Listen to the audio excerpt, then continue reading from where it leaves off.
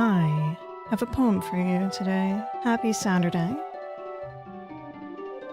This was written back in January of last year. It's called Everlasting.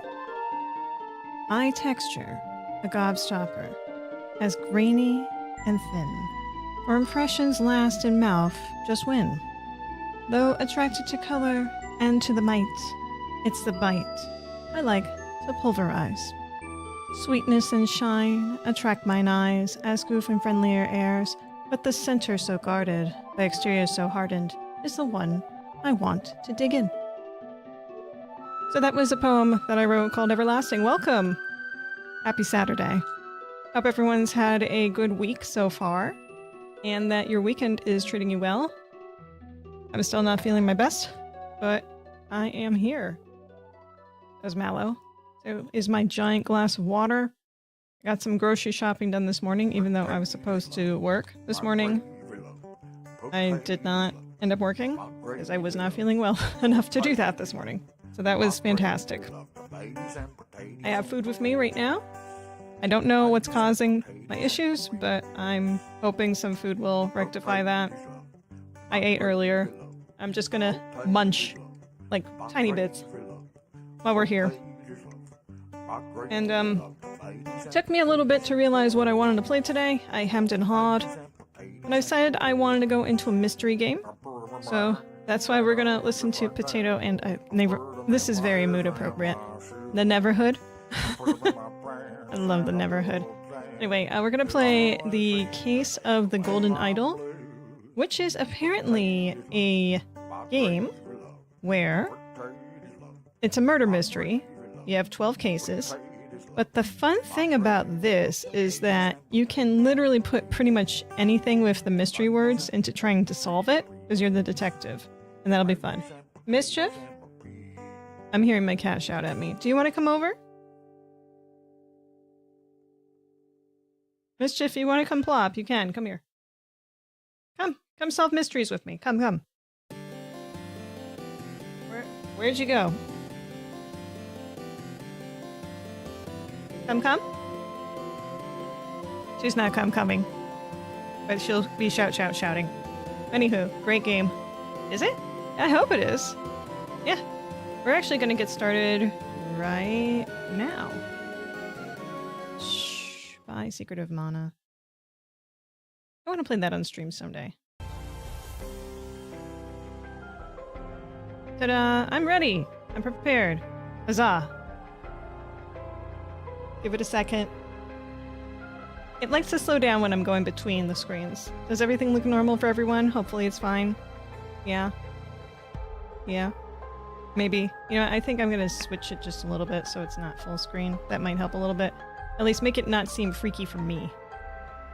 There we go. You get a little bit of a border, but I can live with that. Hopefully you can too. Also, hello Spike Check, welcome. Let's go ahead and get started. I remember someone, I can't remember for the life of me who recommended this game to me. But thank you, person who recommended this to me, because it does look interesting. Let's start. How do you want to play? The recommended experience or not recommended? Recommended. With highlights, select this if you don't like pixel hunting.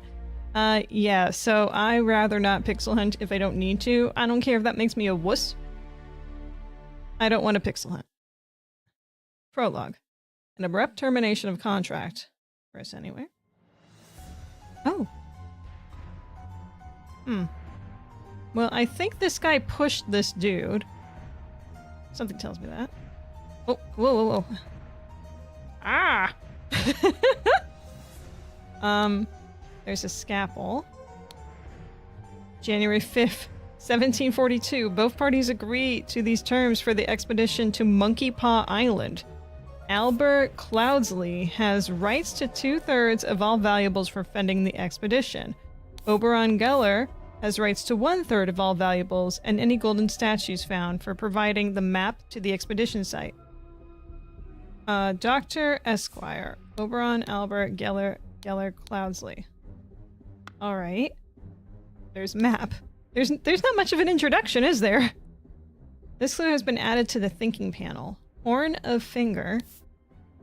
Finger horn. Ruins of Xenopolis.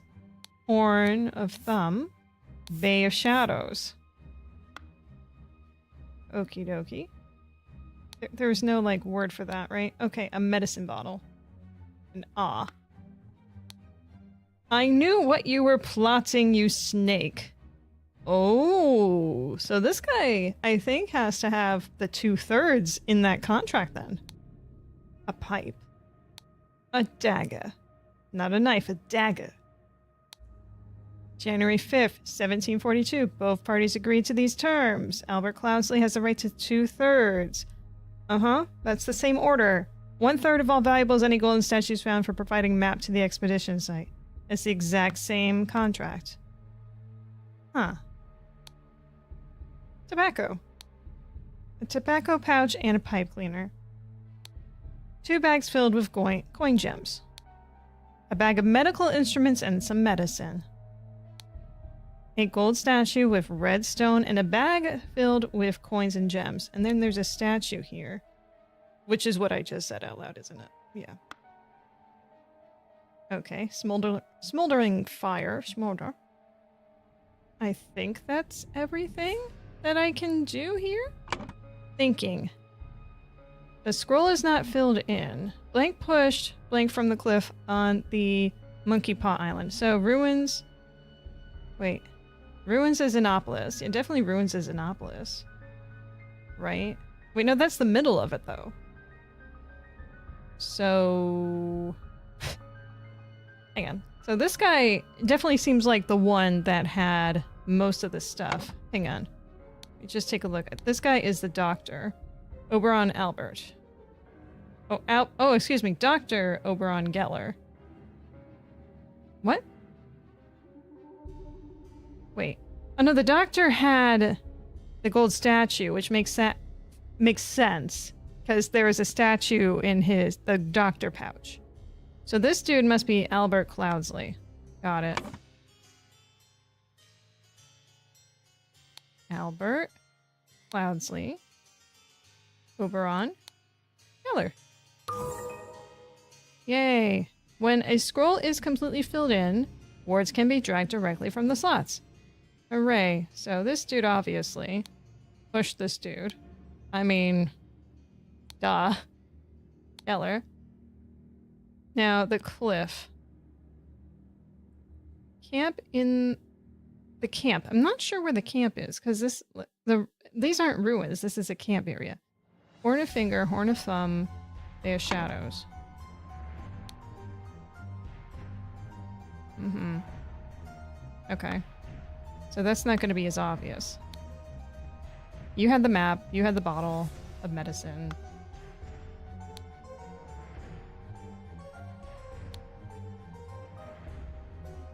Well, you know what? Oh, there's the 2 tiny islands over here. So this has to be the Horn of Thumb. Horn of Thumb. Definitely. Oh, I could have seen that from here. I'm silly. First case solved. No hints accessed. Hooray! Ooh, I deserve a little bit of a chocolate chip muffin for that. Look at that. See how big these things are. It's practically the size... Oh, 2 of these would be the size of my face, maybe. The only bad thing is how easy the chocolate spreads. Speaking of spreading, I had a weird dream last night. It wasn't that weird. For my dreams, it's actually kind of normal. Almost everything was normal about it, actually. It wasn't that weird. So, I was just sitting on the floor in a house, which I guess was my home. Even though I don't have a house, I have an apartment. And then all of a sudden, there was like something clawing underneath the front door. And there was a cat coming in underneath it, kind of like liquid. You know? Like it contorted its body to go under the threshold and come out. And it was this orange cat that was clearly a stray.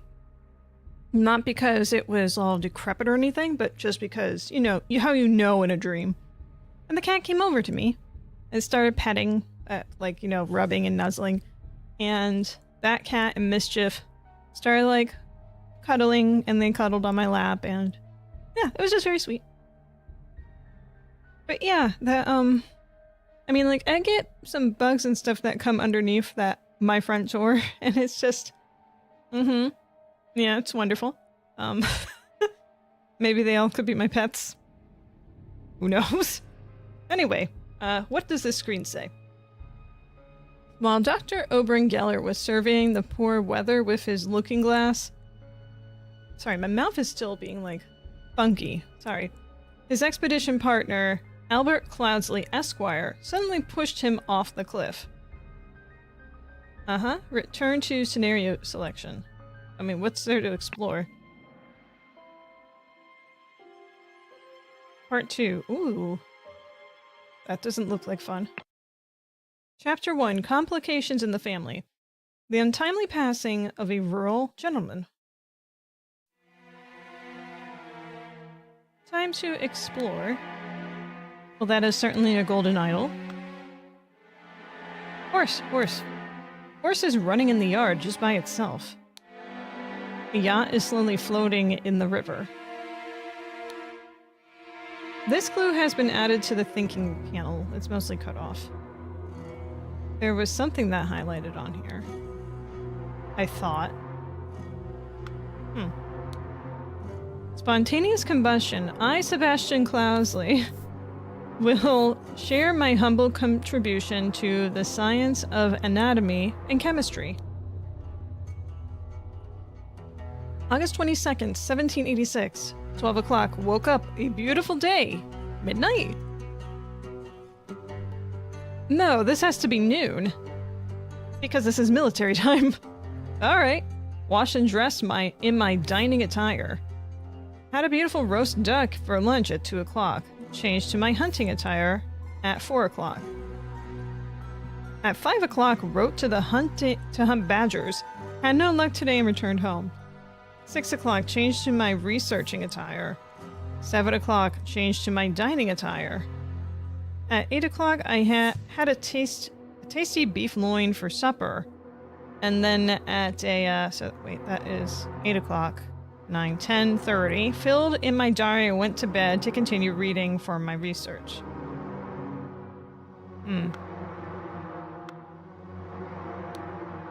This clue's been added to the thinking panel. Well, he's certainly eating. Woodshire, Row Tower, Blackfield. So there's a river, so we're in Blackfield. This is where we have to be. Although the house doesn't look as impressive on the map as it is where we are. So that's something.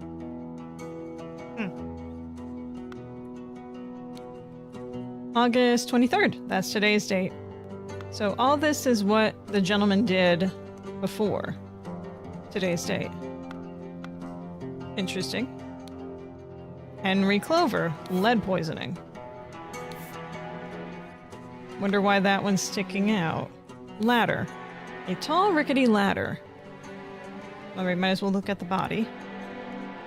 This clue has been added to the thinking panel. We have a ring over here in the distance. A ring with a ruby. I wonder if that ruby's in that picture. The man is not breathing. His head is badly wounded. No? This guy is not wearing a ring. Why do we get to see him then? Is that his dining attire normally? Mayhaps.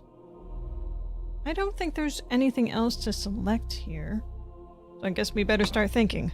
Oh yeah, 16 of 16. Okay. So this dude... what's his name? Sebastian Cloudsley. Right, that has to be. There's no other names here. I guess that's dining attire.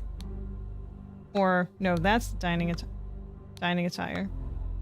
Okay, maybe not. Oh, I have to do all of these. Dining attire.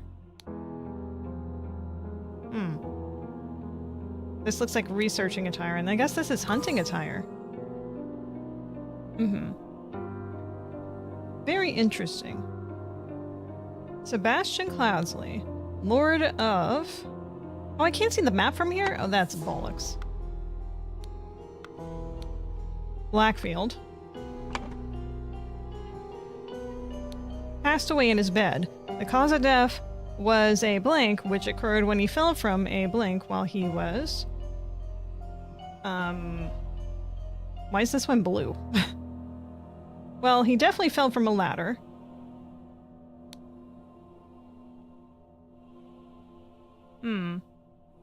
Head wound. And he was researching. 2 or fewer shot slots are incorrect. Oh dear.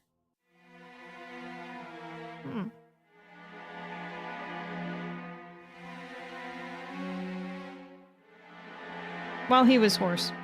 It's interesting that there's a horse running around outside. Head wound. He didn't spontaneously combust. That's just nonsense. Alright. Good evening, Miss Detective. Solving the curious case of the Golden Idol, huh? Yes, indeed, good Sir Tommy. Yes, indeed. So far, we have solved 1 Golden Idol case. We're on the 2nd one right now. Now, while he was researching, makes the most sense. Oh, you know what? No. No. He's wearing his hunting attire, obviously. So he had to have been hunting. Because the horse was outside. Scroll has been filled. While the Lord of Blackfield was hunting, his horse threw him off and he suffered a deadly wound to the head. Yikes. Horses are dangerous. Hi. What is this?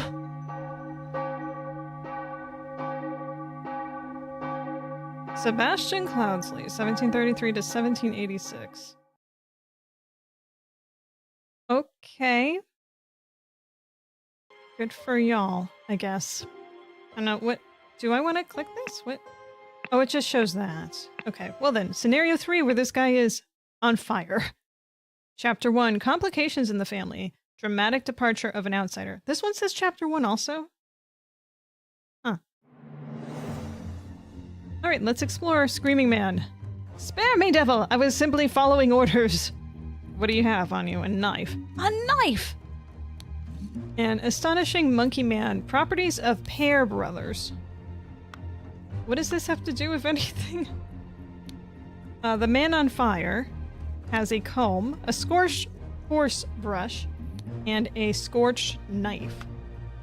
Interesting. This guy looks mortified. What the blazes? He's the blazes. It's not a what, it's a who. All the best games have 2 chapter 1s. Yes, I agree. So far. August Jockey Club Derby. Race 3, win Raging Sultan Place Show, wager 35 pounds. So this guy was just here for the horse races, and this guy brushes horses, so he must be in a horse area. Those guys look fugly. Yeah, I mean, like, not one to really judge, but I suppose so. Now, if it's all the same to you, I will take my leave. Well, I don't trust you then. 1 pound, 2 shillings, 2 pence. Golden Idol. Oh, what's this? Interesting.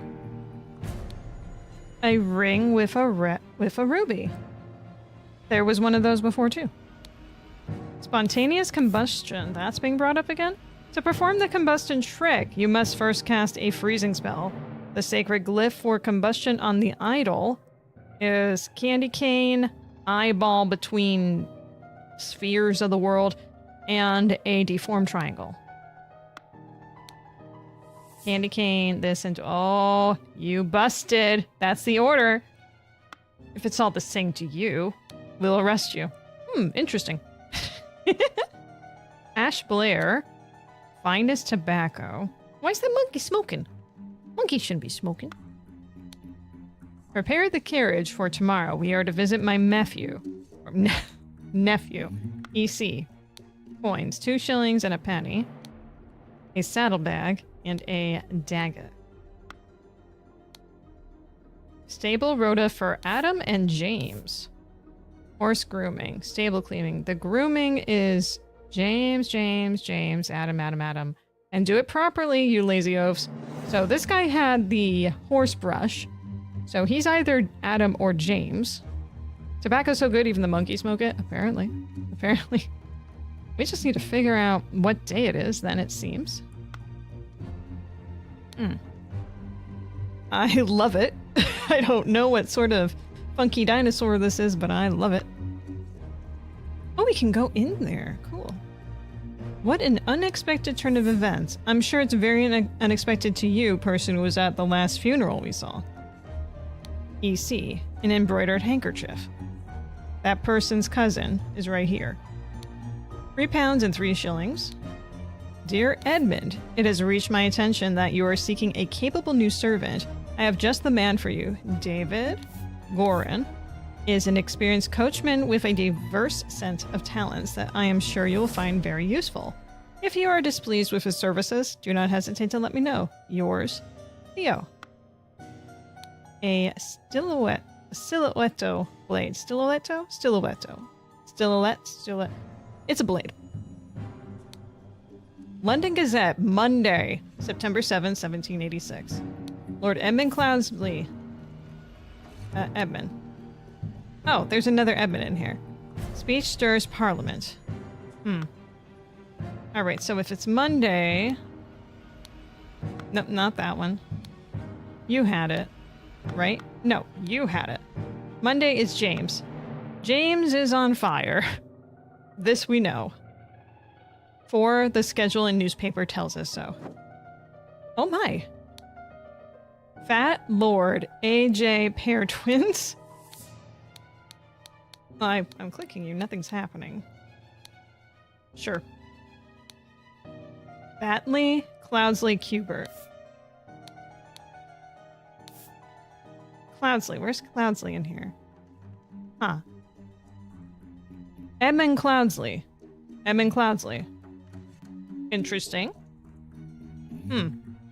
Or James, why is he on fire? That is an excellent question. My apologies, he can be so bad-her sometimes. Bad-her. Shamel Bat. Simahana Batisi. You got a bunch of rings. 6 rings with various stones. £4. You're rich. A fan. An ornamental guitar blade. Everyone is packing something. Nicholas Maker, attorney. I would not have expected one of your family to treat a legal document in such a way. I am appalled. A ring with a ruby. Another one, huh? 2 shillings, 3 pence. Reading of the last will and testament of Sebastian Cloudsley, September 7, 1786. Albert Cloudsley, Mary Cloudsley. Sebastian Cloudsley, that was the one that we had the last case with, who had passed away. Beatrix Batley married with Peter Batley. Testate. Rose Cubert, married. Edmund Cloudsley, oldest. Willard Wright, associate. 4 inheritors, all present. Suppose he didn't want anyone writing all over it, which makes sense. There's too much evidence here. Aphorisms by Sebastian Cloudsley. How to be happy. Eat a hearty meal every day and do not waste your time on trivialities. How to avoid being upset. Strive for which holds meaning and do not shirk from a responsibility. How to be inspired. Take a walk in your forest and breathe the fresh air. Yeah, I don't disagree with that. Well, maybe not the forest, but go outside, take a walk. How to avoid being scared. Feeling scared is a weakness. Be strong instead. What a great book. Wise. Oh, well, let's go for the least damaged documents. Jockey Derby Club. Race 6, win spinning Jenny, £50 is the wager. Dear Peter Batley, we have sent you frequent reminders concerning the settlement of your debt, and yet to date, the debt remains unpaid. We humbly request that you make your payments as soon as possible, or we will be forced to take the matter into our own hands. The debt currently stands at £255. Blackguard and Buck loans. Yikes. I think someone had a gambling problem. It was Peter Batley. Let me take a look here. Who? Peter Batley.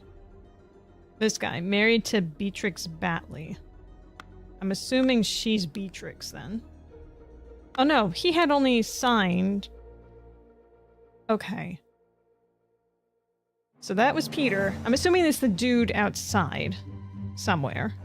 And then we have Rose Cupper, which is the only woman circled here, so she must be Rose. She's gotta be.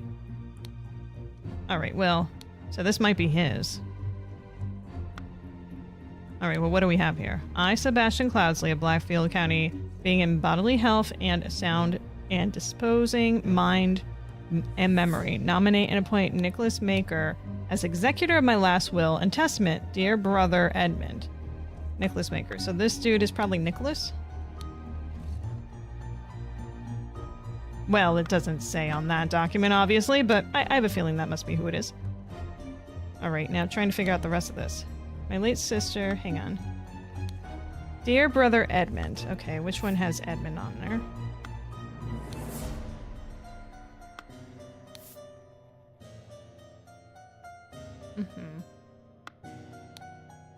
Dear Willard Wright and Rose Cuthbert.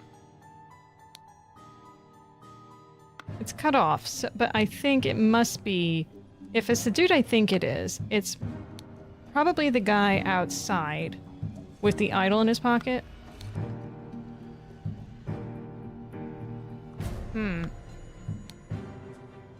My late sister, your mother, financial... I know I keep clicking between these here.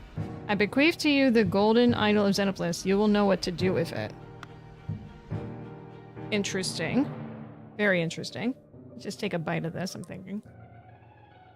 I feel like that's the end of the document, so maybe that's not the brother. I want you to put your sharp mind to better use than mere politics. Therefore, I bequeath... Good stuff. Notes from H. I have taken on astronomy. I grant you leave to finish and publish it under both our names. My late sister, that's gotta be Rose. Your mother, financial troubles me long, disclosed you, help, I resolve, I bequeath you, provide the decompilation. Okay, I think I need to do the other stuff. You brought a muffin to stream and didn't bring one for us, shame on you. Well, it's pretty big. Look at this thing. You know? It was chocolatey too. These ones end up selling out so much quicker than the blueberry muffin ones. Weird enough, today at Aldi, they did not have the banana muff ones. Those ones they usually have a ton of. I think that I'm gonna have to look at this in the thinking area to understand this a little better. Ah! There we go, that's much better. Alright, let me see if I can figure out who is who. So this is definitely the lawyer, which is listed here? No, that's not right. Wait, hang on. I think it was in... Nope. Okay. It was here. Nicholas Maker. Pretty certain that's right. Nicholas Maker. There he goes. It looks delicious. Does it just have banana chunks in it, or is it made from banana bread? Well, this is chocolate chip. So, I would hope you see that. But the other one is banana and nut, and I think the nut in it is walnut, if I'm remembering correctly. They're okay. But, I mean, like, if I'm gonna have something to wake me up in the morning, normally it's gonna be something that I really want to. But I'm trying to do better for my health, so I got extra eggs and toast, so I'm just gonna try to force myself to cook in the morning. We'll see how that goes. I will report back on how horrible that is, I'm sure. I mean, eggs aren't that bad to clean up after. It's just, I'm always in a rush doing everything, so that's my problem. So I think that's right with Nicholas. I'm covering all the text, so I will read that on the right in a minute. But this guy is James.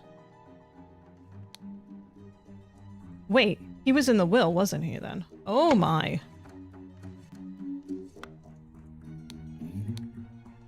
James. No, he's not on here. This guy has a last name, though. Why not just have cereal? I do have cereal. But it's never really that filling for me. Neither are these muffins. I think I need something with more protein in it, and cereal usually just doesn't have that. James. I have a feeling like this might be the clue for getting James's last name. In this. Fat Lord Pair Twins. Because this was Batley outside. Who is Batley? Batley. Is that on here? Beatrix Batley. Beatrix Batley. That's her? No. That was the other dude. I think? Maybe? Possibly? No, because we already just discussed this. It showed that there was a woman that was present, right? And she's the only woman here. There's no woman outside. So we know for certain, though, that he is not Batley. He's either Cloudsley or Cubert, so it's a matter of determining who is which on that. Cloudsley, Cubert. Rose Cubert. Oh, she's gotta be... Yeah, so then that one is a Cloudsley? Unless... Oh, married. Oldest. That's her husband outside. Hmm. Oh dear. She doesn't know yet, I don't think. Well, let's not spoil it. Rose, right? Hubert. Pretty certain. Okay. How about...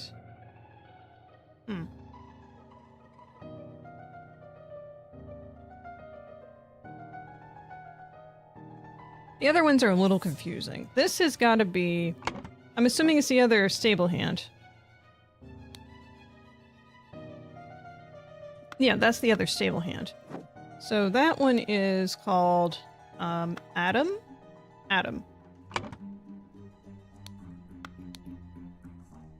Is there an Adam on this list?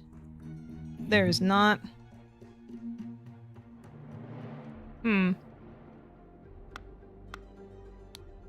Unless Adam was also one of these guys, I don't know. Oh, this part is hard. I think maybe I should focus on the letters for a moment. Because I don't think I'm going to get this right on the first try. Will it tell you how many are wrong, or do you just get it wrong or right and have to get them all right to pass? See, that last case is the first time I had any blinks that were wrong. Sorry, excuse me. So, I'm not sure. It did say, like, at least one or two are wrong. But I don't know what the limit is as to it telling how many are wrong, right? Let's see here. My late sister, your mother disclosed your financial troubles to me long ago, and I resolved to help you. I bequeath to you a compilation of my aphorisms to provide the direction in your life which you clearly lack. Have you tried threatening them with a rook and a pawn? You know, I'm thinking about it. We met so rarely after you left for colonies. Therefore, I bequeath to you my savings, land, and Blackfield Manor House. Come home and establish a museum of my life accomplishments.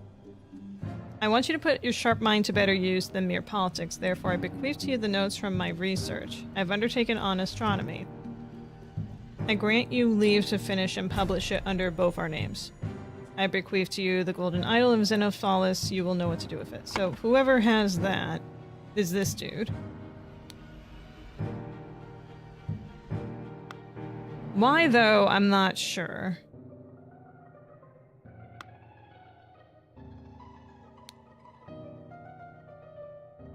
That says EC on his. Oh, this guy. Oh, right. Names. Prepare the carriage for tomorrow. We are to visit my nephew. EC. His bag says EC. His cloth says EC. EC. So I'm assuming both of them are Edmonds.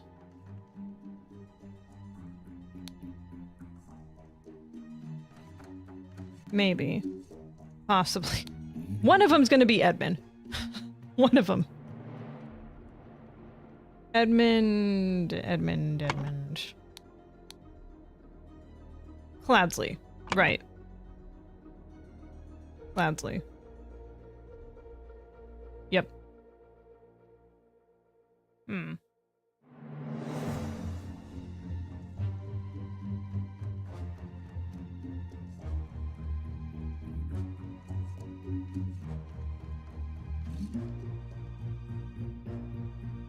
My late sister, your mother.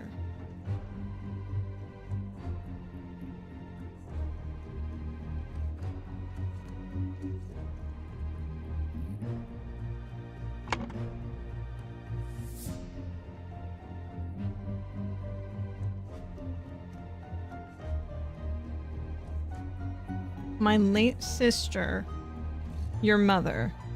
Late sister is Beatrix. So Peter must have had financial problems. My late sister, your mother. Wait, no. Yeah. Peter is the child of Beatrix. Peter... Batley, was it? Batley. Okay, great.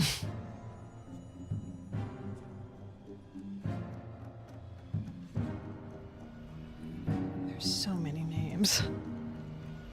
Pear. Unless, you know what? Pear brothers. They're brothers, right? So pairs. They're in a pair. They're an au pair, maybe. Is that how au pairs work? I don't know. Well, his name is Edmund. Maybe. This is certainly Edmund. I don't think he would have the cloth otherwise.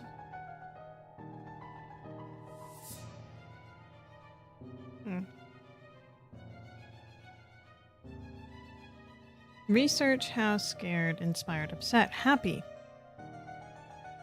From happy, scared. Nah, spontaneous combustion. Which also means it's James. But we'll wait until it says it's A-okay on that. We met so rarely after you left for the colonies. That's gotta be a clue. Therefore, I bequeath your savings, land in Blackfield Manor House. You left for the colonies.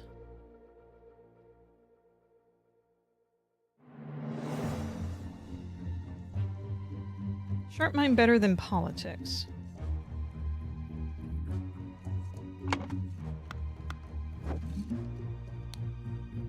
You just want to leave. What the blazes? You were there for gambling. Interesting. What an unexpected turn of events. It has reached my attention that you are seeking a capable new servant.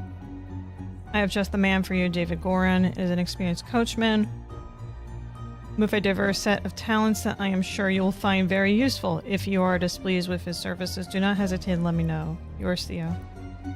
David Goran. That might be this guy. He is carrying a bag with the information on there. Prepare the carriage for tomorrow. We are to visit my nephew. Yes. Okay, so that's gotta be him then. David Goran. Nope. David Goran. We're getting somewhere. Then we gotta figure out the names of these two.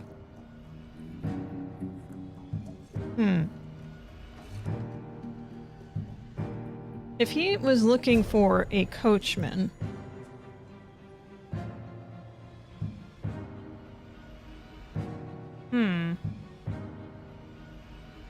It makes me think that this might be for Edmund.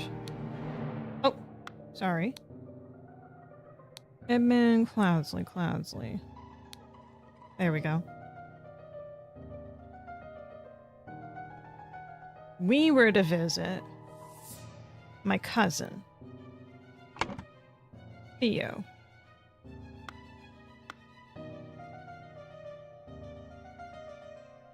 Is this Theo? I mean, Theo isn't listed here. So I guess the answer is no. So we have a Sebastian, a Willard, and a Wright.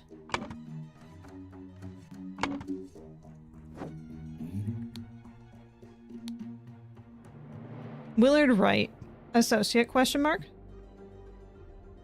That's gotta be the random dude that did the thing.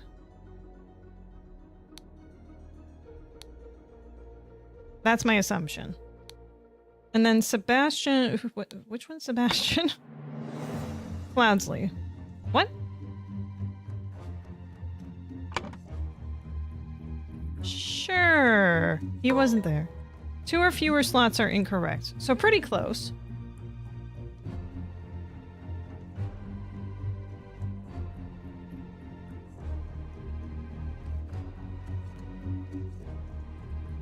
Well, I think by logical deduction we can figure out who this is written to. It would have to be Rose, right, in this case? Because that's the only other person that was present. Rose, Hubert. There are incorrectly filled in slots. Yeah, that makes sense. I don't think he would write that.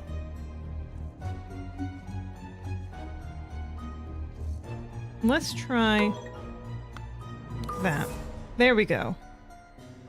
So to Rose Hubert, we rarely met after you left for the colonies. Therefore, I bequeath to you my savings, land, the Blackfield Manor House, come home and establish a museum of my life and accomplishments. Is that the house? Is that the house? Maybe they are in the house. It's kind of hard to tell. Well, the house is hers. Edmund Cloudsley. If this is him, which it might not be, maybe...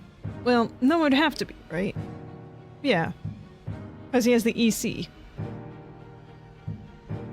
Bequeath to you my notes from research I've undertaken on astronomy. Did he have those on him? He has a newspaper. He has that. He has his packet. He has money. He has his blade. He just has a gambling thing. Those are instructions with the idol.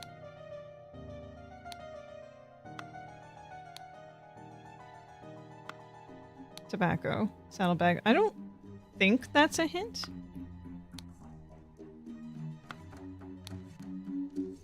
I mean, I really don't think I got James and him mixed up, but let me just try that. Okay, so it's not that.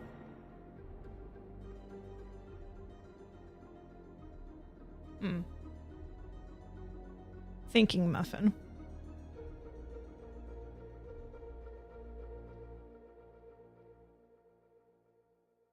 Did I get some last names incorrect, maybe?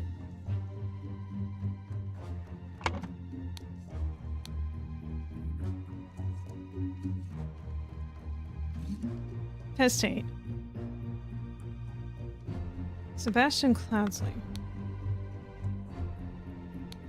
Hubert. Badly. Let me just... Because I could have sworn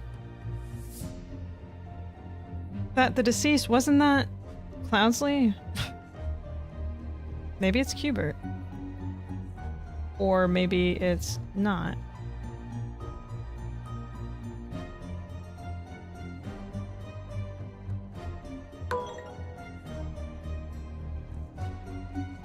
But Cloudsley is now gone.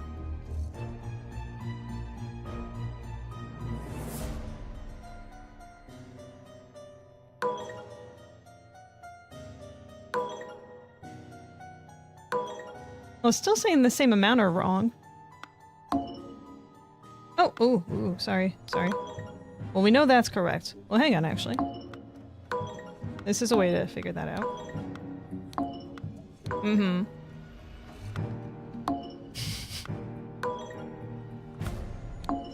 Yeah, okay, so this has to be wrong.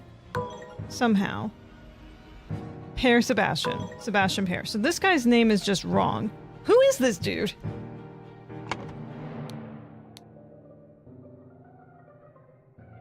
What does testate mean? Hang on. Testate. Having made a valid will before one dies. A person who has died leaving a will. Yeah, so we can't be that guy. Okay, so your name is not Sebastian. Got it. What is your name? Maybe your name is David Hubert. Right? Hubert. James. Adam. David. Oren. Sebastian. Pear. Nicholas. Maker.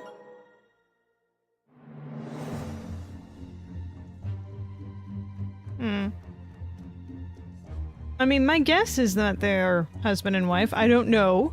Maybe I'm wrong. I need to figure that out. Who the hell are you? What the blazes? Win Raging Sultan, 35 pounds, race 3.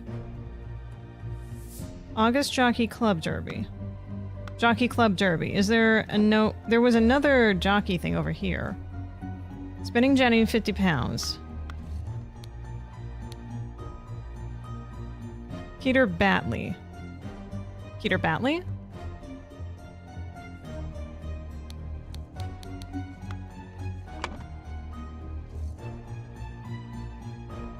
I don't see that name on here. Oh. Oh. I'm ridiculous. Alright. Absolutely ridiculous.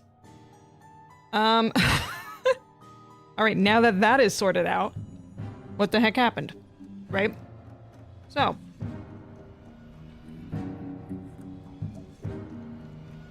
Blank Blank was blank to receive blank in blank's will and ordered, well, Sebastian Cloudsley's will, and ordered blank blank and blank blank to take the blank from blank blank. Suddenly, blank blank died from spontaneous combustion.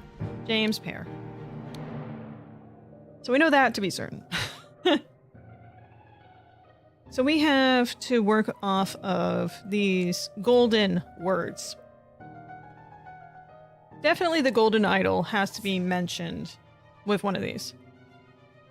And, okay. Blank was to receive blank in idol, house, and Sebastian's will and ordered. It could be idol.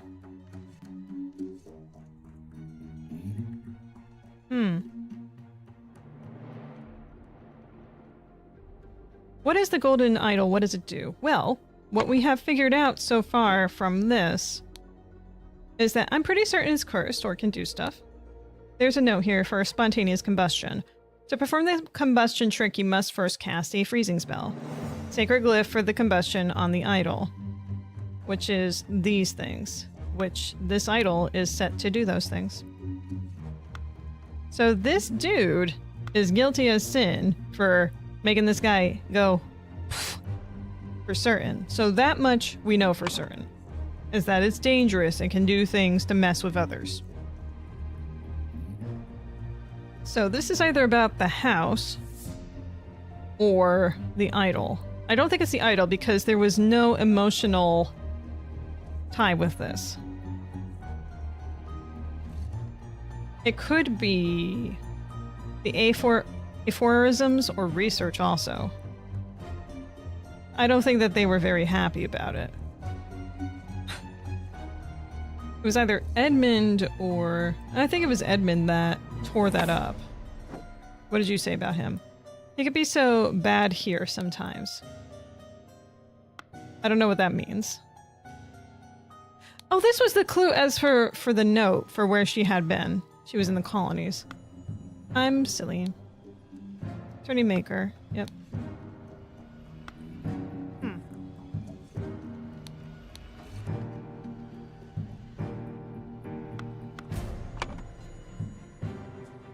And 2, 3, 4.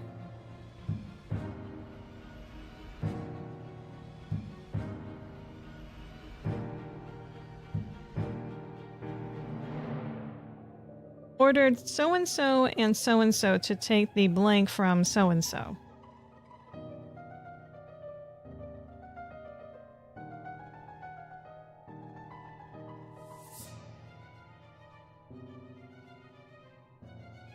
Nicholas Maker.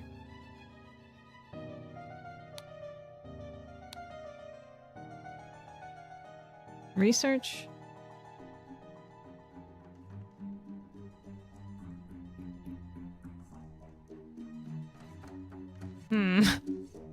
It's really hard. I would assume that this is about the idol, to some extent.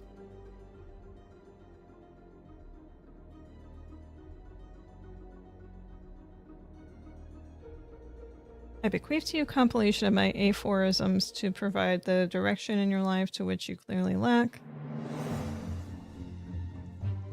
But no one got the same bequeathment. That's the problem I'm having here right now. I'm just going to assume it's the house right now. I don't think that's right, but I'm just going to assume that just for the sake of me having something in here and getting some idea of it all filled out. How far off I am. Ordered blank and blank to take the notes. Upset, scared, research, aphorisms, idle.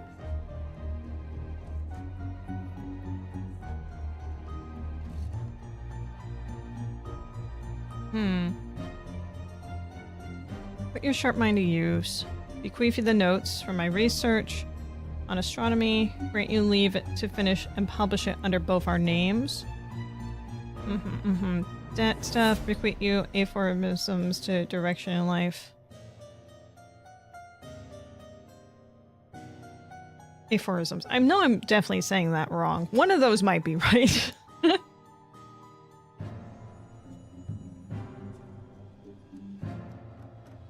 Maybe it's upset because we're talking about... Yeah, someone was upset and left. So maybe that's actually better. So receive the aphorisms. And ordered to take the blank from... But this is still saying 2 people. Maybe I'm looking at this wrong. Maybe it's not maybe it's not about the will in this part, and this just, oh yeah, and this happened. I don't think that's it.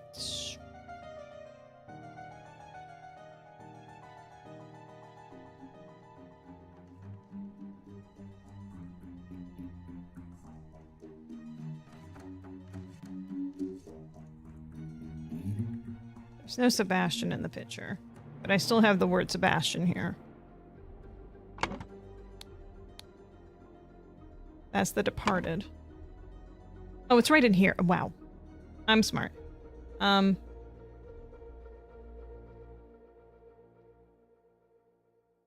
Museum Alive.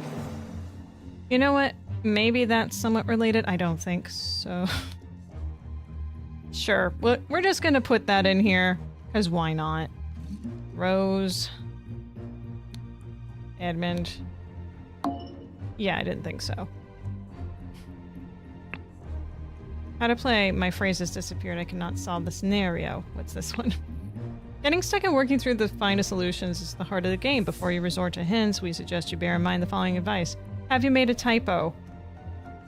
Typo? What do you mean typo? There's... Maybe this is referring to an older version of the game where you could type everything in. Maybe your brain made a typo. Maybe that's what they're referring to.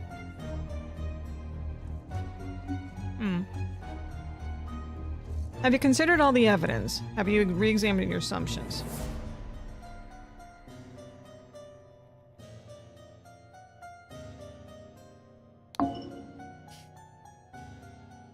Well, that's definitely not.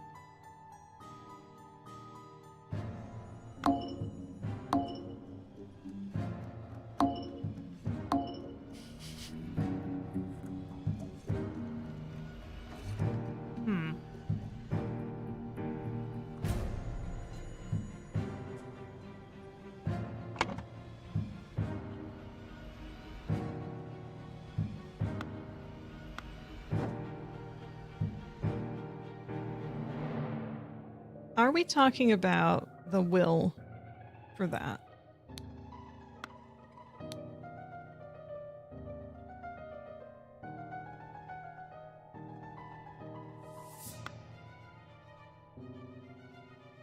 What is he hold? Is he holding the idol? He is holding it.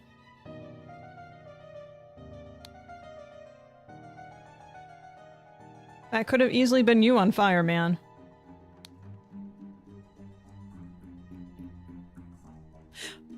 Oh, you know what? I bet I know why they did it to the stable hand, because I was wondering about that for a bit. Because the guy had died because of the horse. He fell off of the horse. But if the idol had anything to do with that, maybe the stable hand had a hand in him dying, you know? That would be my guess. So that's why he's on fire. I solved it.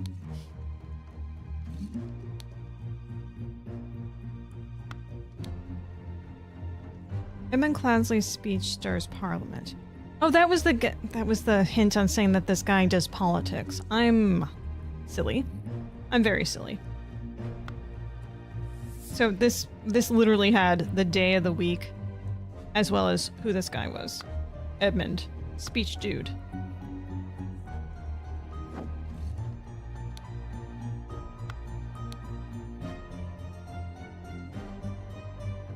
Fat Lord, hair twins. Did not like the Fat Lord. So perhaps both of them were gonna spontaneously combust. Perhaps.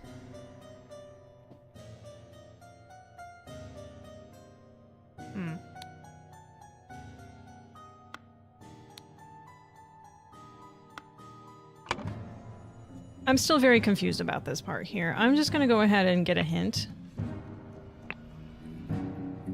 You currently have no unlocked hints. We strongly advise you to play without hints. But if you insist for each hint you want to earn, you will have to complete a small task. Yeah, earn a hint. Drag the phrases to the matching pictures. A saw? Alright. Inkpot. Dagger. Knife. Watch. Harp. Paint pot.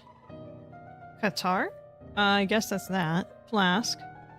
Fan. Scalpel. Tankard.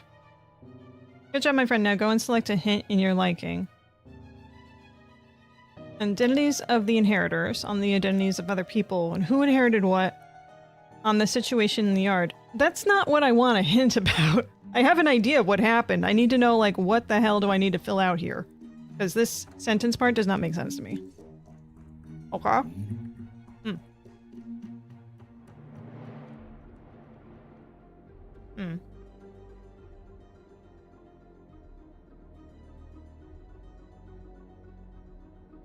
On the situation in the yard.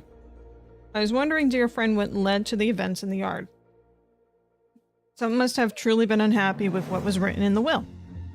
They might have even thrown their inheritance on the floor and escalated the situation.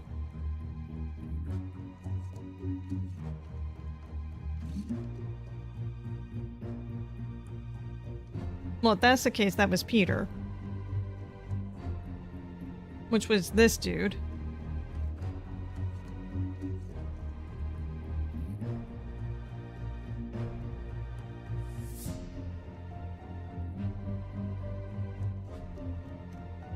Yeah, so this part is correct, I would assume.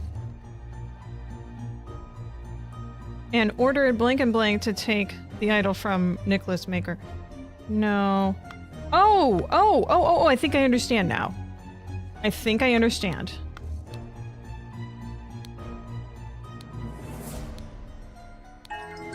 There we go. So that's what happened. So they tried to take the golden idol from him. It wasn't a revenge thing. It was just that, you know, if you try to mess with me, I'm gonna give you the blazes. I got it now. Okay. The scroll has been fulfilled. 1 of 4 hints accessed. Well. Peter Batley, encumbered by his gambling debts, had placed high hopes on his uncle's testament. Upon discovering he had inherited nothing but a book of aphorisms, he tore... How do you say that? How do you say that word? Aphorisms. How to say.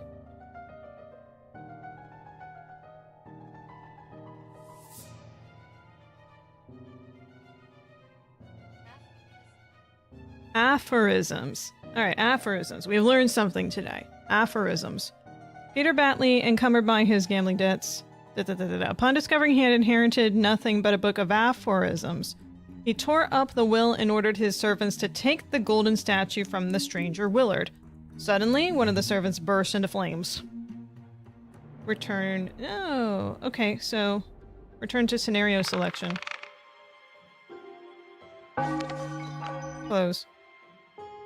Unless... So that was chapter 1. Hang on. Let me just go to... Well, we already solved this.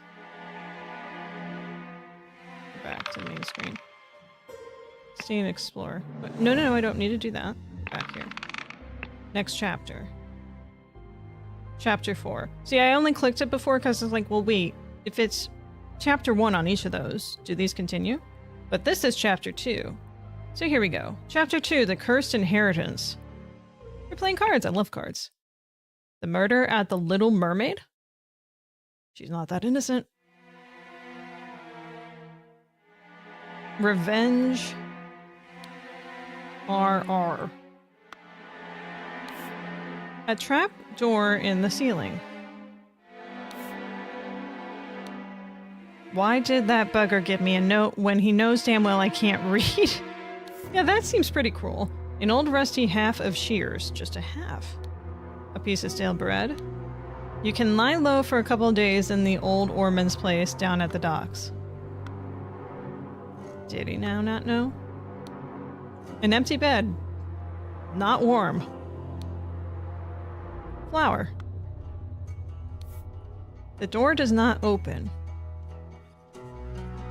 Oh, there is a downstairs. The door does not open. A trapdoor in the ceiling. Well, that just tells me that someone probably went up here. Just looked at that. Hi. Shards of glass lie in the mud, which tells me that this was opened from the inside. Alarm! Alarm! A break-in! I don't believe you. Watchman's lantern. Watchman number 2, Henry Parker. Watchman's alarm rattle. It's pretty cool. Watchman's spear. So you are Henry Parker. Let me just fill that in right now. Henry Parker.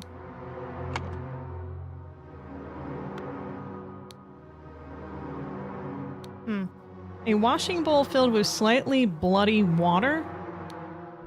Dear proud beast master, I have attended our departed brother's send-off and accepted the keepsake that he bestowed upon our brotherhood in his will. I shall send this letter tomorrow, September 10th. I hope it will reach you without delay. Already it is midnight. I will retire to my bed, for this has been a long day. May Gryphon awaken. Proud beast initiate. Now, does this look like he was writing it? It does. So today is September 9th. If that makes any difference. To my dear Maurice. The watch is ticking.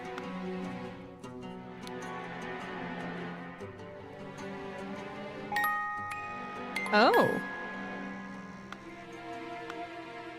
Interesting. A walking cane. A ring with a ruby. Seeing a pattern here. The man is not breathing. No!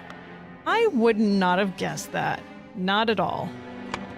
Maurice. I'm assuming. Anything missed in here? Doesn't look like anything's shining up there. Oh, they're having a gay old time. At the Little Mermaid Inn, Amazing Evan's musical performance on September 9th event shall commence circa 11 p.m. It's gotta be Evans. Oh, mother, forgive me. I will never gamble with something so dear to me again. A violin. A key. A Navaja folding blade.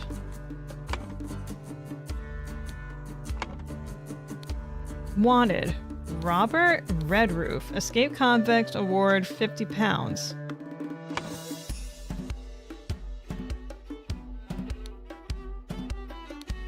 That's, yeah, I think that's safe. Tab. Green. Bridge. Belair. So, 4-gallon wine, 3-gallon wine, 1-gallon wine. I don't know. GL? What else could GL be? September 9th, Dandelion Room. Willard Wright. 1 night. Forget Me Not. Ash Belair. 1 night. Was that really Willard up there? Or Maurice?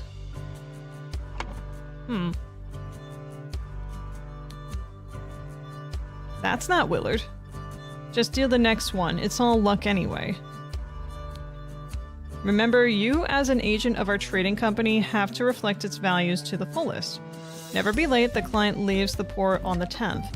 Be persuasive. Do not take no for an answer. We must get the client's product. Be effective. Once you have the product, deliver it to me immediately with the servant boy. Most importantly, no matter what you do, be mindful of our reputation. Our names must remain spotless. Yeah. What are your cards? A hand of cards. You're not going to show me your hand? Key, dagger, coin. 3 shillings, 2 pence. Be calm, John. He was a perfect gentleman. He brought me a drink and then retired upstairs. Hand of cards. Key. Shillings. Who has the idol? To Annie. You are beautiful like a rose. For you, I will take any blows. Annie, you are like a glass of wine. Your hair is very fine. Fine. I will find gold in a mine, if that makes you forever mine. Your piglet full of love. Was Piglet like something that was an endearing thing at some point in time before, you know, Christopher Robin was a thing? Because I just think of the tiny little Pooh Bear character, Piglet, just like hitting on Annie here and, stop enjoying wine. That's not something for you.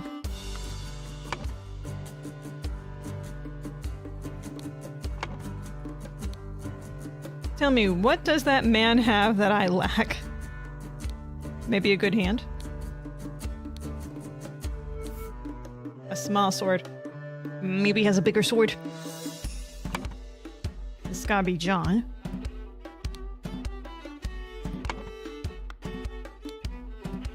This looks exactly like the dude that was in the last scenario, but was the helper. It's like, oh, that's interesting. I forget his name, though. It wasn't Willard Wright. Willard Wright was the dude that was like, yes, yes, yes, let's just keep moving on. Where did that blasted boy go? I really need a piss. Well, he might be dead upstairs, sir. A large kitchen knife. Partially peeled lemon. Only partial. Various... a ring of various keys. Dear Oscar Boyton, it has come to our attention that the good owner of the Little Mermaid offers services to those who want to transfer products that are less agreeable to the authorities. I will come by in 3 days. If you still have some spare space in your gin barrels and you are willing to earn extra money, reach out to me. Maybe I'm wrong. Maybe this is Willard. I don't know. But anyway, Oscar is you. I'll just put it down. We have an ash, a brigay, and a green.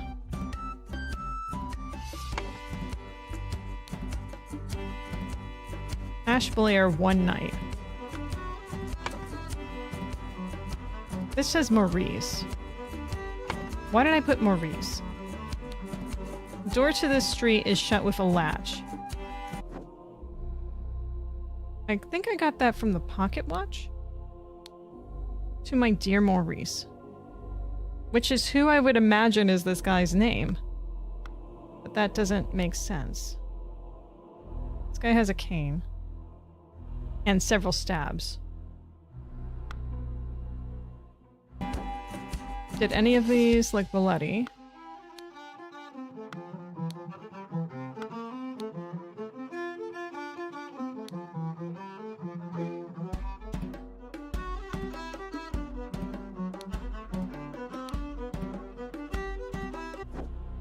Really like that music. Anyway.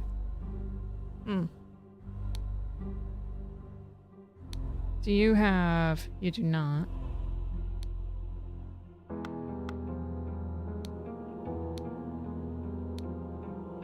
Half of a shear. I'm more inclined to think that this is the dude that did it because he is a criminal. Why did that bugger give me a note? What bugger gave you a note? If anything, what probably transpired was, yeah, these are not opening doors. That someone was over in here. Maybe. This is latched. And they went through here. Because all the other ones are locked, right? The door does not open. Well, then how am I looking at this? Right? And then left here. But they had to smash the window inward while they were inside in order to break it. There's footprints trailing this way. But I think that's also from... maybe from you? Henry Parker. Crept into Blink's room through the trapdoor. While Blink and Blink and Blink were playing cards with loud music, a fight ensued upstairs and Blink got stabbed with a blank.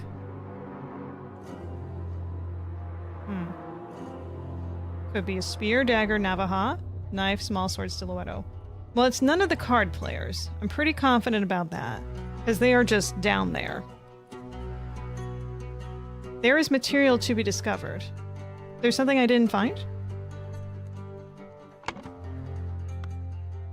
It says 26 of 26.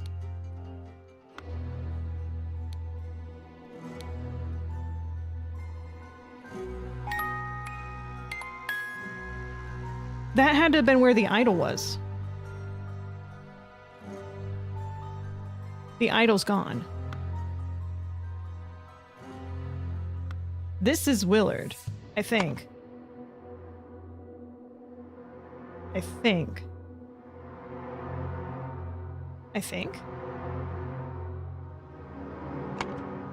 Let me see if I can figure out the identities of these four here. Green, Bridge, Blair. It's about how much wine they had. You're not Willard. I'm pretty certain it's the dude upstairs that's dead that's Willard. Even though it said Maurice. Which maybe still will get used. I don't know.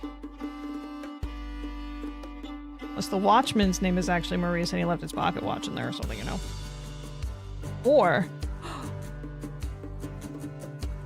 Maurice could be the first name of the violinist. Guy who plays the viola there. Could be. I got chocolate all over my fingers. I'm really good.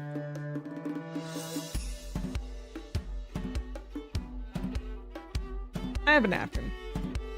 No worries, I'm not getting this on my mouse. Barely.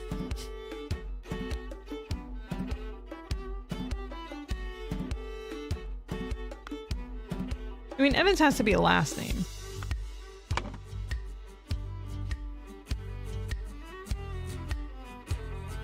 If this is right. And it might not be.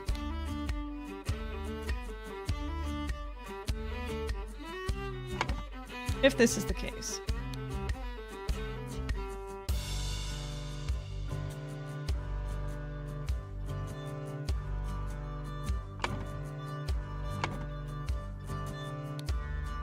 A key. Why does everyone have a key? I'm just gonna call him Maurice.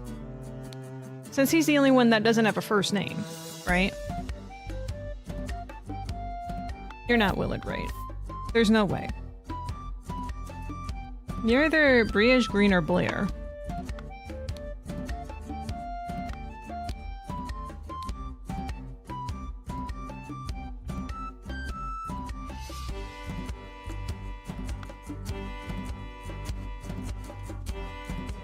He was a perfect gentleman, then he brought me a drink and retired upstairs. Oh wait, so then the dude upstairs is one of these three, so that's not Willard Wright. This is Willard Wright then. Interesting. So then maybe his name is Maurice? God damn it. I don't know anymore! Oh, my head did not like that movement. Okay, great. There's an ash. Where'd the ash come from? I'm gonna assume it's this dude.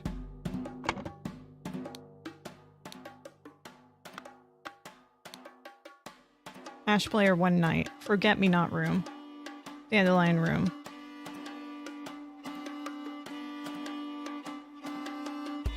September 9th. Well, it's one of the... Doesn't that imply that it was either Willard Wright or Ash Blair that's upstairs? Then? So then, maybe I'm still right in thinking that this guy's name is Maurice. So then this guy might be Ash Blair. Although...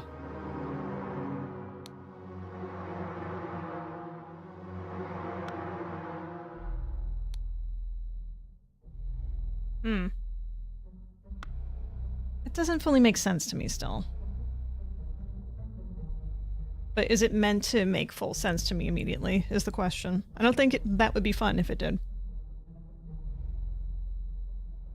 Revenge, RR.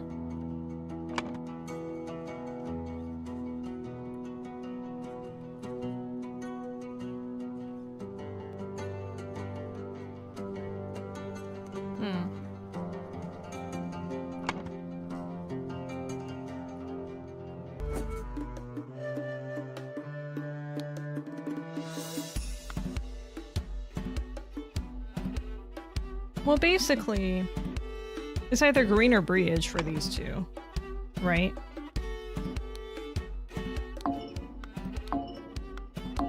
Alright, so this is definitely saying you got this wrong. Well, this is certainly Evans. I don't know if I got the first name right.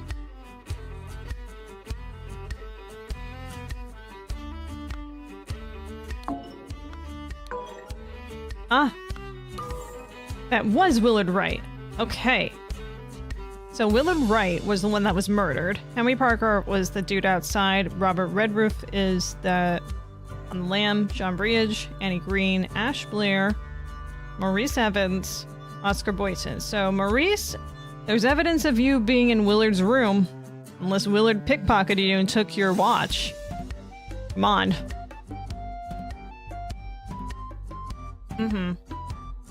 Had to have crept into Willard's room.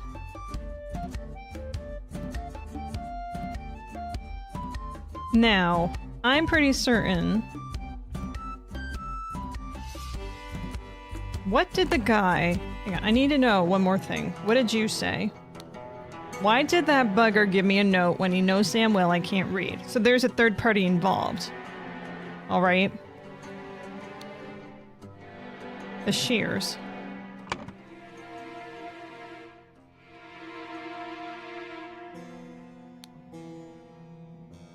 Pretty certain there's that. Well, blank and blank and blank were playing cards with loud music. Yeah, we know that.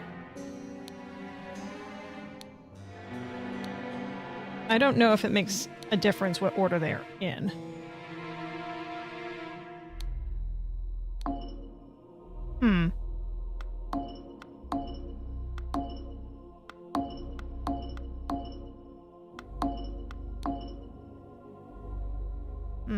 Unless...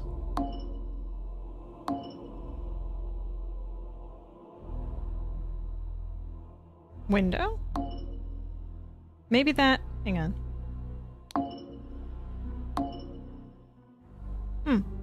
I might be misunderstanding something here.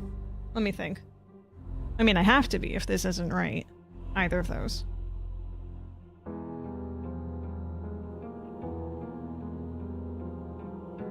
Well, if it's Robert, then it's that dude.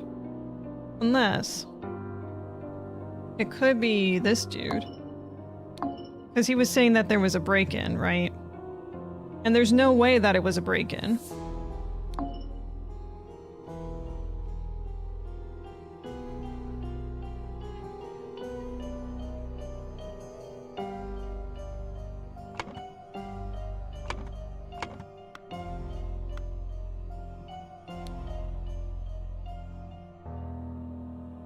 And look at those types of cuts he has.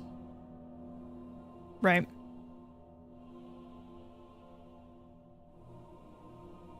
I mean, it's obviously a blade of some sort, but...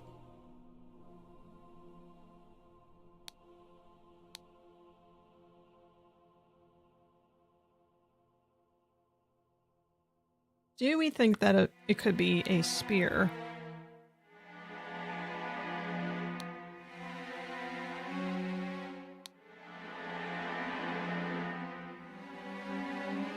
You could be none the wiser here, and just reporting like, oh, I see that the window's open and that it's broken. That could be it. What are your footprints? You came from this direction.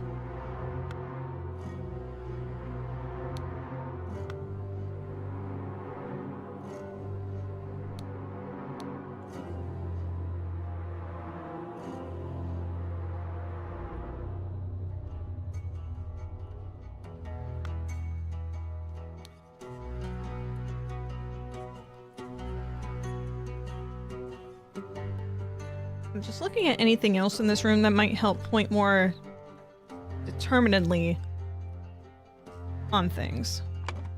Also double checking to make sure I have these names matching. John, Annie. Okay.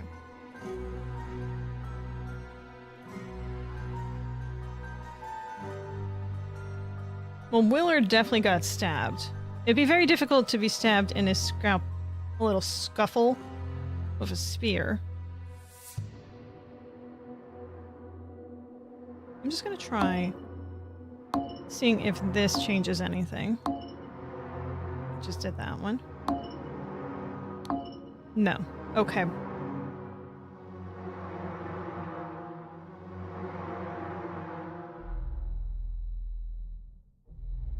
The shear is the one I was working with. Henry Parker. Well, I don't think it's Henry Parker.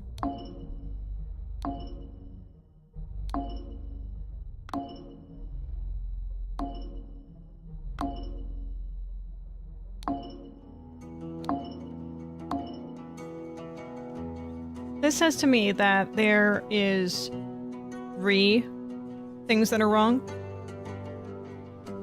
Maybe it wasn't Willard's room he crept into. Maybe that's part of the problem. The other room was Ash's room.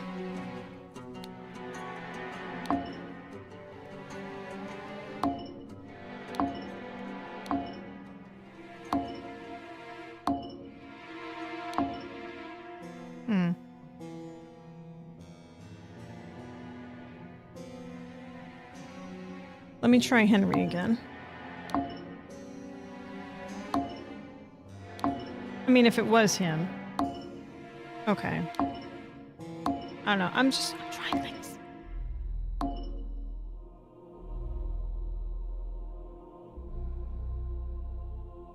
Weird. We already know for certain these 3 were the ones playing cards.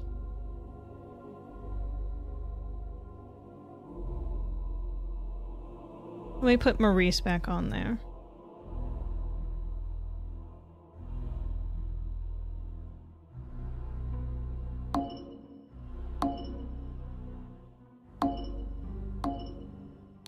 It doesn't make sense that it says that it's Ash Blair's room, though. Right? Right, I'm going back to it being Willard's room.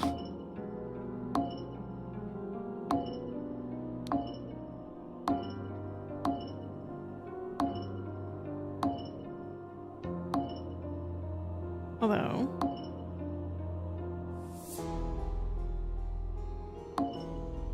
I am making this less interesting by just guessing. I know this. Okay. So something tells me here that Maurice is not the one that did this, right? Based on this information.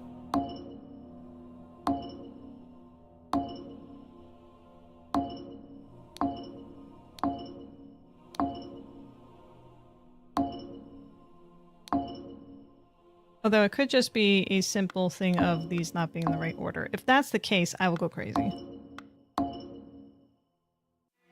We don't need to deal with this as the problem, right? No.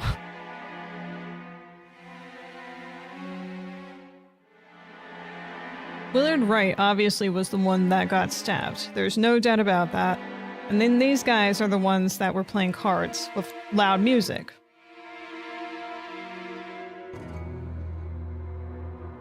And the reason that there was loud music playing was because this dude was there. So there's no way he could have been in there and doing nonsense. Because there would not have been music going on otherwise.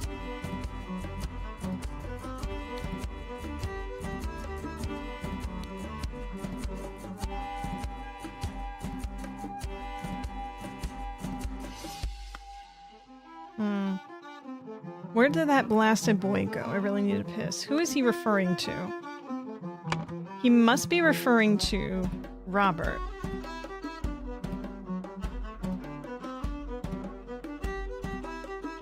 But the...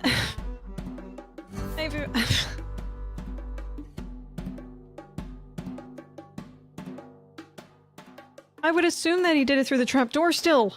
Ah! Water. Give me some water.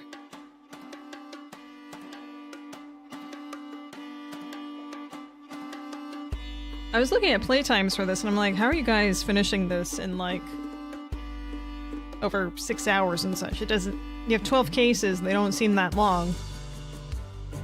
Here's your why.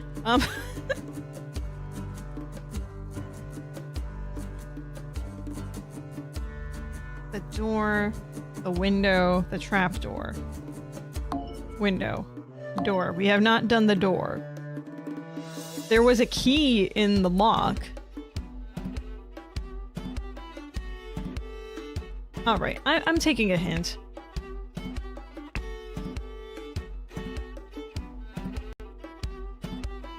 Scalpel.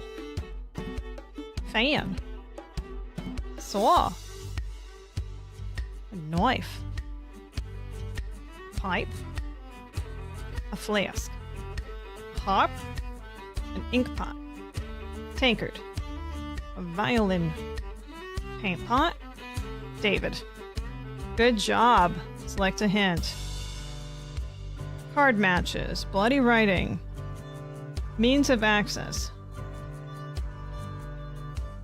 It said RR in the blood. And the dude was outside. He claimed he doesn't read. I'm just realizing this. Hang on. Whoops. Claims he doesn't read. He's outside, has the same initials. That's the dude that killed him, unless he was being framed. Also possible, but it says that he's wanted for other murder stuff, so less likely being framed, though easier to frame. To be fair, very easy to frame. If you're already like, oh, he must have done it because he's done other murders. It's not necessarily true. Means of access on card matches on motive. Means of access. Direct your attention to the following, dear friend. The murder was no ghost. They had to gain to the victim and then leave them. Some paths may not have been possible. Consider which of the suspects would have been able to access the right paths. Yeah, so there's a trap door. There was a stool. There was glass that was broken going out. Not in. If it was a break-in, the glass would have been in the room. So someone broke it to make it look like they were going outside with the glass. Or just making it seem broken. Now this is the thing that confuses me, is this door with the key in it. It makes it seem that they went outside to escape. Through the door. Possibly. Perhaps they... This is a really neat hint system. I agree. It's really nice. It's like, okay, you want the hint, you gotta work for it. And then we're not gonna give you a very overt hint and tell you, but here, start this. So this kind of tells me that they used a key to leave, right? And just made it seem like they escaped outside through the window. But then why would the shopkeeper be confused as to where he is? Maybe he just left the key in there to make it seem like they walked outside via the door? Maybe that's what it is. That would make sense. He's no Dunsky. But the door. Right, so we have the stool going up in there. Let me look at it again. So we do have... Yeah, we have this going up here, and this... Oh, that's actually very interesting. This was not underneath the trapdoor.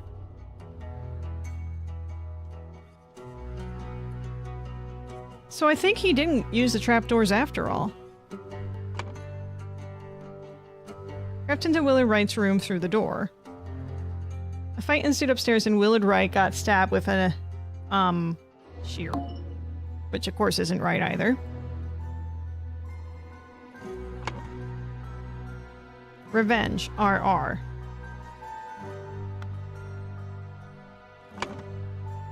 Although...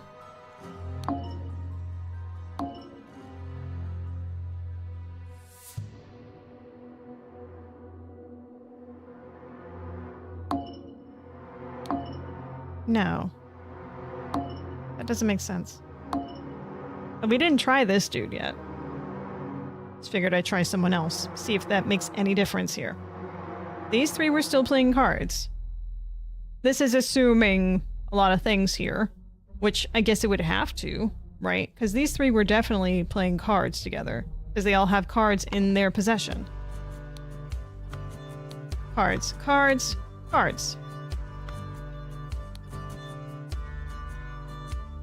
Bought me a drink and retired upstairs. Just deal the next one, it's all luck anyway.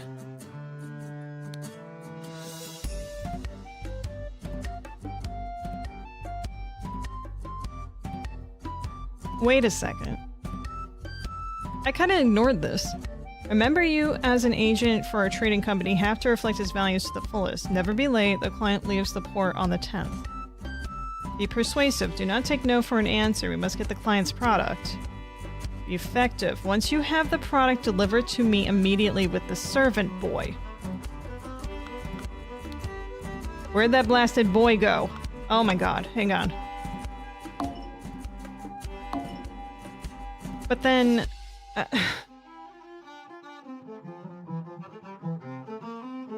But he was playing...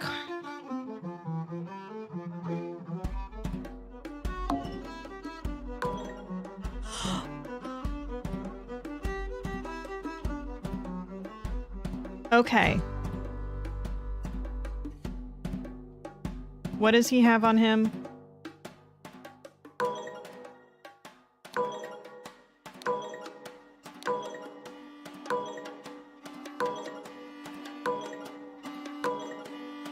Okay, what does Ash have on him? He just has a dagger. Okay, that's what I have here. Something's still wrong. Oh my Lanta. Okay. The scroll has been fulfilled. A man going by the name of Ash Blair crept into Willard's room through the trap door to steal something important. I guess he must have moved the stool back afterwards? But when he opened the music box, it woke Willard up and a fight ensued. In the fracas, Ash stabbed Willard and attempted to frame an escaped convict, who happened to be working there. Damn. Damn. Oh, hello. Good morning, Innkeep. I heard a man was murdered here a week ago. A deranged convict did him in. Now bug off. Tell me more about the evening when Willard Wright died. I will make it worth your while. Will you now? She's dead. Chapter 2, The Cursed Inheritance, the intoxicating dinner party. Oh my, there's a child here. These sure are fine coats. An expensive cigar. Back in the day when that was okay. Little Pip. Run to the city and grab me some Ash Blair tobacco and a bottle of gin. I will pay you back when I'm back. David. Little Pip. You don't get a last name. Coats. An overcoat and a hat. An overcoat and a hat. Cigars. A box of cigars. This looks like Paddington's outfit. Ooh, fancy. Dear Miss Richards, I enjoyed your company tremendously when I visited your father last month. I am certain that you would wish to hear the rest of my thoughts on the shortcomings of our society. I invite you and your father to dinner on April 8th at my manor. Sincerely, Edmund Cloudsley. It's written on the 1st of March, so this must have been in reference to a visit in February. Dear Mary, here is something for your diary from me. For you, I would fight a tiger and win. Peter Batley, 1788, March 5th. That's really cute. Also, a bit weird for an adult to be doing that, assuming it's an adult. There's a key. Or syringe with some liquid left in it. Oh, something tells me we know how she died. We can go either right or left. Let's go upstairs. Oh no, this is where the deaf is. I want to go to where the not deaf is first. This clue has been added to the thinking panel. What clue? The kitchen existing? Oh, whoa. I did not think there was going to be a million things here. Monkey Man 1 versus Striped Darkhand. Arr. No, wait. Oh, wait, Fly. Don't need you. Monkey Man 2, Tooth for Tooth. That's interesting. It kind of looks like it's supposed to be a key, but there's no thingamabobs on them. A small bottle filled with amber liquid. That's the color of someone's energy. A couple of pennies, a fancy handkerchief, and a shiny pocket watch. And another... This is more like a key. There's another upstairs. The door is locked. Keys. Set of lockpicks. Those just look like keys. Ash Blair Finest Tobacco. We've seen that before. A pistol. David, clean up the barn until Wednesday. I plan to continue experimenting with the artifact. EC. Edmund. A dagger. Ooh, what's this? Key? Key. Very interesting. A stack of candles. A diary. April 7th. Dear Diary, this has been an ordinary day, mostly spent in preparation for tomorrow's dinner event. I do believe the time has come for me to ask for a raise in salary after all these years I have loyally worked here. It is a difficult conversation to be had, but I will straighten my wills and talk to Master about it tomorrow. Ink. An ink pot. Some money, £1 and 2 shillings. Ortis the Wise Slave. Fables about rulers that make you think that they had money and you did not. Paint. A sealed pot labeled print paint. Down with parasites. Too long have they feasted on our blood and sweat. Which one's the parasite here? This one? Oh, the monarchs. Ah, okay. Rich people. You're here. There's a door. A door to the outside, not locked. This door is a pantry. It looks like it was locked. 3 loaves of bread. Potato basket. Sack of flour. A pair of opaque bottles labeled as water. That's a big thing of meat. A big piece of meat. Good description, apparently. Cut vegetables. Sometimes they cut it, sometimes they don't. Wine. Full and sealed bottles with red liquid labeled wine. Brandy. A full and sealed bottle with amber liquid labeled brandy. Mrs. Smith. 2 eggs and a pot of tea each breakfast. No heavy food for dinner. You are responsible for little Pip doing all his errands. Mr. Walker. I am to be woken up and dressed at 7 a.m. I expect to receive my daily newspaper by noon. Mrs. Baker. I expect all my rooms to be cleaned every day, twice on the days I have visitors. NB. David Goran's job requires that he may arrive or leave during the night. No complaining about this. EC. This is Edmund's home. To Mrs. Smith for 3 years of service. So that's probably one of these two ladies. Of course I can give you some candles for your room, Lucia. I assume you're itching to continue reading that scandalous novel. Dear Ada. So this is Ada. I have to use this letter to share good news. There's no substance to the claims that your late husband used his position to squander church money. The judge has decided to remove all accusations, and you will be no longer a target of baseless gossip. I truly and sincerely hope that this will provide some comfort in the dark times when ignorance and impudence go hand in hand. May our Lord steward over our poor souls. All right, so this is Ada. I'm assuming Smith. Well, actually, Lucia could be Smith. Ada. Thank you, dear. No, I threw it out. I do not read such dirty literature anymore. I do hope that our master's guests are satisfied and that Brian served everything as instructed. It's a key. Simple key. The dinner party will take place on April 8th. Everything should be ready before noon. Prepare roasted boar. Young Miss Richards appears not to enjoy meat, therefore prepare some alternative side dish. Well, she's definitely Lucia. One of them is a Smith. Just gonna put both of them for right now. Mrs. and Mrs. Smith. Okay.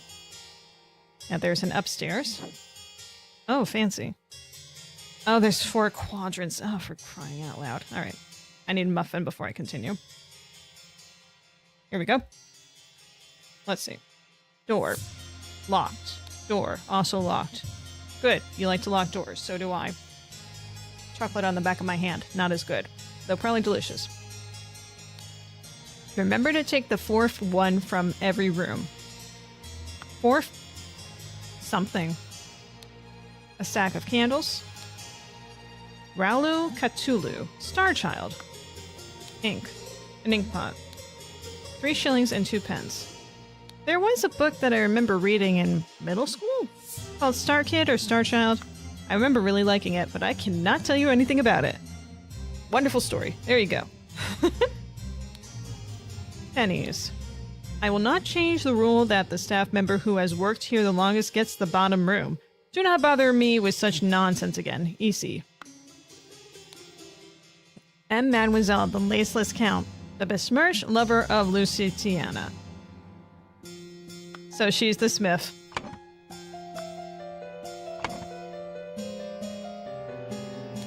A knife.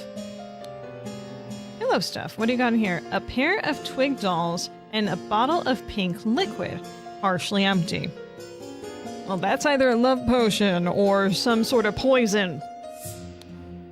Once your target has ingested the love potion. Oh. Well, I was on the money. For the wrong reasons. Establish eye contact and hold it for as long as possible. In most cases, the effects will be felt within 2 days, depending on your own appearances. Don't depend on love potions, in other words. So what was in here that says about your name? Anything. There's ink, candles, nothing. Alright, I'm not sure.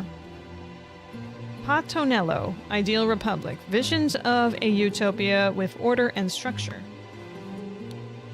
Dr. Abram Anderton, Secret Codes. Such trivial ciphers as reading only the first word of every line are easy to produce on short notice, but extremely unsafe and easy to decode. Consider this simple example.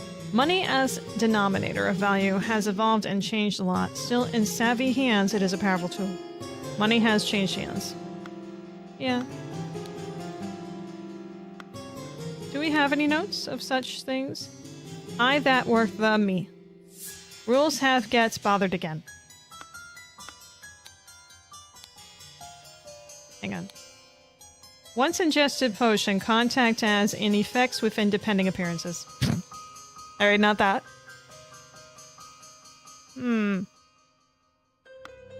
It was worth a shot to try and read that. Pretty certain that's giving us a hint that there is a secret message in some note somewhere. 2 sealed bottles of cloudy liquid labeled peptic tonic. Due to sensitivity of your stomach, I advise abstaining from alcohol for the next month. Also consider a glass of peptic tonic before eating to avoid upsetting your digestive system. Well, these are sealed, so they clearly didn't get used. A sealed bottle labeled opium.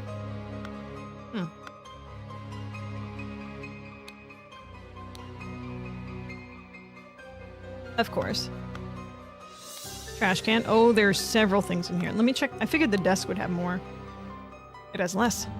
Mrs. Baker, starting date 1787, August 1st. Position housemaid, yearly wage £9. For the year? I guess that must be her. She's Baker then. Baker. There was another note about her we're going to have to take a look at. Dear Edmund. This cannot continue. Since my return and move to Sebastian's Manor, he has asked for financial support 7 times. He clearly is unable to take any monetary responsibility. Please, I need your help, my dear brother. Sincerely, Rose Hubert, which is who the deceased is. This sends Sebastian's for he is clearly alright. Dear Edmund, I like your idea. Let's send him to the colonies where his violent nature will make him feel at home. I hear you are having dinner with your Lady Mary and her well-to-do father, Lofar. What a name! Lofar! He's like loafing around, Lofar. If Peter and I were to join you, we could easily beguile him with tales and adventures in the colonies so we can ship him away. Sincerely, your sister, Rose Cuthbert. I colonies will, I lady... Okay, nothing hidden there. At least not for those types of hints. Alright, check the trash. Well, Edmund. You seem pretty pleased after the old boy passed away and a spot freed up for you in the House of Lords. Take care of those with whom you ally. I have many friends and will deal with you swiftly if you dare cross me.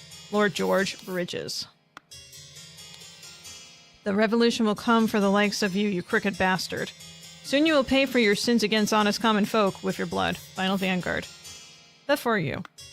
Did I see for hitting you after the take and you swiftly, Lord? Edmund Cloudsley. Once more you have failed to answer a requisition. This is the last warning you will receive. Your transgressions against us demand amends. The only course of your action you have is to surrender yourself to our justice. Last chance for repentance, serpent, or we will unleash one of our stewards upon you. Brother of Masks. Once our warning, your amends to the... Okay, nothing there. Dear Uncle, this is really dark. I hear you are interested in Lady Richards. I think you are too old for her. I shall court her instead. Secondly, please lend me £300. It is a small change to you, and I am desperately in need of it at present. Truly yours, Peter Badley. I Richards for her instead. I Richards for her. Oh, I'm gonna be faint. There's the uncle. It's poison. Nobody touch a thing and nobody move. I'll send for a doctor right away. What are these things too? These keys. This is bugging me. Edmund, excuse me. Cloudsley. And then we have all these random gentlemen.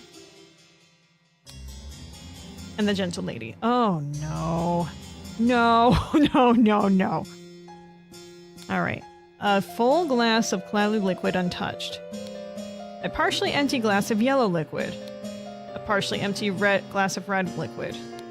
Partially empty glass of red liquid. Partially empty glass of red liquid. If I was a betting person, I would say it's probably partially empty glass of clear liquid. It'd either be this glass or that glass that was poisoned. I'm guessing. A salad, untouched. A partially eaten salad. Partially eaten piece of roast. Partially eaten salad. Partially smoked cigar. Partially eaten roast piece of meat. Partially empty glass of cloudy liquid. Of cloudy liquid? That doesn't seem delicious. Partially eaten salad. So I'm gonna say that the salad was safe. It's gotta be one of the liquids. Wait, was there another one I missed? Yeah, there was here. Partially empty glass of amber liquid. Amber liquid? This is horrible! An embroidered handkerchief. Right, there's another lady. Rose. Hubert? No, that's the deceased, excuse me. Mary... if they just said her name by herself, that makes sense, but I'm not sure who Mary is. Alright. She does seem rather unwell. It's extremely upsetting. Your hair looks like part of a mattress.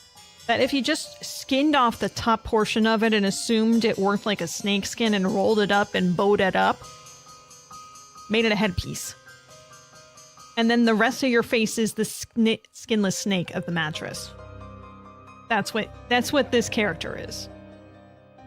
Tell me I'm wrong. I'm not. This is her hair. The lady is not breathing and her face is blotched. A fan, 4 pounds, and her rings with various gemstones. Yeah. Poor Rose.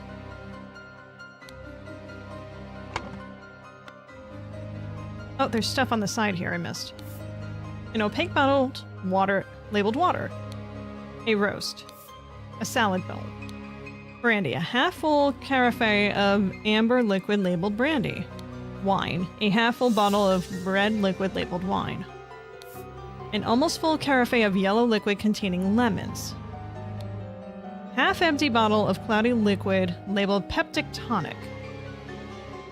I need to compare this to the peptic tonic that's in here that's untouched.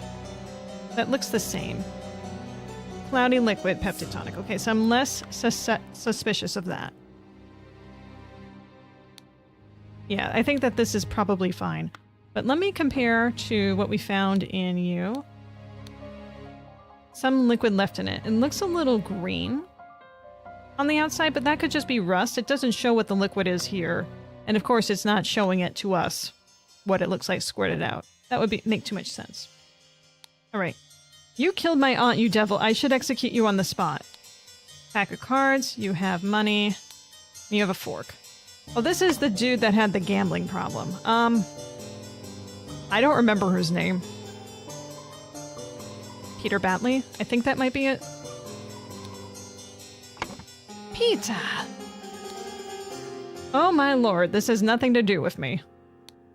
Note to self. If you get frustrated when working, remember the tale about the rich lord who married his donkey and you will feel better.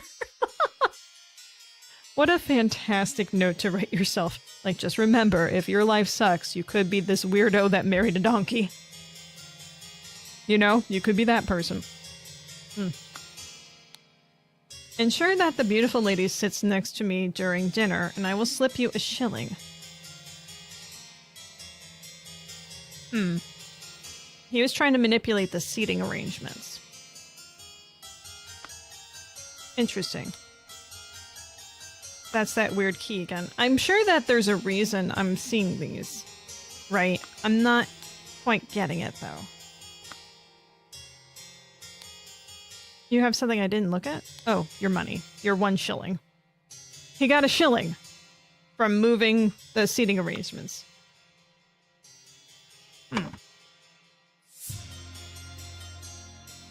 Blank wanted Blink dead, and thus Blink poisoned the Blink and hid the necessary key in a... in the, hang on, pocket mattress. Mattress? There's your mattress right here. We have to figure out who the arrangements are, and then we have to figure out who lives where. Man, you really want to make this hard on me, don't you? Okay. Well, I already figured out the help where they live. So Lucia lives here for certain, because she had that fancy stuff. Smith. And Baker. Baker. There we go. We'll figure out where the rest of them sleep in a minute. So, this person is a help. So these are the only characters I don't really know the names of. So I have to go and reread the important text that was early on. Oh, that's you. You're Mary.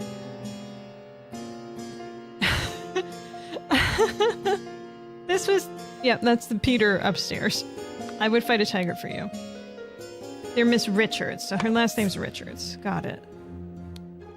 Alright, so that's easy enough. Edmund Cloudsley. I enjoyed your company tremendously. Visited your father.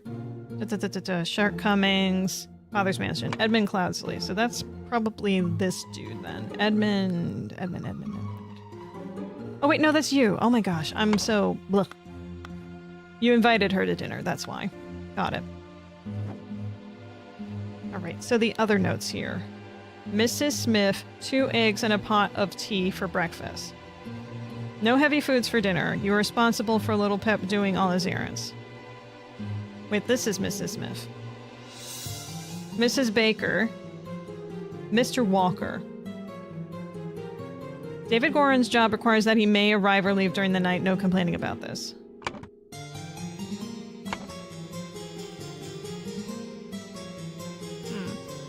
Mr. Walker, I am to be woken and dressed at 7 a.m. I expect to receive my daily newspaper by noon. I'm assuming this is Mr. Walker then. Okay, so Walker. And then this would have to be David Goran by process of elimination. Goran. What's Walker's first name?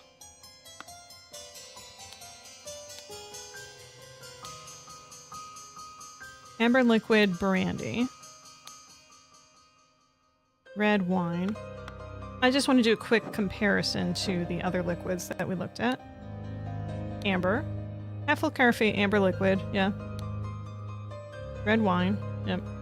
Those look normal. This looks normal, so all those are fine. Opaque bottle, water. The water is opaque.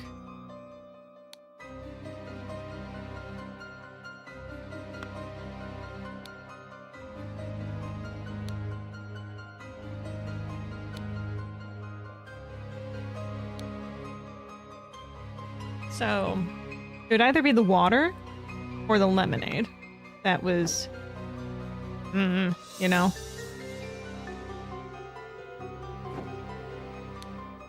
Still looking at things. Ordinary day, most days spent in preparation to tomorrow's dinner event. Time has come for me to ask for a raise in salary. Difficult conversation. The wise slave. Candles. Money.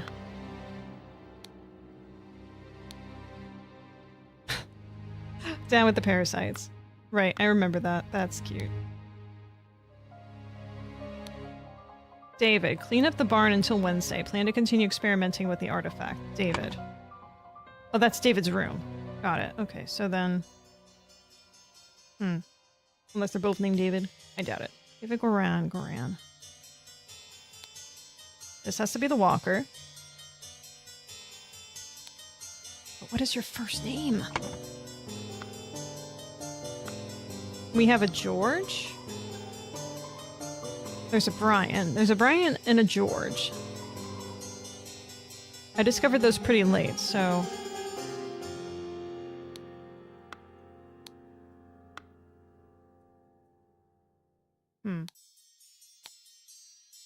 M.N. Rose. M.N. Mary Lothar. If Peter and I join you. Well, to do Father Lothar. This is Baker's starting date. Right.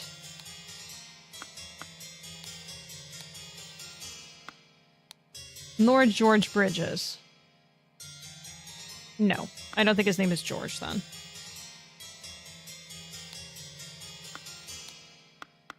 If that's the case, George was found out here, so it had to have been before the roast and tonic were looked at. Which those were in here.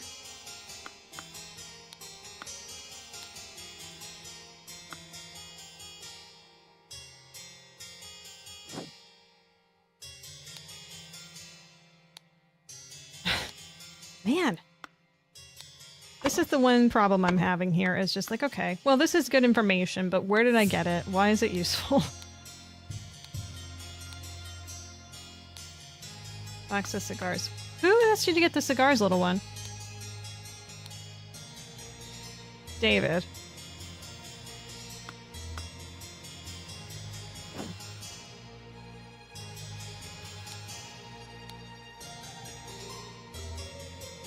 Dare this day preparation dinner. I come raise these worked. No.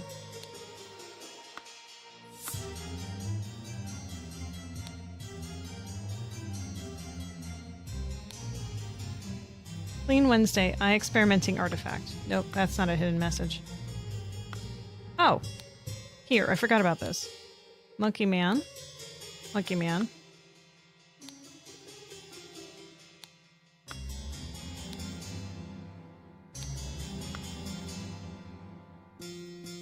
Someone was sleeping here. Who, though?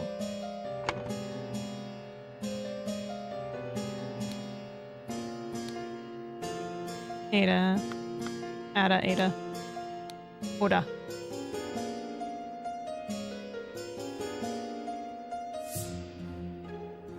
Oh, Miss Richards doesn't eat meat. That's who it was. Which one of those? It's hard to tell from that image what is just not meat. Could be those three. Okay, great. Oh wait, no, it's definitely not this one. Partially smoked cigar. So we got 5 seats. 1, 2, 3, 4, 5. Oh, he was not sitting with them. There's no way. It's David.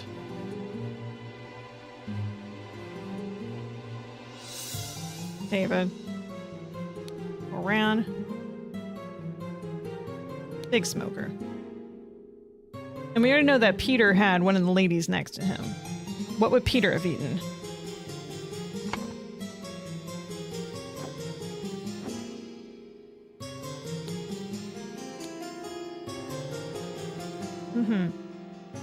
Doesn't say there. Overmaster's guests are satisfied in that Brian served everything as instructed. Brian. His name's Brian. Well, maybe it's Brian.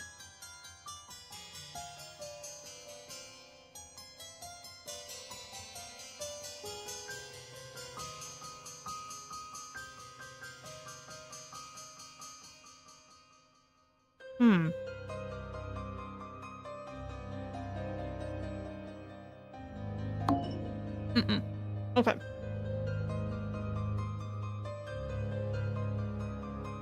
Where'd Walker go? Walker.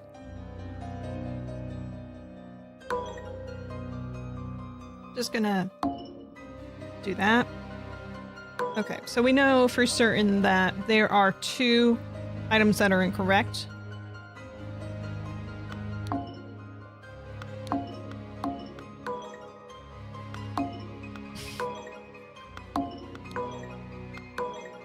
It's this guy. This is not David. Who are you?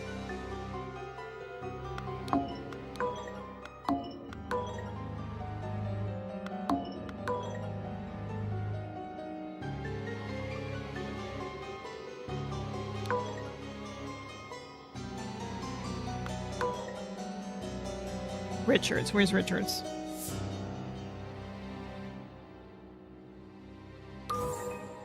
Okay. Interesting. So David isn't here. Very interesting. Very, very interesting indeed. It does make sense since he is one of the help. All right, let's put his name on here. Brian. Who goes here is the question. Oh, I ate the whole top of the muffin. This is where it gets difficult. I usually just dig in with my mouth. I'm gonna look very sloppy, but whatever.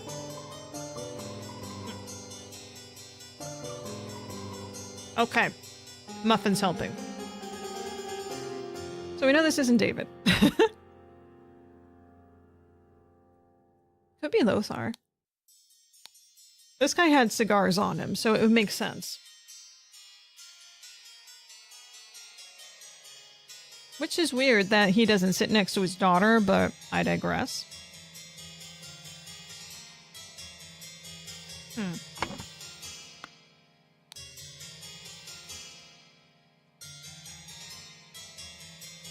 MB.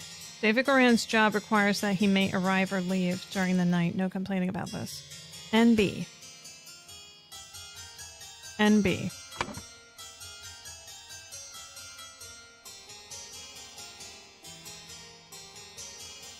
They're not someone with an N in their name. Doesn't seem that way. George Bridge. Sure.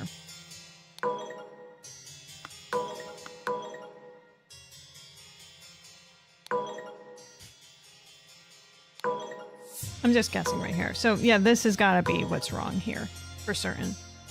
Dark Hand Final.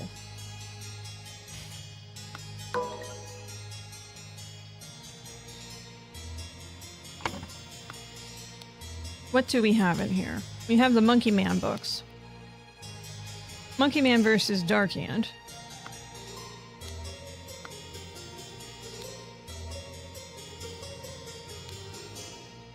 A small bottle filled with amber liquid. It's an amber liquid? That tells me that most likely is the poison. So whatever's amber looking from over here. Right, so the brandy is amber colored. This is opaque. So she probably had the brandy.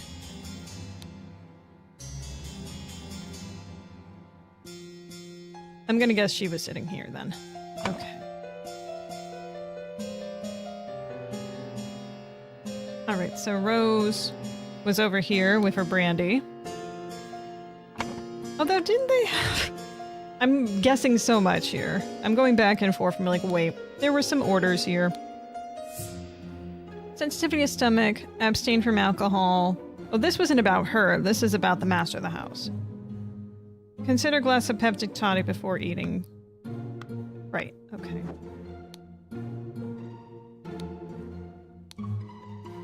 Mm-hmm.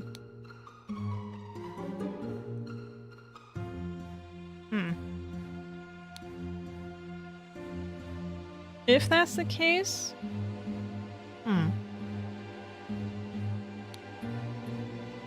Well, just because he was told by a doctor to avoid alcohol doesn't mean that he was. I mean, this is a special occasion after all. But he does have his cloudy liquid. So maybe this was his food. Maybe. For Edmund, that is. Yeah. Which, if that's the case, then Peter over here and Mary over here.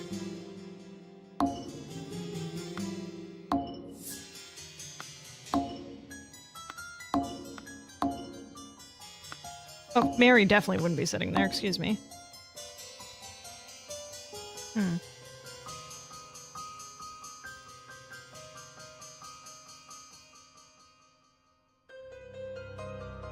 Okay, so that doesn't seem to be right. So then maybe my assumption about the poison being in the brandy is incorrect. Because that was the only glass with brandy in it. Pretty certain. Yellow glass of liquid. Wonder if there's more hints from the kitchen about what they're eating.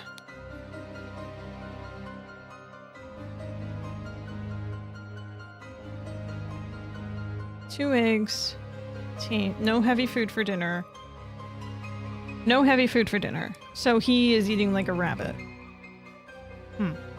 All my rooms to be cleaned every day, twice on the days I have visitors.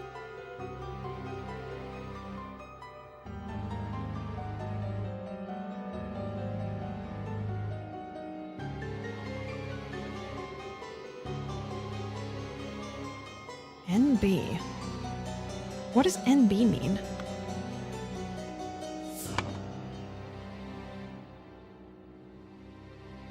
Yeah, if he's not eating a lot. No heavy foods. Mary would have to be either here or here, since she's not smoking. I would have assumed Rose was here, but I guess that assumption's wrong.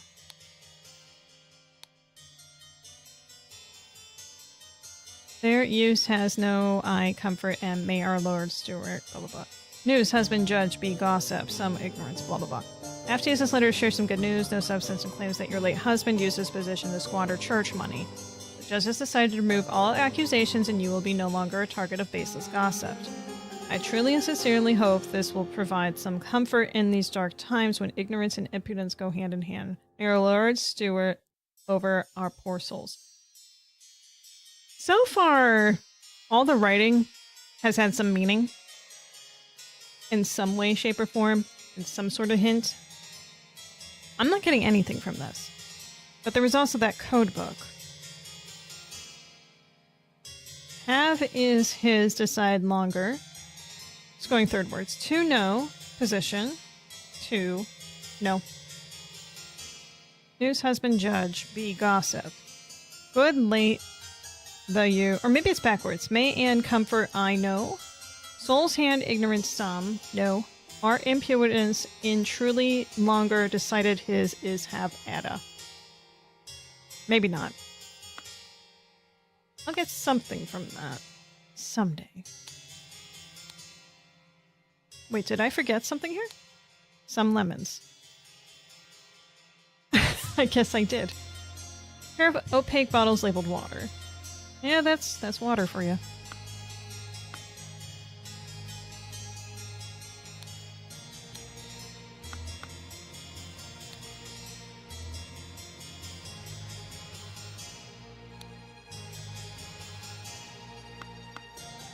I don't see any other hints about the food here.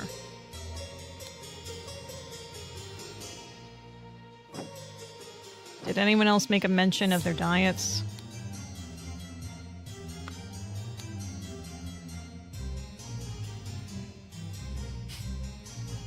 If working frustrated tale about the rich lord who married his donkey, you'll feel better. Yes, certainly. One tale who you better. Oh, these are the keys of who has access to the pantry and such. Oh, I'm feeling a little better. So this is, that's a key. This is a heart. This is like a little pentagon thing. Yeah, that's that. This looks like a house. Yeah. So she had access to the wine, or excuse me, the main food area. Including the lemons and the water. And flour, bread, potatoes, veggies, big meat. You did not have one of those keys.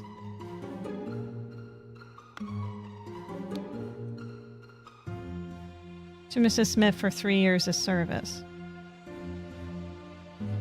Other than a hint of the name of the character, I wonder if this is where the syringe was put in? Maybe.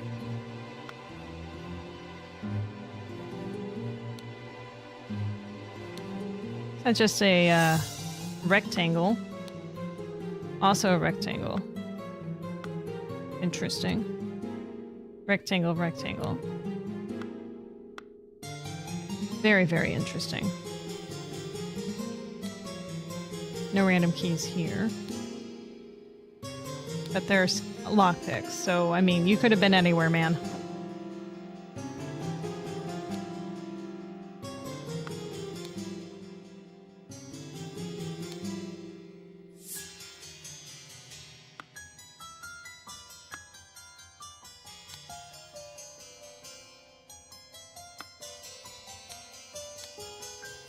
Oh, wait. This one had a rectangle on it.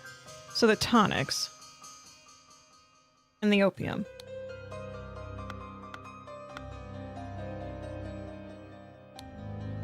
And this is just a plain old safe.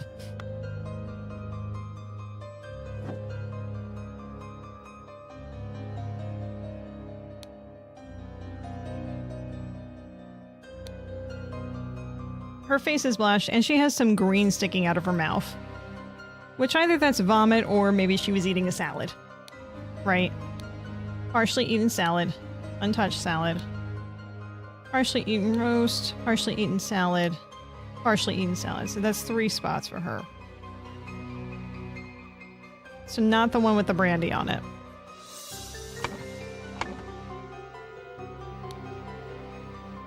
Partially empty glass of cloudy liquid. Partially empty glass of red liquid. Red liquid. Clear liquid. untouched on that, but this is also untouched.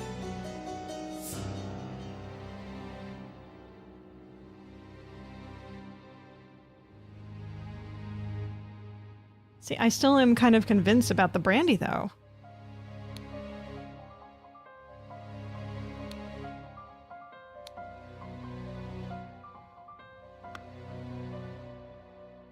But it can't be right.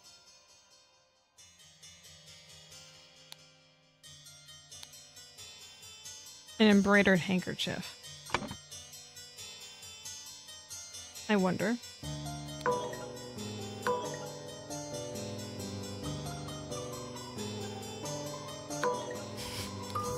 What? What? I was just shit. I was doing shit. What? What do you mean little Pip was living in there? What do you mean? What do you mean this is little Pip? What do you mean?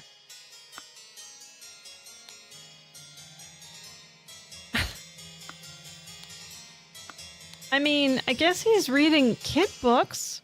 But I mean, adults do that nowadays. I didn't jump to that conclusion for that reason. Oh my god. Kid, tell me more. These sure are fine coats. Little Pip, run to the city and grab me some ash blair tobacco and a bottle of gin. I will pay you when I am back.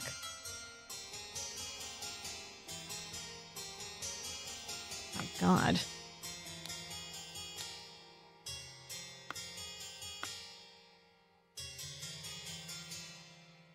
But does that... I mean, I was thinking like this person had the most opportunity. Because yeah, you have a small bottle filled with amber liquid right here. You have access to this cabinet. And, well, that's the same one.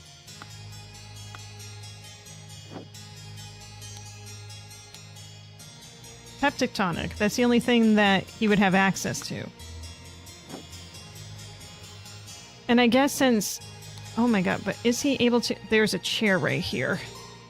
He would have been able to use the chair to get into here and put the syringe in here. Oh my god, maybe it wasn't the help, it was Pip.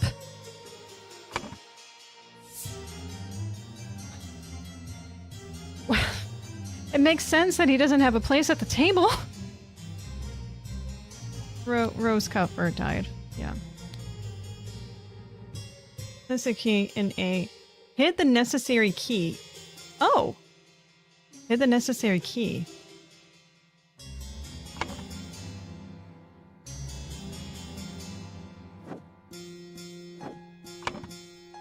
Vase. Well, not actual key, I imagine. If it's not listed here, then... Brandy wine, bag, pocket, roast, tonic, salad, lemonade. Pocket, or mattress. I think. Where did I get the key from mattress? Mattress. Yeah, that's a mattress. Alright, I was thinking that was a pillow. My bad. Oh boy. Well, if that was the only thing that they had access to, it would have had to have been the tonic. So now I have to look at what this is again, the tonic. Right, so there's no tonic here. This tonic was not used, so this had to have been her place then. Okay, so Rose, you're over here.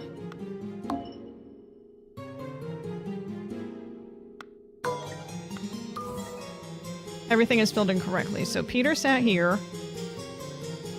Mr. Richards, Rose, Edmund, and then Mary. Okay, so now it's just a matter of figuring out the rest of this. Blank wanted so-and-so dead, and thus Blank poisoned the tonic and hid the necessary key in a mattress. At the dinner party, Rose Cuthbert ingested the poison and died.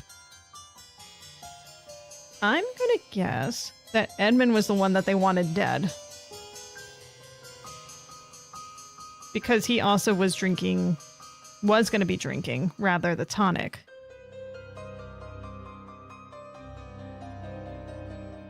And Rose just happened to be drinking it. That's what seems right to me.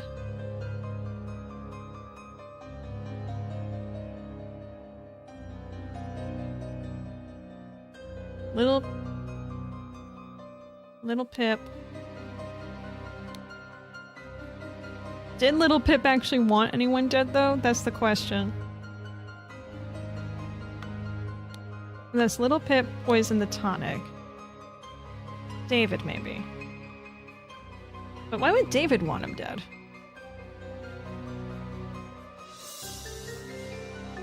Or, hang on. Let me look at the instructions that they give. You're responsible for Little Pip and doing all his errands. Expect all my rooms to be cleaned every day, twice on the days I have visitors. 2 eggs pot, no heavy food for dinner. Maybe Mrs. Smith wanted him dead. I was suspicious of her for a bit.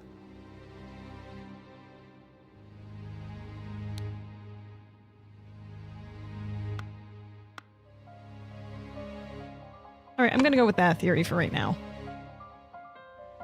Lucia Smith wanted Edmund Cloudsley dead. No. Okay. Alright, let me try with Brian. No. Definitely no. Okay. Peter?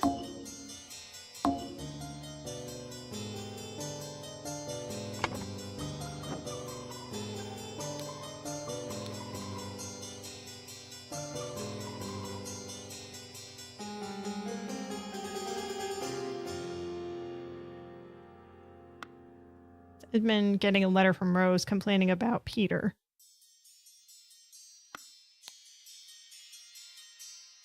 Dear Edmund, I like your idea. Let's send him to the colonies where his violent nature will make him feel at home.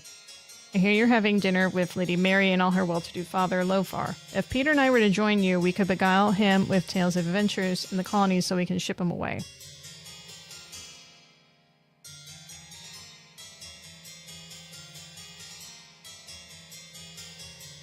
Wait a second.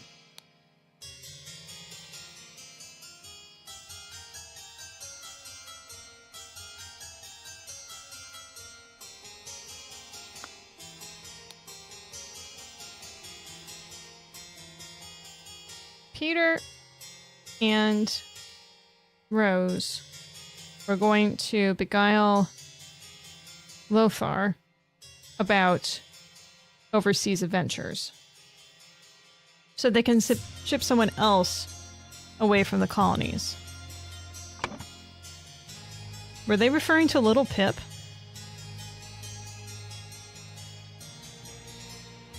Because they also mentioned violent tendencies, Little Pip. This seems too simple, though.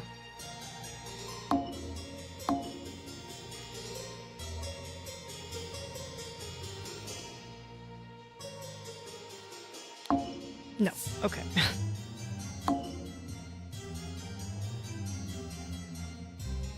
Little Pip poisoned and hid the necessary key in a mattress. Yeah, that makes sense that Little Pip would have done that, since that is his room.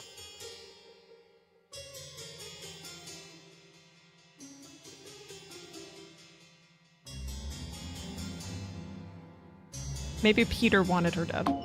No. Or...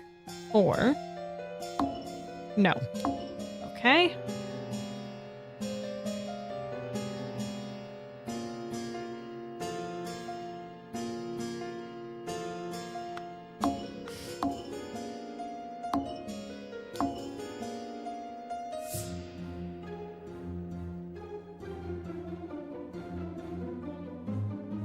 Alright, I'm gonna go for a hint.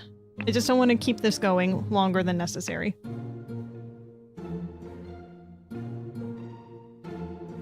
Sometimes taking a break can help. Well, I don't have that luxury right now, thank you. Oscar? I think that was you. Flask. Nicholas. Is... you? Sure. Annie. Edmund. David. Dagger. Violin.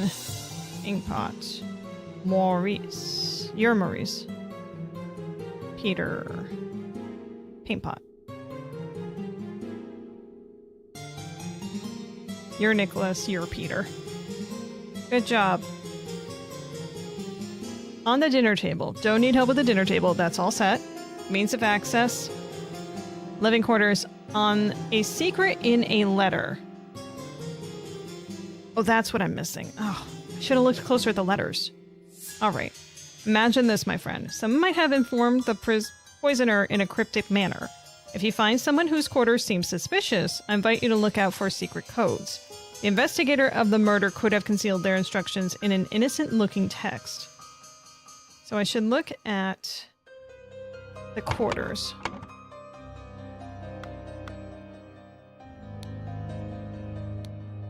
Remember to take the fourth one from every row.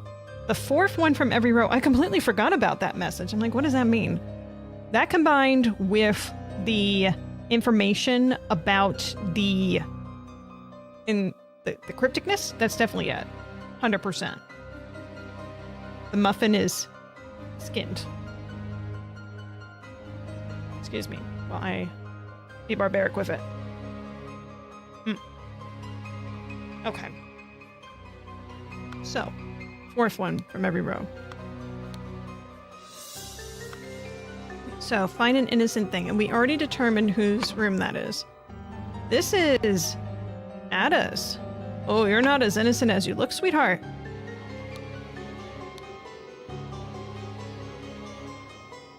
The. Excellent story. Remember to take the fourth one from every row. And.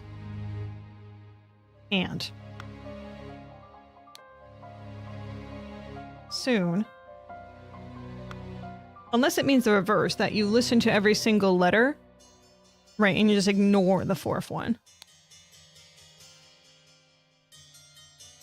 Once our warning amends the to or upon your to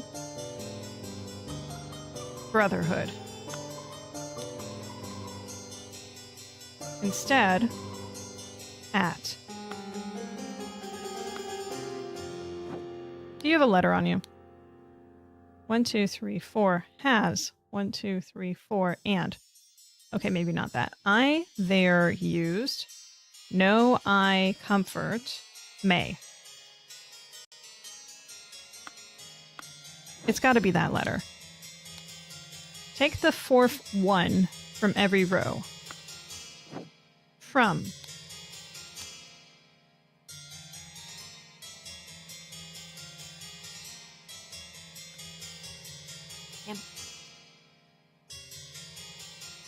I have to use this letter to share the good news. There is no substance to the claims that your late husband used his position to squander church money. The judge, no longer a target of baseless gossip. I truly and sincerely hope this will provide some comfort in the dark times when ignorance, may our Lord... That doesn't make sense either.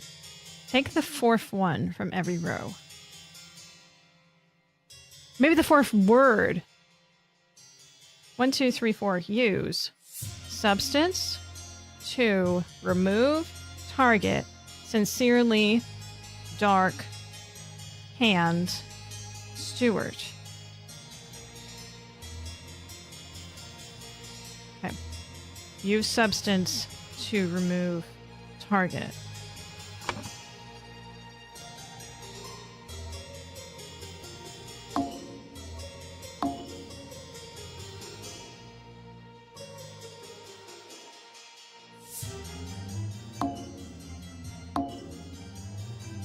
Steward Darkhand? Did I get that backwards? Wanted Rose. Right, we need to change that. Rose. I have that backwards.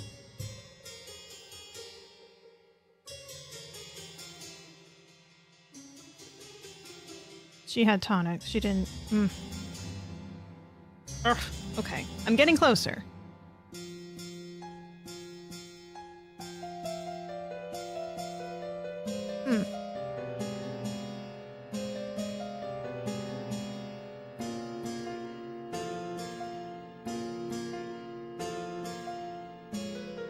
Maybe it wasn't Rose that was supposed to be dead. But Edmund? Yeah, because they were talking about how he was... Yes. It's this. Oh, no, that's right. So what do I have wrong?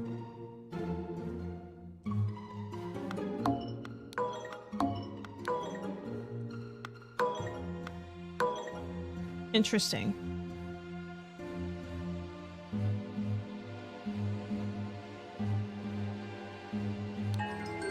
In a bag. What bag? I didn't see a bag. Alright, well, whatever. Scroll has been fulfilled. Ada Baker received encoded instructions from Darkhand Stewart to poison Edmund Cloudsley. She used her ability to move freely throughout the rooms while cleaning and made a copy of the key to the medicine cabinet. She used a syringe to poison the sealed peptic tonic bottle.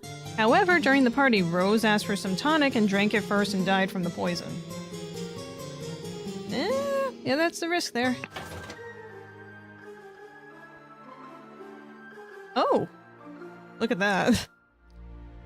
Costume party? Do they have like a fake Zorro? Well, let's continue in chapter 2, The Cursed Inheritance. The explosive events in the forest cabin. Burkham Workhouse. Looks like a horse to me.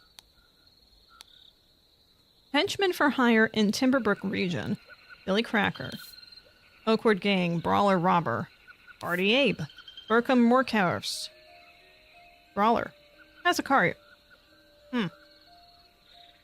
Gee, I guess this is Hardy Apes.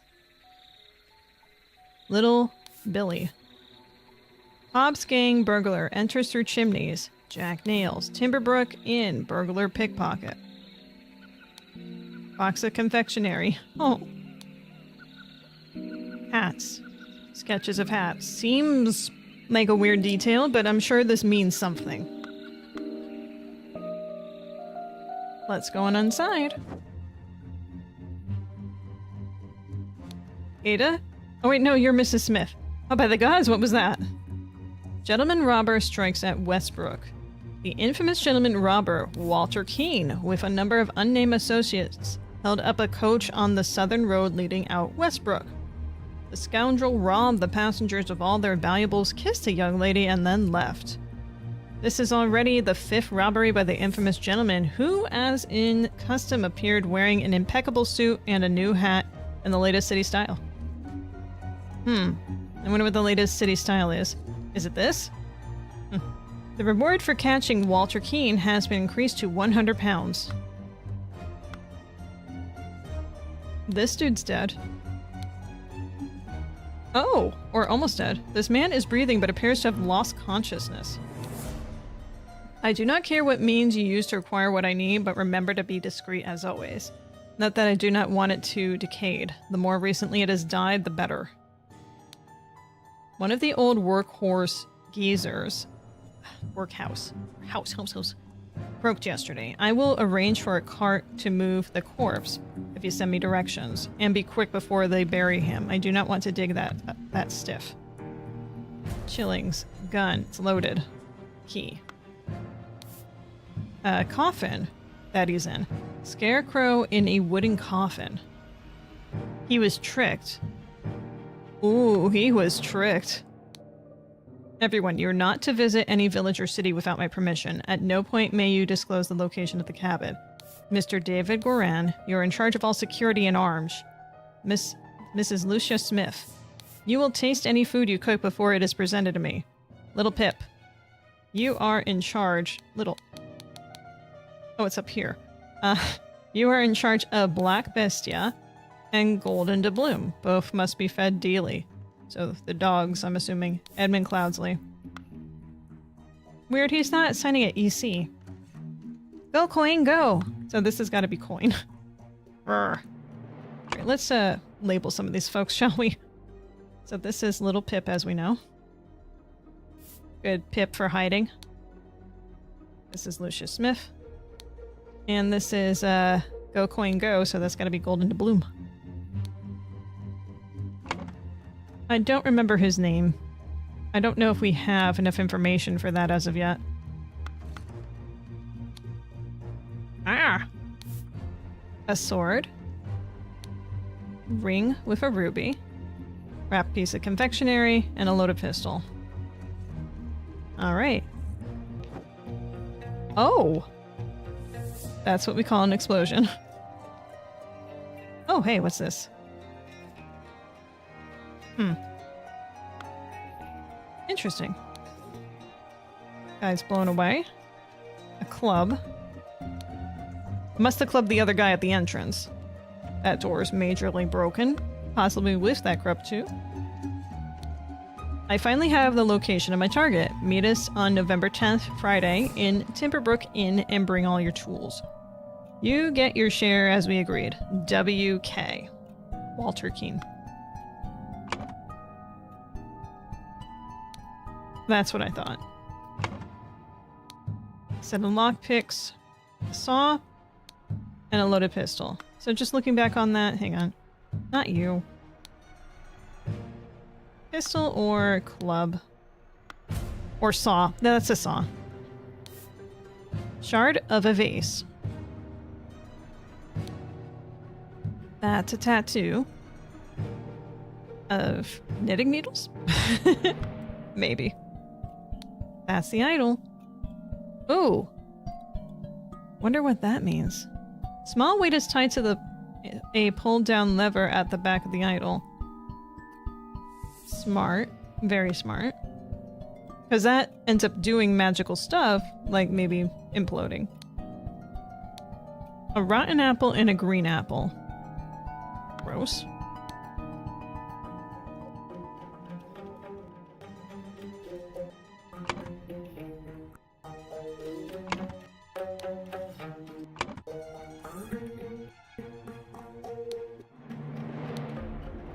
Anyway, what do you have on you?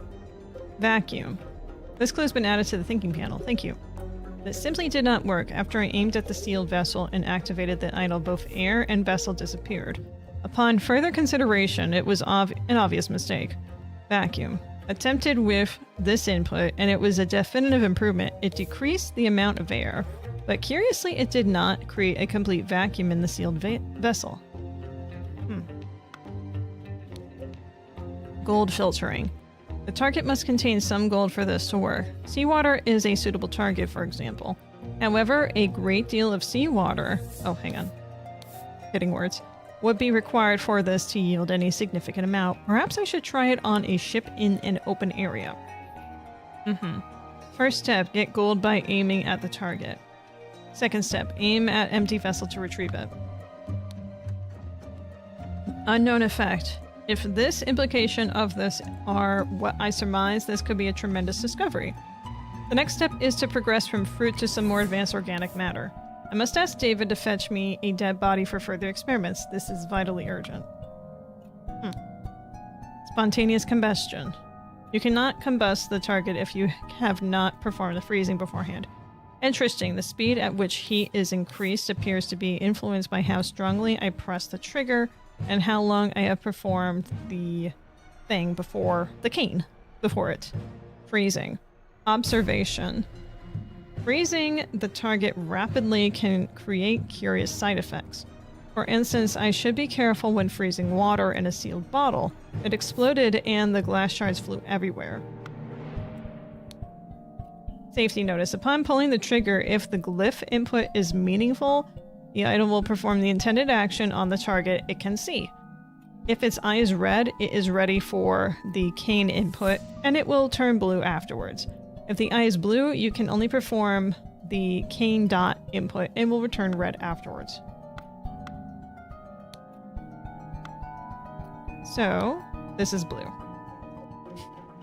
Dabba-dee-dabba-da. Oh, I'm still missing one thing. What did I not click? Was it this room? Looks like I got everything in this room from what I can tell. I'm missing exactly one clue somewhere. Carefully looking in here. There wasn't that much in the first room, so maybe that's what I missed. I missed something here. Wait, did I not touch you? Billy. Abe. I didn't touch the word Abe. Cool. Regular pickpocket. Hobbs game enters through chimneys. Hardy Abe Burkham workhouse. Brawler has a cart. So one of these guys has to be Hardy Abe. And the other maybe Billy Cracker or Jack Nails. Brawler Robber.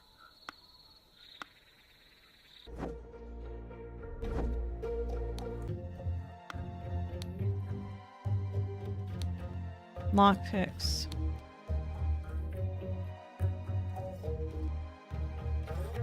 Bring your tools. Your tools.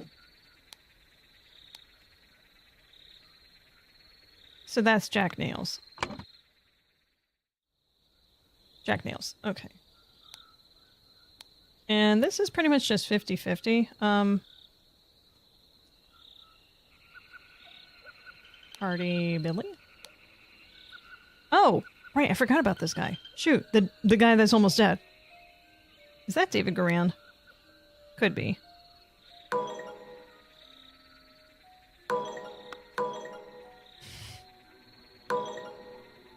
Hang on. Hardy Abe. Billy Cracker.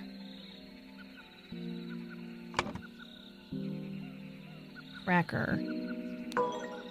Hardy Abe, then. Yay, I found the Hardy one. There are empty slots. Wait, what am I doing with this? What do you want me to do with this? Air. Alright, hang on. You're asking a lot here.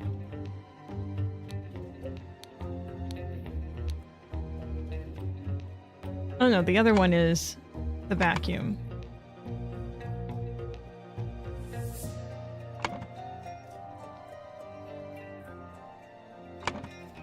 Yeah, you have air. Gold.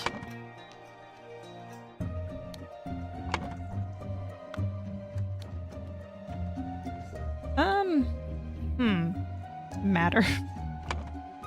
Just say matter. Oh wait, not that. Maybe you or matter. What's the matter? Spontaneous combustion.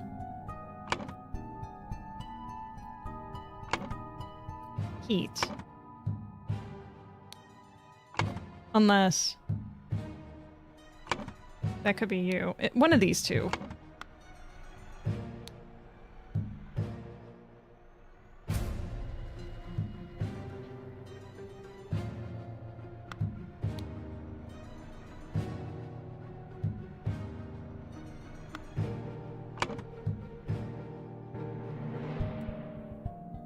Base coffin, water, water.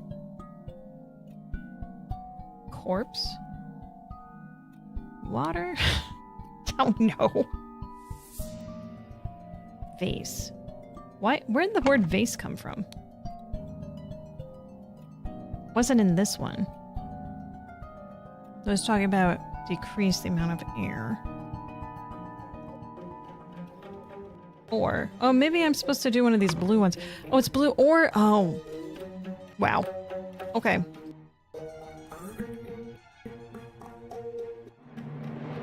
Stab club exploded.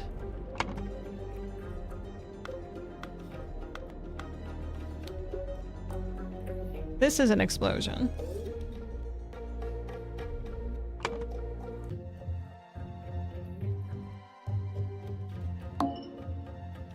Yeah, no, I know. I know I'm wrong. It's okay. I can be wrong, but we will make it right.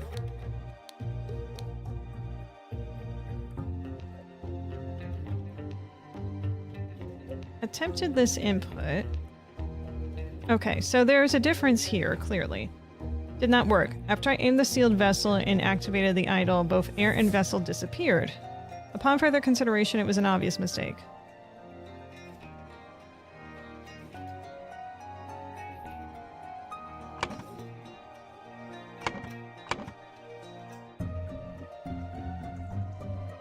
Matter.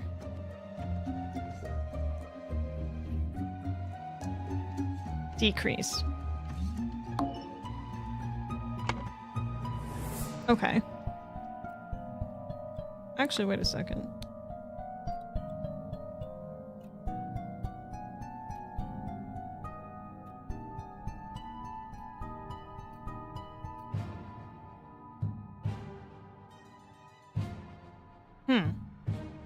So cane with dot, you take the gold.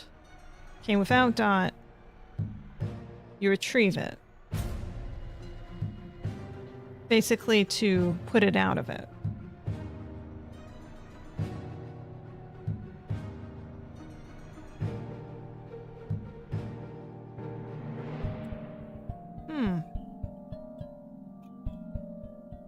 See the word seawater is? Access here, so water is where that came from.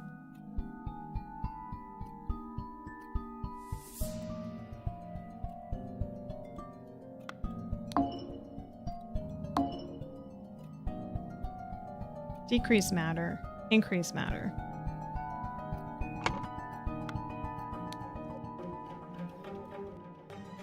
Decrease matter, increased.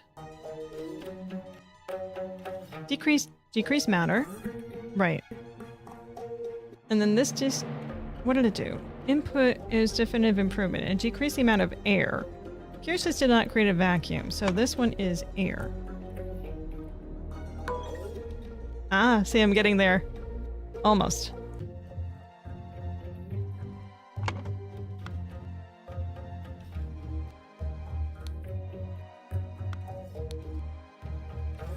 Matter. Yeah. Cannot combust the target if you not perform the freezing beforehand. Speed at which heat is increased. Heat.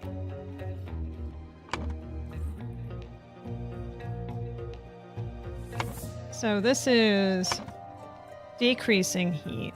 So that freezes it. And then this is increasing it. Decrease matter heat freezes. Increase matter heat explosion. But if that's the case, why do I still have one wrong? Okay. Alright, so that is heat. That's heat. Okay.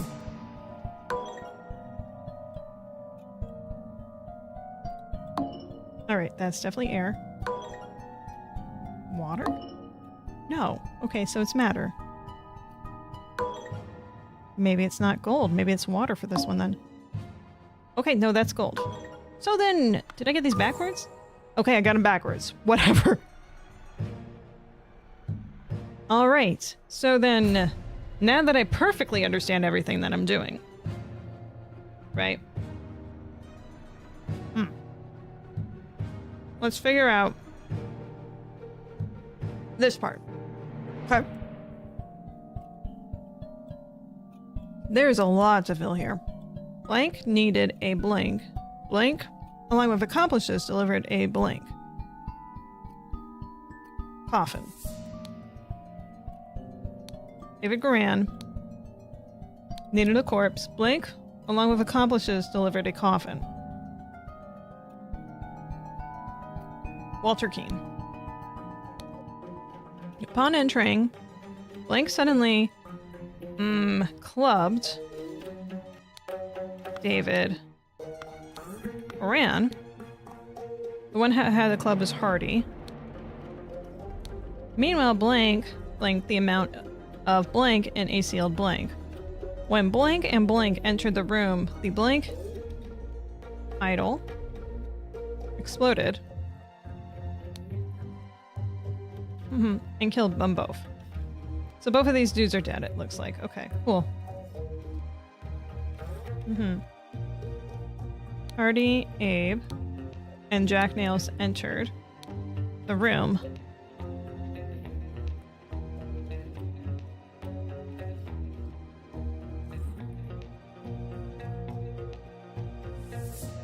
The vase. Wait, what? The vase exploded and killed them both. Oh, the vase, because it was in the vase. Or it was aimed at the vase. Got it.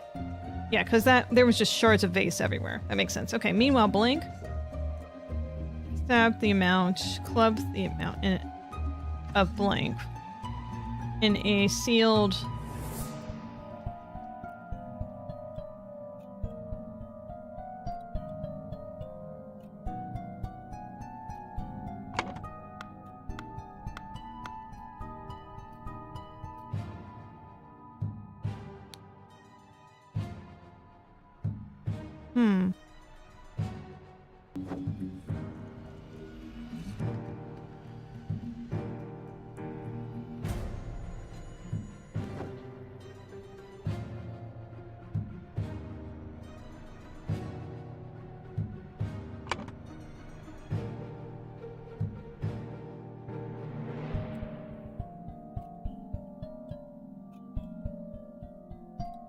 Vase? No. I'm trying to think. Like, right now, this little area, I'm thinking about what Edmund did.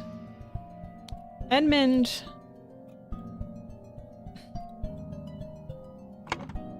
Is that still loaded? It's loaded. And he's just sealed in here. So he didn't start anything. He was just waiting when he realized that something was going on.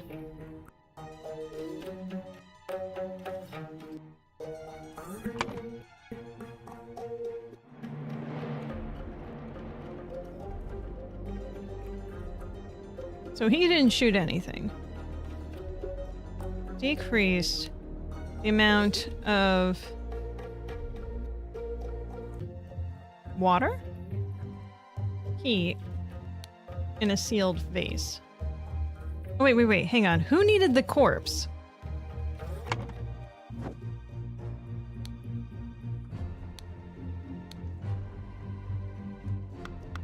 Edmund. Amended. 2 or fewer slots are incorrect.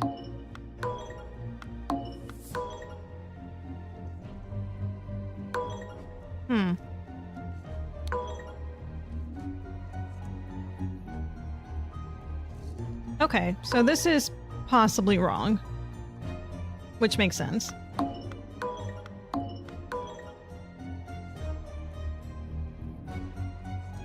Decrease the amount of... Okay, hang on. What did you do, Edmund? What caused the explosion? Was the making it turn to ice, and then... But no, because you did the cane and then that thing. Increased...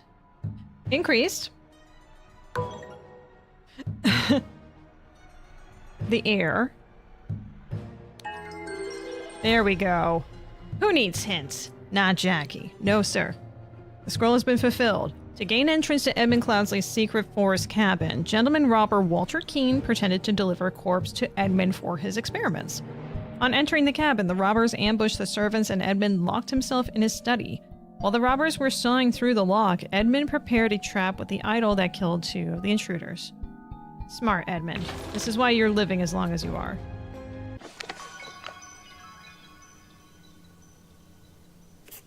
Then, Sir Coroner, the bandits accidentally set off my master's laboratory chemical ingredients. What happened afterwards? I managed to fend off the rest of them, but my master, Lord Edmund, got caught in the blast, which severely disfigured him, and soon afterwards he died, blessed his soul. Wait... You killed Edmund? He killed his master. Oh my. Chapter 3. Oh, I'm gonna keep going. I gotta keep going. Look at these weird ones here. Not that they're all normal, of course. I mean, Edmund had been wanting to be dead for a while. Not that he wanted to die, obviously. But he had made some enemies that wanted him dead. Namely of, it looks like, this order. Chapter 3, The Ascent. The strange practices of a secretive society. Ooh, there's a lot to look at here. This clue has been added to the thinking. Yeah, I think I'm going to think about this one a while. That's a hat. A hat. Good. Bag. Pistol. Loaded. Sword. Coat. A clean new coat in the bag. Hats. 6 hats, just like in the last one, which didn't end up coming up for anything. We have another loaded pistol. Coil of rope. to David Goran for reliable service from EC. Ash Blair. Still smoking, huh? A shabby formal coat. David, the gathering will be on March 14th. To follow our plan, we should be there at least 2 hours before midnight. The target will arrive in full costume. Grab rope and weapons, WK. Rope and weapons.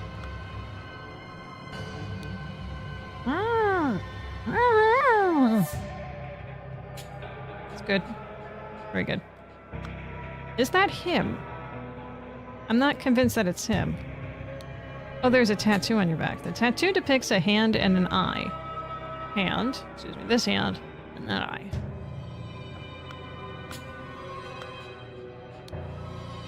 Footprints and a trail. Looks like some sort of double-wheeled thing. That's really tight. But that's 2 sets of footprints. That's a single set of footprints. They diverged. This one has pointed toes. This one has rounded toes. Those look less like footprints and more like someone... Someone has really, really even feet. You know? You know? Here we go. This clue's been added. Brothers wear masks appropriate to their houses. There's the Dark Hands, there's the Proud Beast, and then there's the Water Snakes.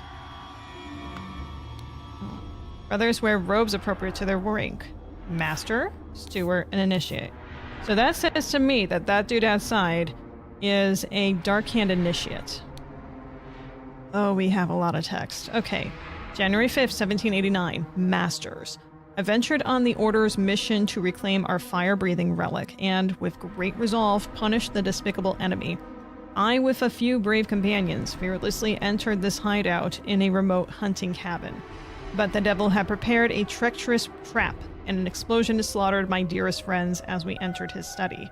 Thanks to my sturdy physique, I survived the blast only to be assaulted by the enemy's lackey, assassin warrior David Goran, and a pack of bloodthirsty hounds.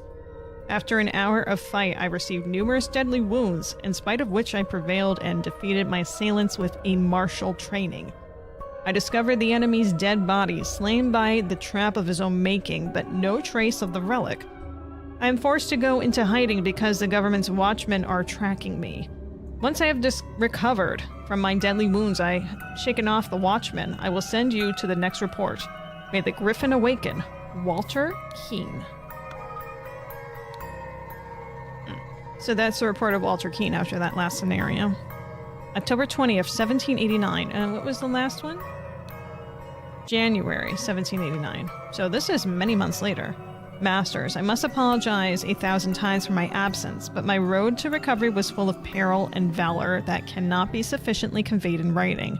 The government dogs and spies chased me tirelessly as I was forced to seek refuge in Aquitania to recover from my still dire wounds. There I finally bested my pursuers with the help of Lazarus Hurst, a young resourceful gentleman whom I met in a remote manor one dark winter's night. Not only did he earn my trust by stepping into the fray against the villains, but he turned out to be well versed in the arcane arts, of course not yet close to your skills. I finally recovered and plan to return to Albion. I suggest that Lazarus would be a fine addition to the Order. I vouch for him and will invite him to undergo the appropriate trial. May Griffin awaken. Walter Keene. January 16th, 1790. Not quite that long after. Illuminated Masters. I object to the admittance of the individual Lazarus Hurst to our brethren. I submit that our Darkhand brother Walter Keene, who vouches for him, cannot be trusted because he is a liar and a thief. I am certain that, on dispatching our enemy, he kept the golden fire-breathing relic for himself. Nothing will move me on this. He must produce the relic, apologize personally to me, and afterwards be expelled from our brotherhood. Sir Geoffrey Sinclair. They both have compelling arguments. Oh. Hello. Are we interrupting something here? Well, let's take a look at these two first. Prepare to receive what you have earned. Oh, okay, so initiate for the lion thing. Ruby ring pockets. February 10th, 1790. Brother. A member of our order has proposed a new candidate to join our brotherhood. Our brother's trustworthiness, however, has been challenged. Therefore, we have decided to take measures to resolve the fate of these individuals. If the brothers prove himself, he can vouch for the newcomer. If the newcomer survives the appropriate trial, he will join our ranks. You are summoned to join our gathering on March 14th and fulfill your role of the rites of brotherhood. Council Masters. I have signaled to Griffin who I am. I accept my fate, whatever that may be. Inception. You must endure the test of snails. Fire, water, tree. Inception, evaluation, transition, admission. Snail 1, fire 2, water 3, forest 4. Administered by Proud Beast Steward. For Inception. This is Inception, right?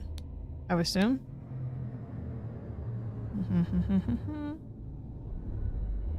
New candidate. So that seems right. Proud Beast Steward. And this is Proud Beast. So I'm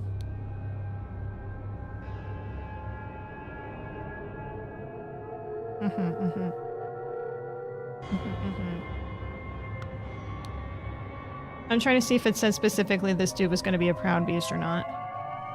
I don't think it did.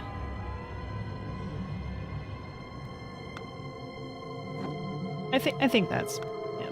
I think it's pretty safe to say.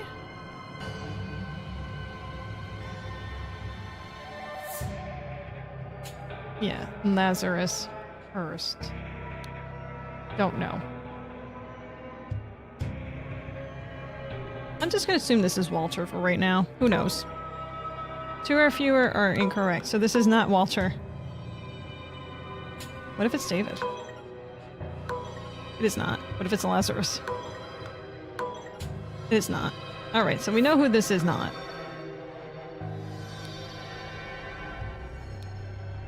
What if it's Jeffrey Sinclair? It is not. Alright, so we know it's none of these people that we know who they are right now. Ritual of, Initiate. Initiate. Oh, it's gotta be yellow. Alright, fine. Okay, 1. Carry a house on your back. Ritual 2. Don't eat. Ritual 3. Be a fish in a house. Ritual 4. Summertime coat. Wintertime naked. Seems fair. Alright, next room. Who's been added here? So there's the deaf. Drink. Done when an accuser has challenged a defender. Both drinkers must be barefoot. The substance is added depending on the severity of the accusation, including deadly poison. Add substance to one of the cups. Defender chooses first. Accuser chooses the remaining. Both parties partake in the wine cups. So yeah, okay. So they were having a fun time. Ritual of Squabble. Only initiates can the defender and accuser. The sword must be borne by any dark hand. Required decorations of the hall. The Grim Reaper. Never tiring teacher. The feeder of mouths. Ritual of Conflict. The accuser must deeply hate the defender. The sword must be born of any initiate. Required decorations of the hall. Never tiring teacher. Keeper of treasures. The mirror of the soul. So we gotta take a look at decorations. Boy oh boy. These ones? But they only listed 3. Kind of hard to tell in that case. Well, I'm assuming this is Jeffrey, and then this is the other dude, Walter. Based on the other guy getting started. Ritual of Dispute. Only stewards or higher ranks can be defender and accuser. The scepter must be born Water Snake Master. Required decorations of the hall. The Keeper of Treasures. Never tiring teacher. Grim Reaper. Ritual of Discord, which is most of the time. The houses of the accuser and defender stand behind their brothers. The scepter must be born Darkhand Master. Required decorations. Speaker of the Blind. Grim Reaper. Keeper of Treasures. Wow. Well, that's a Grim Reaper right there. I would say. Wait, are the other ones stained glass too? Taking a quick peek around. That's the only stained glass. I think I have some cat hair on my face. I'm just feeling really itchy as a result. The Griffin has spoken. A tray with a small vial of unknown substance. Well, I think we know what it is. The Griffin has spoken. Scepter, ceremonial scepter, ruby ring. Let us await the results from the chamber below. Ruby ring, ceremonial sword. The Griffin has spoken. Silver tankard with some red wine. 2 cups on a stone altar. They contain some wine, but are almost empty. The Griffin has spoken. Man in the mask is not breathing. No shit. Ooh. So, ooh. Wow. So we have to figure out which one of these are the Proud Beasts. I'm pretty certain the red mask are Proud Beasts based on this dude doing the Proud Beast stuff too. I had to step away during the dinner party mystery and sure is something to come back to. Oh yeah, so you missed like another one earlier too, which was much shorter. So yeah, there's a lot going on right now. And we have to figure out who each of these people are, what the masks are, what the robes are. I'm assuming the robes match. Oh, for like position. Oh wow, yeah, exactly. Yeah, this one's gonna be hard. Dark Hand. So pretty certain this is a Proud Beast. As for which one is which, that's hard to say. Don't know who this is supposed to be. I already tried if this was David or Jeffrey or Walter. But I don't know who this is. Oh wait, you know what? We can get...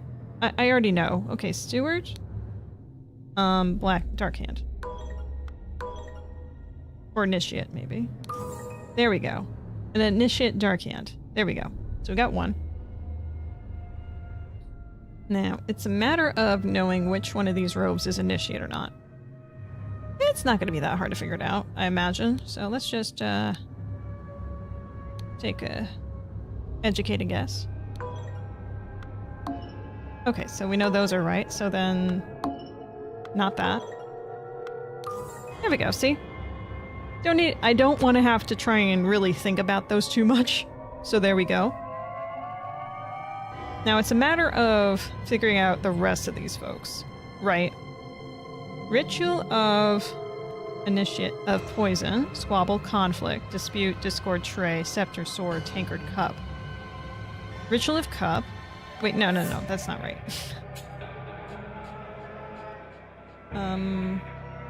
This we have Jeffrey Sinclair on the floor. And then we have Walter Keane here. Pretty certain that's what it is. So in that case, the rest of these, I think we just have to put in Water Snake, Dark Hand, Proud Beast. And then you are a Master, so are you. And then you are an Initiate, and so are you. And then we have to figure out which one of these is the right one for that. So because there is poison involved, only stewards or higher rank can defenders and confuser. So this guy is in a steward. Stewards or higher rank can be a defender and accuser. And you were also wearing steward. Okay. Keeper of treasures, never tiring teacher, Grim Reaper. Grim Reaper's on there, Grim Reaper's on here. The House of the Accuser and Defender stand behind their brothers. No, that didn't happen. So then it was Dispute, I think. Dispute. Let's try that.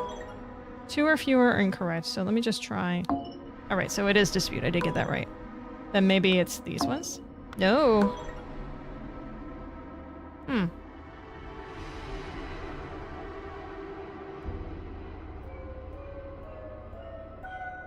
Are one of you David?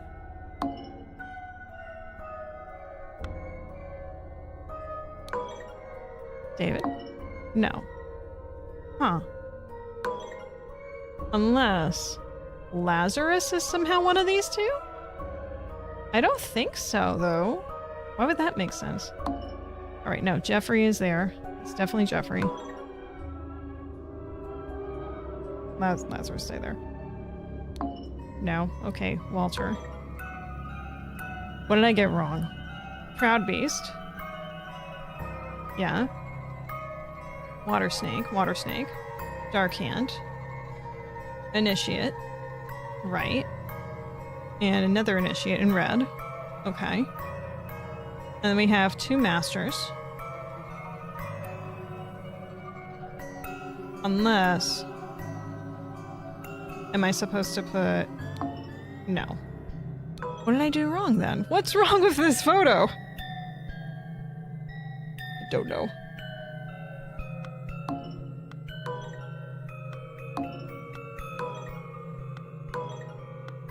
Well, I mean, duh, Jack. Those are gonna be the same. I don't know. I don't know what I did wrong here. Something's wrong.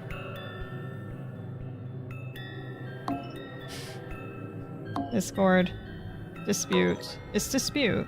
This has to be Jeffrey, because otherwise it's just completely wrong name. Yeah. Unless I got Jeffrey's name wrong. It's Jeffrey Sinclair, right? That could be the problem. Jeffrey Sinclair. Lazarus Hurst, Walter King. Walter King, Jeffrey Sinclair, Lazarus Hurst. Well. Unless one of these is David. Nope.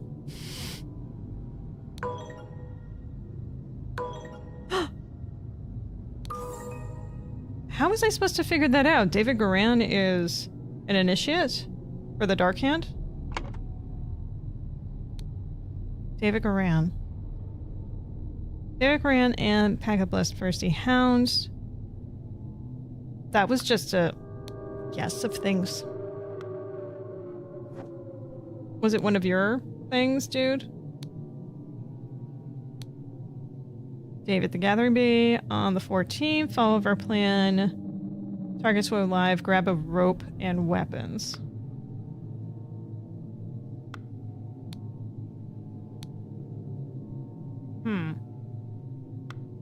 Oh! Oh! I think I get it now. Dark Hand Initiate. Initiate. Dark Hand. There it is. That was the clue. I get it now. Okay. Sorry, sometimes it takes me a minute.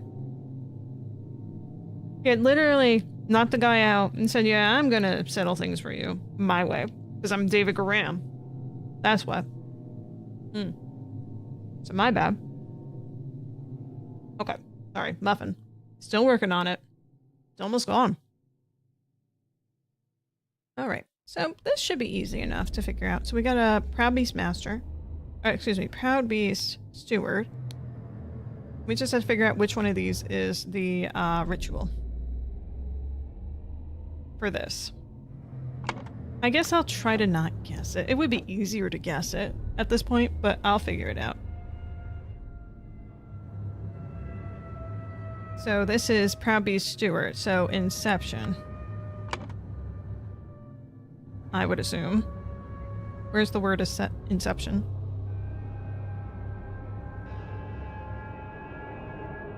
I don't see that word.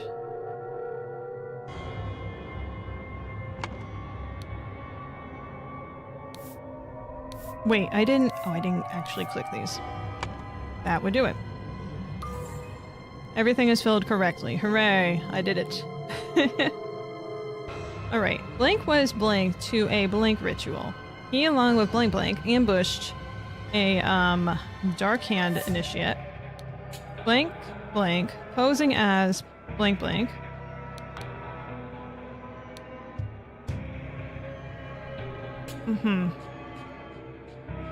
David Garan. He, along with Blank Blank, ambushed Dark Hand Initiate. David Garan posing as Dark Hand Initiate. Wait, that doesn't make sense. Well, I'll fix it in a bit. Blank to blank with a blank which blank had no blank. Blank, blank, blank, the other blank, and he died.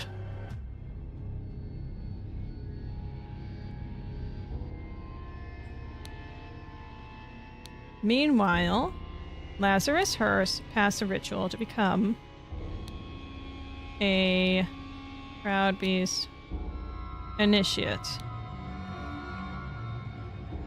There we go. Passed the Inception ritual. Poisoned.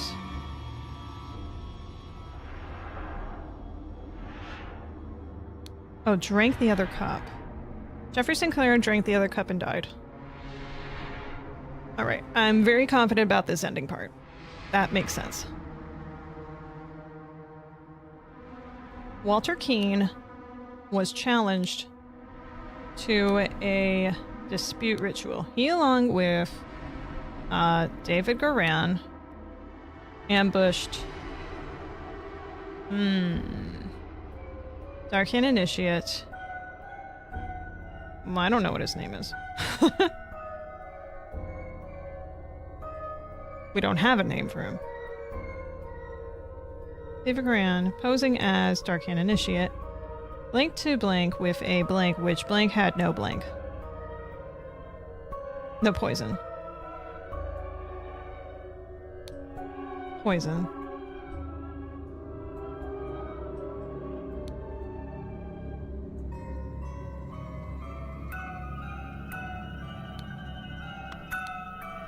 With a blank which cup.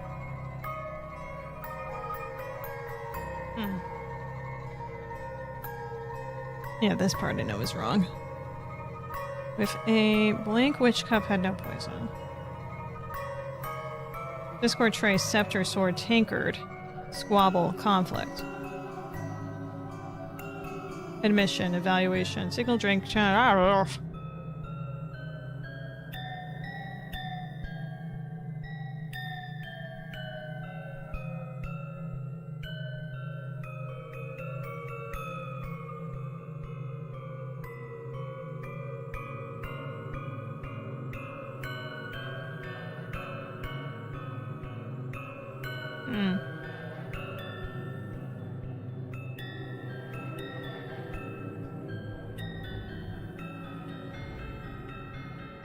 Scepter, tray, Discord. Tray. Which cup had no poison? See, this is the hardest part, is just trying to understand the grammar nicely. That's the end of the muffin. Unless you count crumbs, which I don't. So you're talking all real monsters, crumbs. That's a little different. Always count him. Just cleaning up a little bit.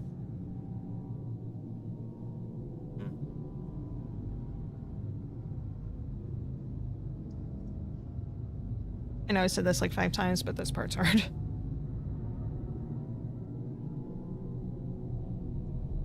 David Goran, Darkan Initiate. David Goran, posing as Darkan Initiate. Oh, that's a period. Oh, that's not a comma. Okay. He, along with David Goran, ambushed Darkan Initiate. David Goran, posing as Darkan Initiate, signaled to Walter with a... Oh, he's holding a tankard. Scroll has been fulfilled. No hints accessed. After being challenged to... Once I realized that was a period, I was like, oh, I'm on the right track. After being challenged to a ritual with potentially deadly consequences, Walter conspired with David to devise a plan which would ensure his own safety. They captured a Brotherhood member on his way to the gathering. David took his costume so that during the ritual of dispute, he could indicate to Walter which cup was poisoned. Therefore, Walter chose the safe cup, and opponent drank the poison and died. Yay. And that's how it was easy. So, these are the dudes with their masks off. Who's gonna die? Chapter 3, The Ascent. The crowning celebration by the lighthouse. This dude. I have crumbs in my mouth that are just like sticking. You know, you ever have like... That's why I never eat pulled pork, because you get that stuff in your teeth. Sometimes you get Arms like stuck in the way back. Hate when that happens. Water.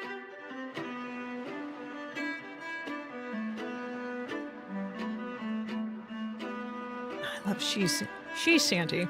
Sea shanty stuff. Let's check the body first. This man is not breathing and has a severe wound at the back of his head. His arm appears to be broken. Pulled pork is worth it though. Well, I don't agree with you on that. A ruby ring. And by the way, welcome, Luigi Link. April 13th, 1791. Water Snake Master. Lately, I have experienced disturbing dreams and I feel cursed. Are you the source of this with your magic? Desist immediately and know that when pushed, my rage is absolute. Do not toy with the well-being of the Empire's general, for I will not tolerate being attacked. In my many voyages, I have learned the dark arts too. If need be, I will summon 1,000 invisible demons to crush your bones. Proud Beastmaster. This is definitely an interesting game. I like it a lot. June 15th, 1791. I would say, like, the art's nice. The gameplay, it has just enough challenge to keep you interested in going, and it's not being very overt with the story. You're piecing it together as you're solving it. And then, like, yeah, that happened at the end. Dear friend, it is not so simple for me to get you a seat alongside me on the court of directors at the Seven Seas Company. As a doctor, I recommend you to stop obsessing over it. It will only imbalance your humors. Let us discuss alternatives at the next party at Kensington Palace. Both his legs appear to be broken. Is that an instrument?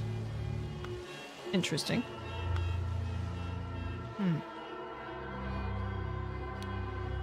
Footprints. Pointy toes going this way. Pointy toe going that way. And a round foot going this way too. But only the one direction. You would think that it would be the round foot going in that direction instead, since there is, deaf that way. But, that's, yeah. Oh, look at all the shiny spots on their feet. I'm gonna have to examine their feet. This one case is brought to you by Quentin Tarantino. Speaking of which, Movie Club today watched a Quentin Tarantino film called The Man with the Iron Fist. I did not know it was a Quentin Tarantino film, but I just like, hey, Wu-Tang Clan, someone's in there. That seems interesting. So that's what we watched. Some stuff I didn't want to see. But it was a good movie. A set of heavy wooden oars. 5 strange looking masks. Yeah, those are feet. The music's getting weirder. Rounded feet. Pointed. This dude is pointed. You're muy pointy. Check these again. These are uber pointy. Yeah, so it's more like yours, dude. Yeah, definitely not you. So you got the pointy feet. Haven't seen that one. How's it rank among his output? I mean, that's a great question. I wouldn't say it's his best accomplishment. I feel like it might be a little bit underappreciated just because it's just largely like, you know how people discrimination, if they don't have actors that are more like yourself, is largely Asian American. And then like one of the main actors is, well, he was a Wu-Tang Clan dude. So, I mean, it was a good film.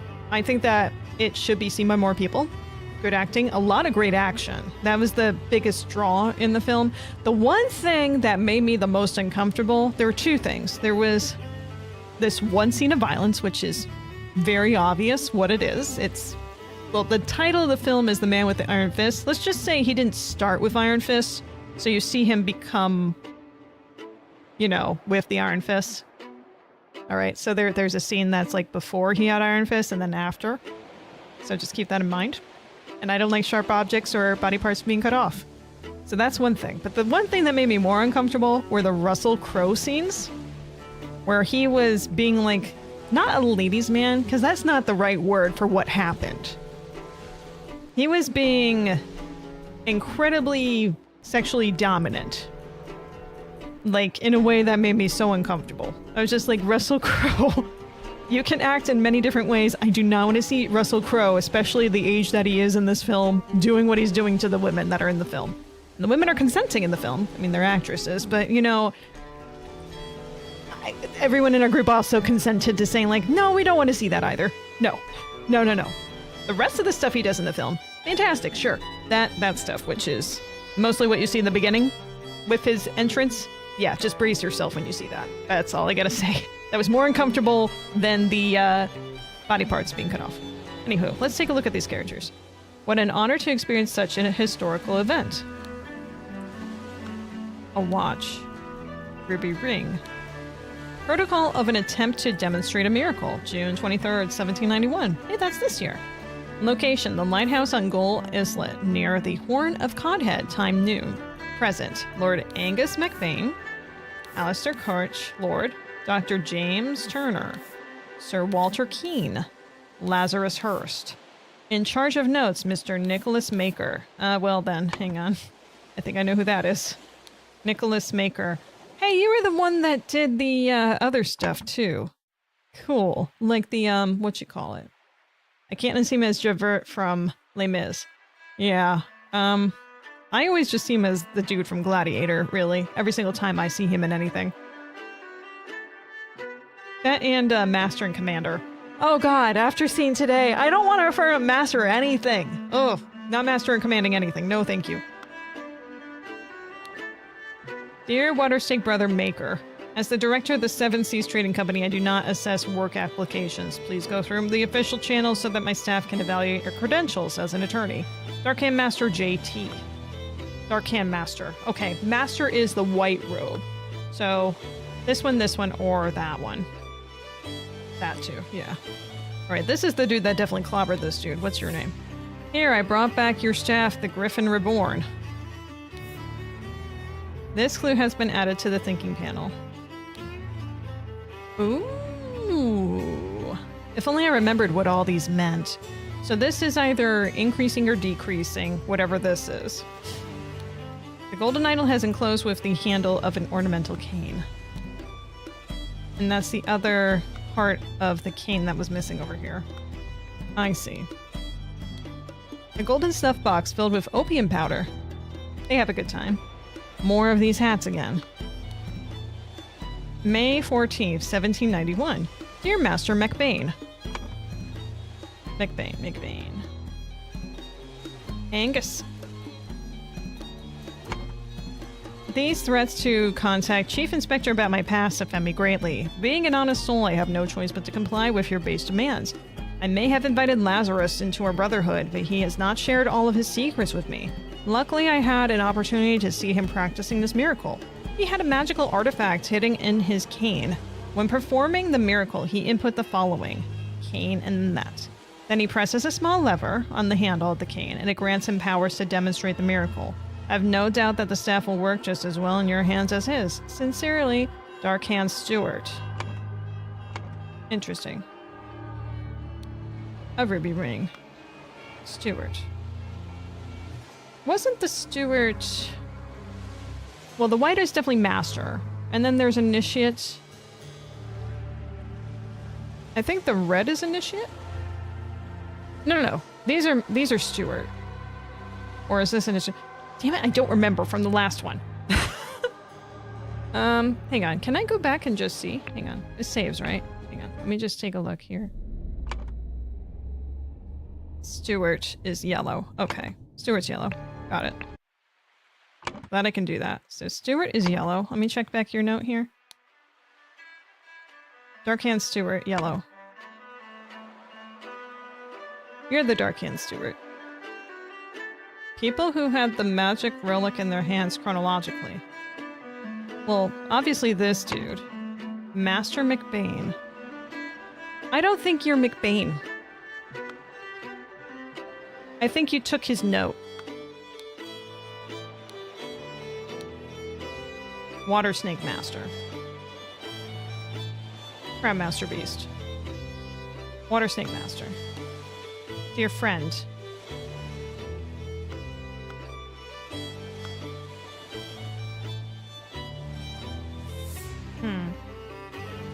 Alright, let me read the rest of you. And thus Griffin Reborn revealed himself to his brothers by demonstrating a true miracle. A silver crown with gems. confused. Kneel before Griffin Reborn and make ready. I will lead your brothers to great many challenges. Oh, this is the, oh, this was the guy that they just added. Lazarus Hurst.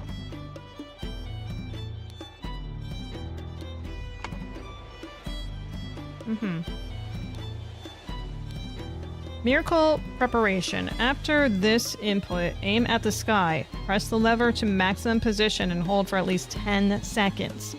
At this point, the idol should be full enough to perform the miracle once.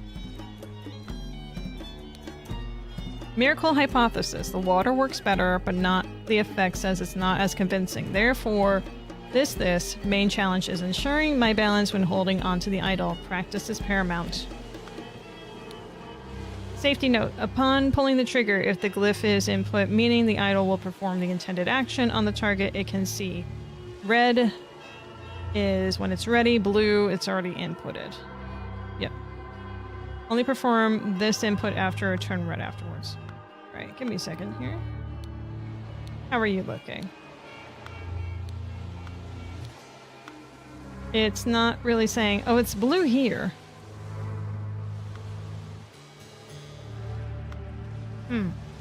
So they just stuffed the idol in this staff. What did I miss off of you? There's something that's showing that I didn't check. Oh, the ring. Yes, you have a ring, just like everyone else. That was an actual miracle. Unbelievable. So there is a Griffin Reborn. A heavy seal. Number 7. Not a loose seal. Rules? What? Okay. The one who claims to be Griffin Reborn must perform a miracle. If someone repeats the miracle, it is proven that it was not a miracle, but mere magic. If no one can repeat the miracle, the masks fall. No one's wearing the masks. Claimant is punished with death. Uh-oh. Claimant is crowned as Griffin Reborn. Hang on. Hang on. That was an actual miracle, so there is a Griffin Reborn.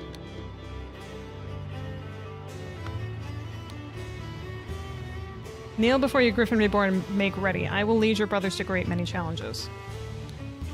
I brought back your staff. So you had it as well. And he had it. So he had it first, he had it second, you had it third. Lazarus. History.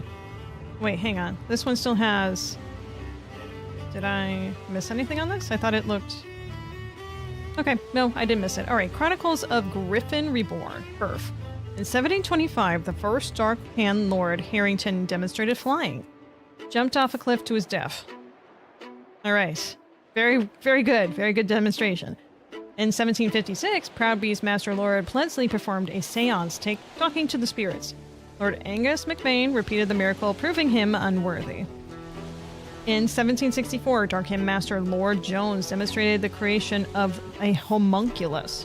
Lord Angus MacBain produced the homunculus as well.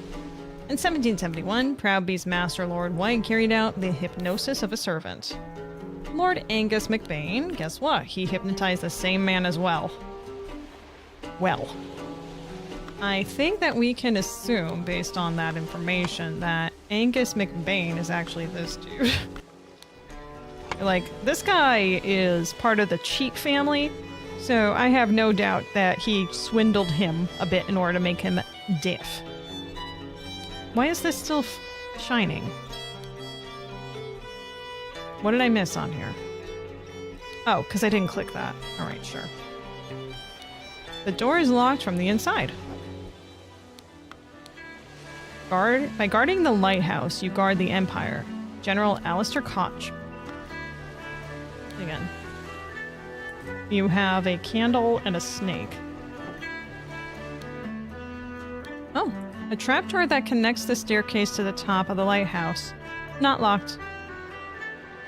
Gee, I'm sure this is here arbitrarily and not for any way of solving mysteries. Apparently, I'm supposed to have enough information to identify everyone. What did your notes say again? Angus McBain, Alistair Cott, James Turner, Walter Keane. Walter Keane. Which one of you is Walter?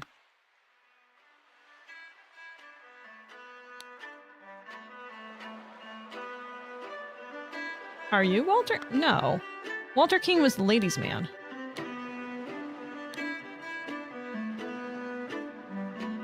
Hang on. Give me a second. He was in a previous case.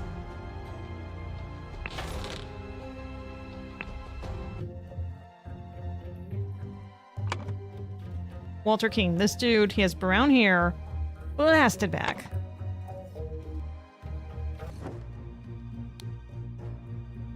This guy. No, it is the guy that was off the cliff. I think. I know his brown hair here, though. Brown hair, blue eyes. And then, if I'm not misunderstanding... Yeah, this is definitely... Yeah, that's the dude that is Lazarus. Lazarus or whatever. Okay. So that's definitely Lazarus. It ain't you, it ain't you, it ain't you. It's gotta be you. Your hair went white. Hi. No, you're Angus then, I guess. Alright, so then you are... Walter Keane. Walter Keane is dead. Why would you kill Walter Keane? He got you into this whole order in the first place, man. Come on. Why would you do that? Alright, look at Angus, and then we have to figure out which one's Alistair, which one's James. Well, this is just a 50-50 here. It's either right or it's not. It's not.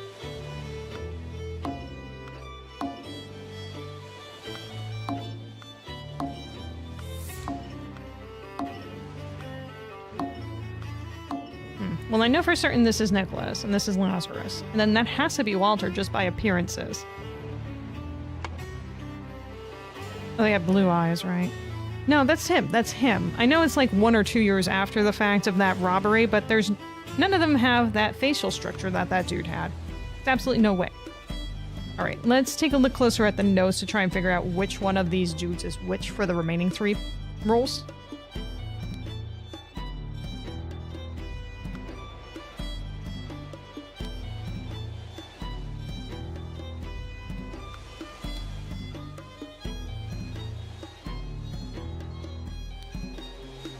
Master McBain. I mean, I'm inclined to think that this dude is the McBain, after all, because he has a note, but it doesn't necessarily mean it is his. Sincerely, Darkhand Steward. And the steward, as we said, had a yellow robe,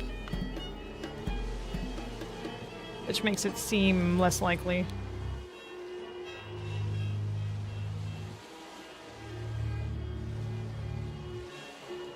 Master McBain, the threats to contact the Chief Inspector about my past offend me greatly. Being an honest soul, I have no choice but to comply with your base demands.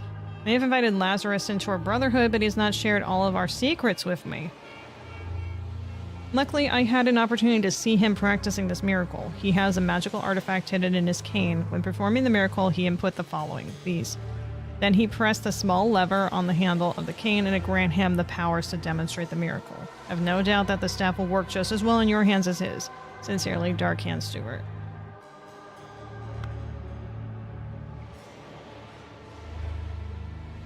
Wait a second. Oh, I'm stupid. I am so stupid. That's what it is. Oh my god, Angus McBain was the dead one. I was right. He didn't have the right note. That's Walter. Jeez.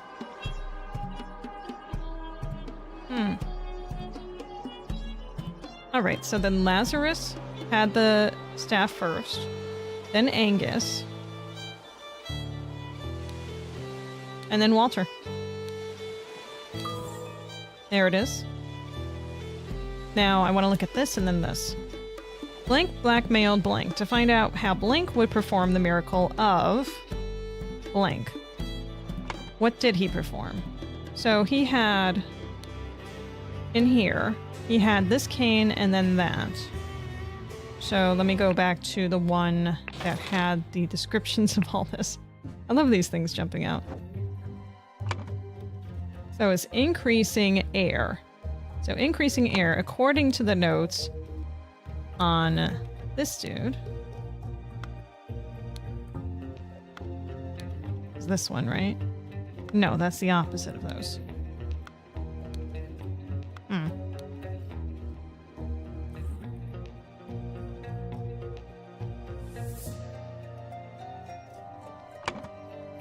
This is decreasing, so increasing air. Basically just adding air. Or making something disappear. So he must have had it on the other one and then made it...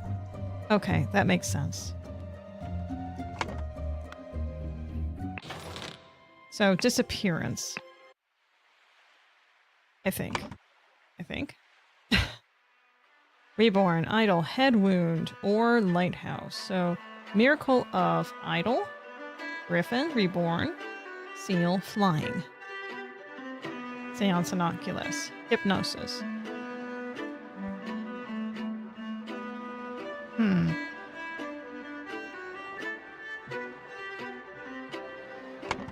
me check the notes here. Flying, Seance, Homunculus, Hypnosis, which none of those are what he did.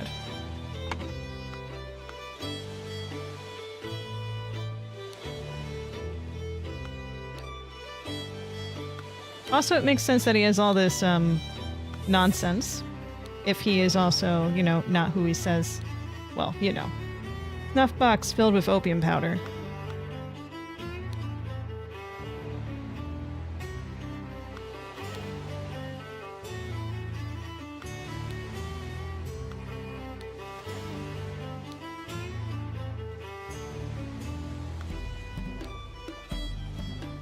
Protocol of an attempt to demonstrate a miracle.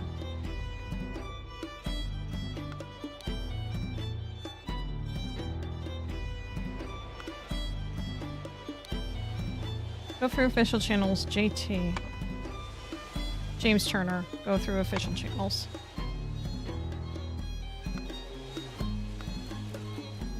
Oh, sorry, excuse me. Oh yeah, and I said earlier, like, he definitely went over to hit him because of the footprints. Duh. What are the round ones? Not yours. Yours, though, are rounded. With spurs.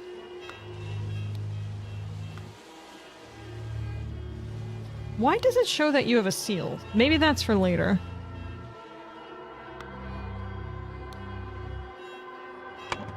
I'm not sure which miracle that, based on everything here. But it wasn't Hypnosis. Homunculus, no way. Seance. No. Flying Seal. Reborn. Griffin. Idle. You know what it was? It was perform the miracle of head. Nah. Okay. Miracle of seal. We'll say seal for now.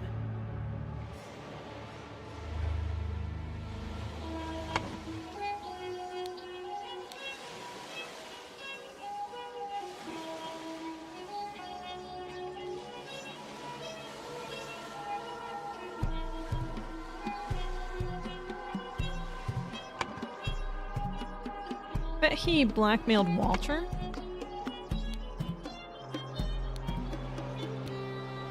Water Snake Master. Lately I've experienced disturbing dreams. Water Snake Master. So that could be him, or him.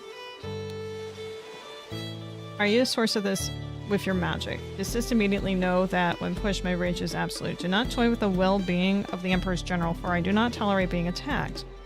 In my many voyages, I have learned the dark arts too. If need be, I will summon 1,000 invisible demons to crush your bones. Proud Beastmaster.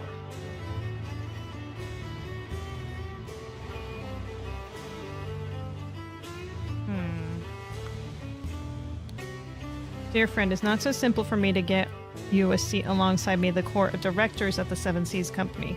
As a doctor, I recommend you stop obsessing over it. Now, like, he had that note. I'm wondering if he had this note for someone else.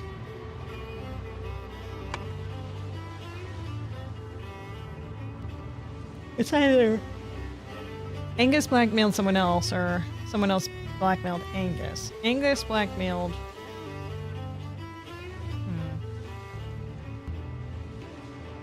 Alistair Cock. None of you have notes on you.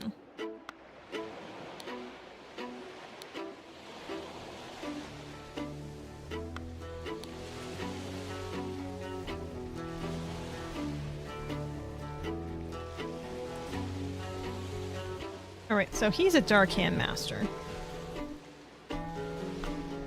And we know that we're not dealing with a Dark Hand Master based on these Water Snake improprieties. So it's the other dude. Angus, Alistair Cock.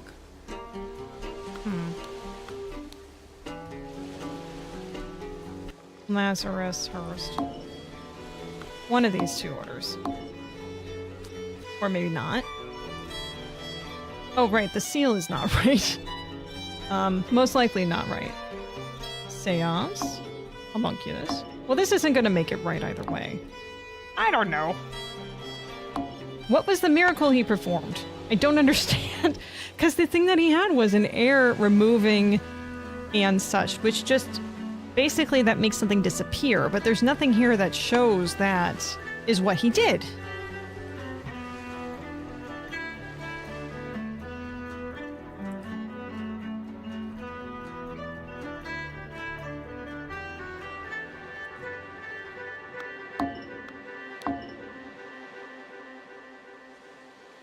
Hypnosis. Homunculus. Lighthouse. Seance. Flying. Seal. Reborn. Griffin. Idol. Or lighthouse. Head. Wound. Miracle of head wound.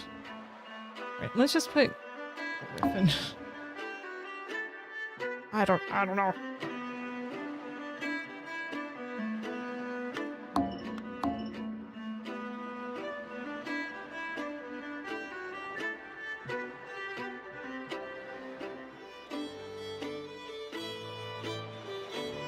Unless he was talking about... Oh my gosh, I had their names backwards. Oh my god.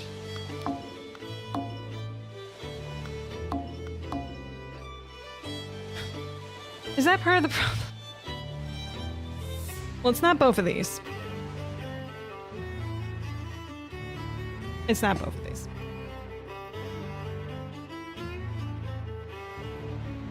Find out how Lazarus Hurst would perform the miracle of Griffin.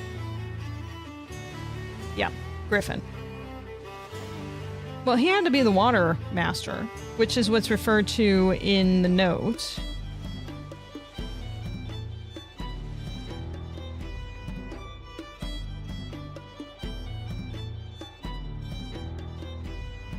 I wonder... Is Walter somehow involved in this? No.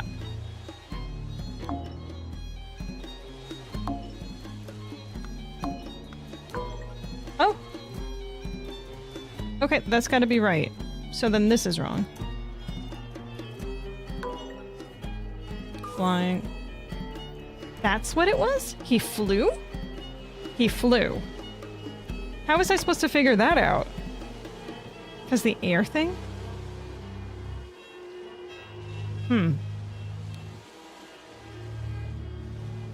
Did he just fall to his death? Is that what happened?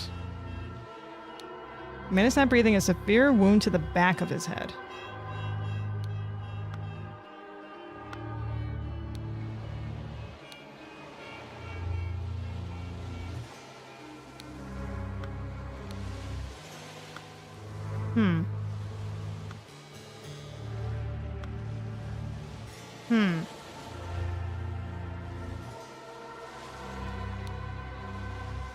I mean, it does seem like there's a big impact here.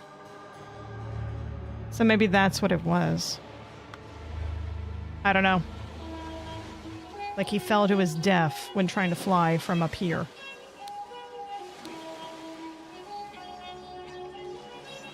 Not locked, as they said.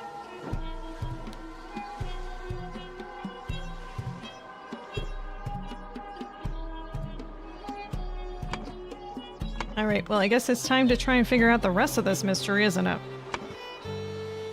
Okay, so it seems that Lazarus Hearst's miracle was flying.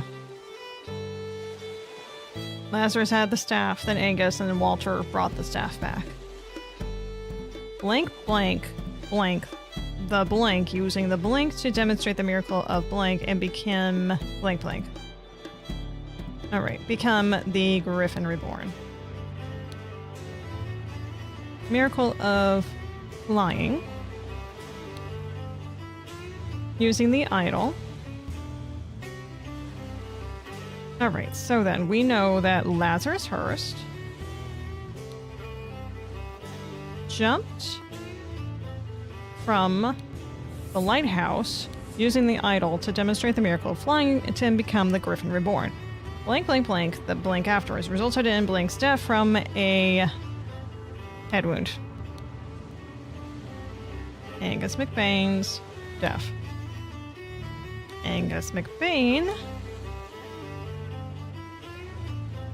jumped from the lighthouse. Yeah, that was easy enough. Scrolls have been fulfilled. When Lazarus Hearst jumped from the lighthouse and survived using the hidden golden idol, Master Angus McBain thought he had enough information to repeat the miracle and prevent Lazarus from becoming Griffin Reborn. He seized the staff from Lazarus and locked the lighthouse door to prevent foul play. However, he did not know all the secrets of the idol. It did not work for him, and Angus jumped to his death. Simple enough death. And looks like we have another death to do here for Chapter 3. Chapter 3, The Ascent. The Interrupted Weekend at the Doctor's Salon. Oh, boy. Well, we already know who this dude is. Not off the top of my head. Same with this dude. I don't know who anyone else is here, including the deceased. Let's check the deceased first. We have a note, and we have this guy. The man is not breathing and has a huge vertical wound on his forehead. Vertical? A clean small sword, so it wasn't that sword. Listen, apologies for the shouting match yesterday. Let's continue our discussion at noon. Leo. Dear friend, May 8th, 1792. The elections are over. So let's uphold tradition and have a leisurely weekend at my place with you and Leopold to discuss the Prime Minister situation. Please join us on May 12th. Kindly confirm your presence. Dr. James Turner. Surprised I can't click any of these names. What's on your hand? A button. There's a boomerang with blood on it. Gee, I wonder what killed you. Oh God, believe me, my lord, I do not feel comfortable arresting a prime ministerial candidate, but I must ask you to follow me. Constable number 1, Arthur Faulkner. Oh boy, hang on, let's get you added in here first, Arthur. Before I forget. Testimonies, Leopold Gideon, urgent. Oh my God. Billiam? That's someone's actual name. I used to jokingly call one of my friends Billiam. Because he also went by both Bill and Will. Claims that 1. Planted and pruned all morning by the chrysanthemum bush. Saw the young gentleman and foreigner leave the croquet and go behind the manor. In the afternoon moved to the rose bush. From there saw Lord Augustus leave the fountain at around noon. 3. Continued his work on the roses until the alarm was raised by Mr. Hill. Podrick. Claims that 1. Served Lord Alistair in Chest House in the morning. His master arrived and instructed him to dispose of the spoiled sherry that he and Lord Leopold had drunk and then go to assist Mr. Spade in the garden. On entering the library to take away the glasses, found Lord Leopold asleep. Suddenly was overcome by dizziness and fainted due to his weak heart. Was woken by Lord Leopold and instructed to raise the alarm. Then saw the deceased lying in the saloon. Or salon. Keep wanting to say saloon. Leopold. Claims. Had a glass of sherry. Billiam is a delightful name. It very much is. Had a glass of sherry with James in the library and became drowsy as he was falling asleep with Lemurian, observing him through the glass door. Just go away, fly. Go away. It knows it's pissing me off by going on the mic here. As he was falling asleep, he saw Lemurian observing him through the glass door. Woke up, found the butler on the floor asleep. Woke up the butler. Entered the saloon and found the body. Upon inspecting the weapon, deduced that Lemurian was the murderer. Instructed the butler to raise the alarm. Okay, Gideon. Played croquet with Ergen that morning. They got bored and went to drink tea in the tea house. Ergen drew his attention to the interesting design of the chess house. Saw Lord Alistair Koch lecture the butler. Saw Masters Turner come to the chess house and send the butler away, just as Ergen was remarking on the beauty of the chess house. Saw Lord Alistair leave the chess house and return shortly after. Ergen. Slightly difficult to understand what he says, potentially because he has challenges with our language. Everything young Master Bell says is absolutely correct. James. Claims that he drank a glass of sour sherry with Blankard in the library in the morning. Then he went to the chess house where he found Lord Alistair and the butler. Ordered the butler to clean up the library and get rid of the bad sherry. Spent the rest of the time playing chess with Alistair until the alarm was raised. N.B. As the master of the house, he led the interrogation of the suspects. Alistair. In the morning, he practiced chess at the chess house and educated the butler on his lack of military training. Sometime in the afternoon, Dr. Turner arrived and sent the butler away. They played together, and he was very close to winning when the alarm was raised. So Dr. Turner and him were playing chess, according to this. All right, give me your Pollard. Oh, what's this? Plants. Psychoactive plants, drugged symptoms. Spotty onion. An illusion of unity with the universe. Increased appetite. Hiccups. Black poppy. Sleepiness. Whites of eyes get a pink tint. Lemurian lichen. Hyperconcentration on one thing. Loss of perception of time. Rapid blinking. Red berry. Surge of energy. Vocalization of all your thoughts. Twitching. Aggression. The seals of 12 Lemurian clans. Oh my god. I'm not looking forward to needing to use that. There's the boomerang is missing there. Tea house. Chess house. Croquet field. Flower beds. I played croquet as a kid. I know this the very white of me. I know. But for some reason, my parents had a croquet set. I don't think I remember ever seeing it after we moved to New York, though. I can't remember it. But basically, we would just goof around with it and just put down like the little spikes and knock the balls through them. I was way too young to be able to play it properly. Though that didn't stop my sibling from yelling at me for not playing it properly, of course. Yeah. Man. That was the time that I was really into Alice in Wonderland, too, so it was great. Tea house.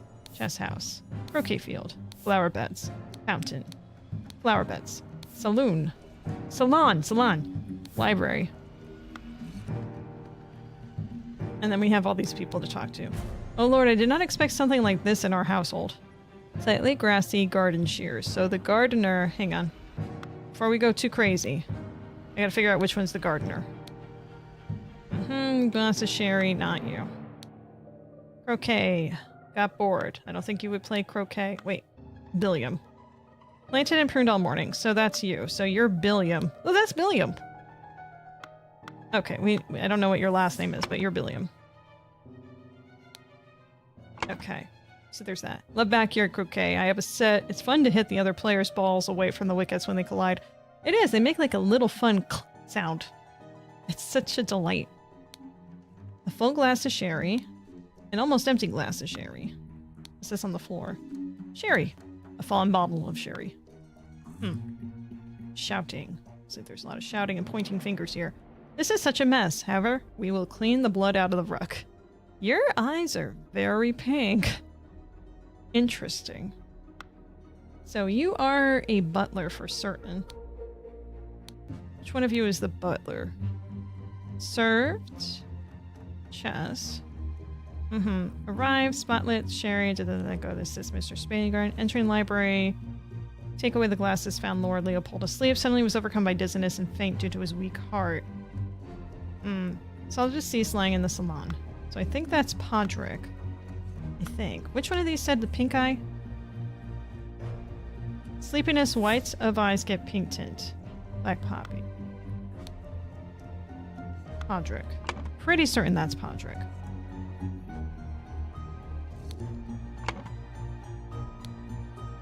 Leopold, your plan to frame Patu is a sublime, but goddamn stupid fly. But your missing button is more than enough proof that you did it. Constable, please escort this man out. What was your name again? Pretty certain you're Cock. Hang on. We'll find that out really quickly here. So you are right here. You are James Turner. And that's Alistair Cock. James Turner. James Turner. Turner. James Turner. Alistair? Do we have an Alistair on here? Yeah, there's Alistair.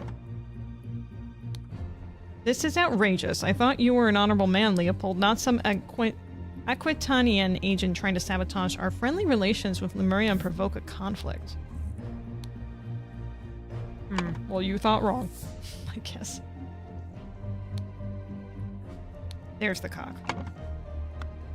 Alright. This dude? James, this is preposterous.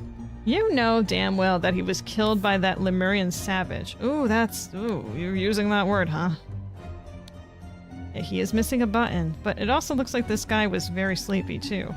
Dear friend, now that the elections are over, please join me for a leisurely weekend at my manor with good old Augustus and some other fine fellows. We will have some drinks and discuss what to do about that prime minister position. Kindly confirm your presence, Dr. James Turner.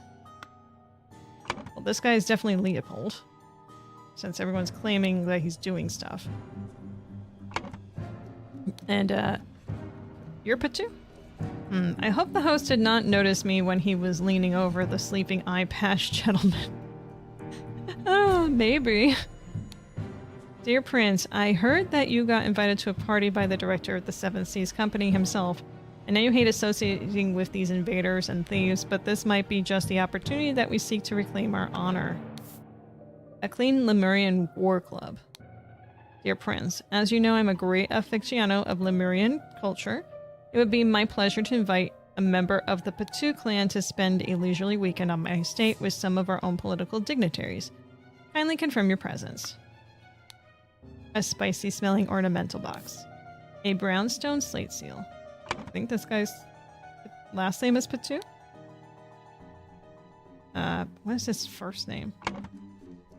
There was a note that it was hard to understand what this guy says. I mean, I understand him fine, but, you know, like maybe they're talking about an accent? Ergen? Everything young Master Bell says is absolutely correct.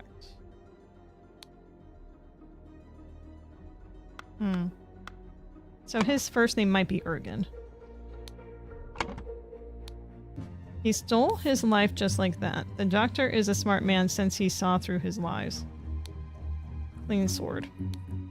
Dear friend, at one of the balls you said that you would love to meet someone actually interesting.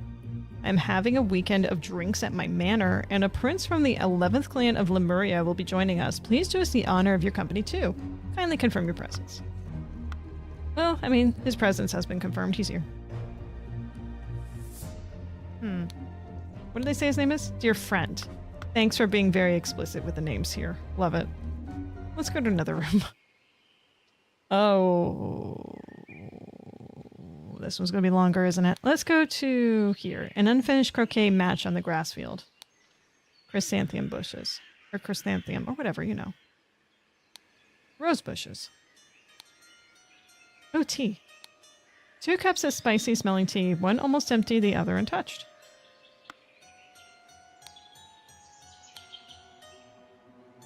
What a newspaper. London Gazetteer. May 11th, 1792. Who will be the new Prime Minister? Election results. New Order Party 36, Moderates 32, Loyalists 29. The New Order Party looks like they're literally really new. Loyalists racing ahead. Moderates are also racing ahead. Interesting. Oh, is this the dude that's dead? Yikes. The New Order Party has the most MPs, but it is clear the 2 old parties will form a coalition. This means either loyalist leader Blanchard or moderate leader Valentine will become the prime minister, leaving Lazarus Hearst and his party in the opposition. Yeah, this does look like Lazarus, so I think he's the New Order party candidate. Loyalist leader is the one with the eye patch, which is Blanchard. Blanchard? Leopold Blanchard. Blanchard. Where are you? Here. And then this other dude is Valentine. Will become prime minister, leaving Lazarus and his party in opposition. Chess. Why do I get to look at this? Why is this important? I'm not very good at chess. If this is a clue, and it surely is, how? How? Someone mentioned something about playing chess, right? I'm guessing. Oh, there's a door here. Oh. Yeah, I went through that door. Well, why? That was weird. Was there something to look at here? I guess the fact that you can't see through the door or something? Do I have enough information to continue? Apparently I do. I don't know what your name is, blue-haired kid. We'll figure it out together. So there's a Leopold, there's a Gideon. I guess this must be Gideon. These are all first names. And we have to figure out Bell, Augustus, Hill, Spade. What's this guy's first name? Augustus, maybe. That would make sense. That reminds me, did you ever get back to Blueprints off stream? I think I remember you getting some chess stuff in that. Yes, I did get into that for quite a bit. I have not played it in like a month, though. Still want to continue it. The thing that really makes me want to go back into it is just like, I like getting achievements when there are options, and it's so hard to get achievements in that game. Like, I have like 2 or 3, and there's so much still more to explore in that. Plus I want to get like, oh, finish this game in a day type of stuff and all that sort of stuff. I mean, like, I gotta want to go back and speed run some of that, you know? That'd be a lot of fun. Really good. I did get to a point, there was some chess stuff in there that I was close to fulfilling the chess puzzle in that game, but not quite. Not quite. I did get that one achievement where you fill every square on the map. That was very hard to get to. At least I felt it was very hard. I saw all my friends were getting it. I'm like, what the hell? You guys are insanely good at this. So we need... on here, let's see. We have Spade, Bell, Hill. Where can I get your names? Where did I get them? I went back this way. Mr. Hill continued his work on the roses until the alarm was raised by Mr. Hill. Mr. Hill raised the alarm. Watched the speedrun during GDQ a couple weeks ago. It was something LOL. Oh yeah, I still have not seen anything for AGDQ from the last one. I meant to, but I was just like, I'm so busy right now that I just did not have time for doing anything. So I didn't. Who raised the alarm? Instructed the butler to raise the alarm. So Leopold instructed the butler. Okay, so you raised... Podrick raised the alarm. Mr. Hill. Podrick Hill. Got it. And we saw Augustus. Afternoon moved to the Rosebusters. From there, saw Lord Augustus leave the fountain at around noon. I'm gonna have to read all these notes again, now that I know the names. Well, once I know all the names, I should say. So we have Augustus Hill, then we have Spade is the next one. I started from here. Doesn't have his name. Hotch Turner. Ergen. Everything young Master Bell says is absolutely correct. Young Master Bell. I'm gonna guess then that that's Ergen. Wait, hang on. Bell happened here. Where is the one with his name in it? Hawk Turner, because I'm pretty certain I did it in that order. Because Spade is looked over. Planted, August, Fountain Hill. Spade. There's Spade. Okay. His master arrived and instructed him to dispose of the spoiled sherry that he and Lord Leopold had drunk, and then go to assist Mr. Spade in the garden. William Spade. Which leaves you as Mr. Bell. Yay! Yahtzee. All right. Out of curiosity, were there any other good speed runs from GDQ this year? Or is, you know, like, obviously Blueprints is worth seeing, I think. But I'm curious if there was anything that, like, really stood out this year. Location of each suspect when the body was found. I can figure that out in a few minutes. Let's see. Link is the victim. August Valentine is the victim. The blank is the murder weapon. The boomerang. The blank is where he was murdered. I don't know what this building's called. Where's the map? The salon. 'Cause that's where he is. I'm assuming that's right. And he wasn't moved. Body was found... Also, that's where the blood is on the floor. Body was found by... Who told him to raise the alarm? Lord Leopold.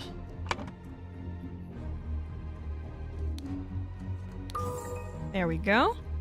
Location of each suspect when the body was found. So, William Spade.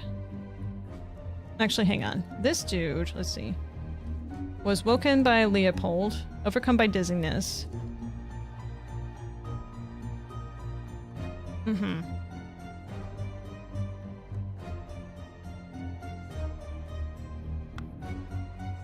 So you found... Hang on. This was Podrick. Entering the library. So you were in the library. Podrick was in the library. The butler. Library. Library? Library. Gardener.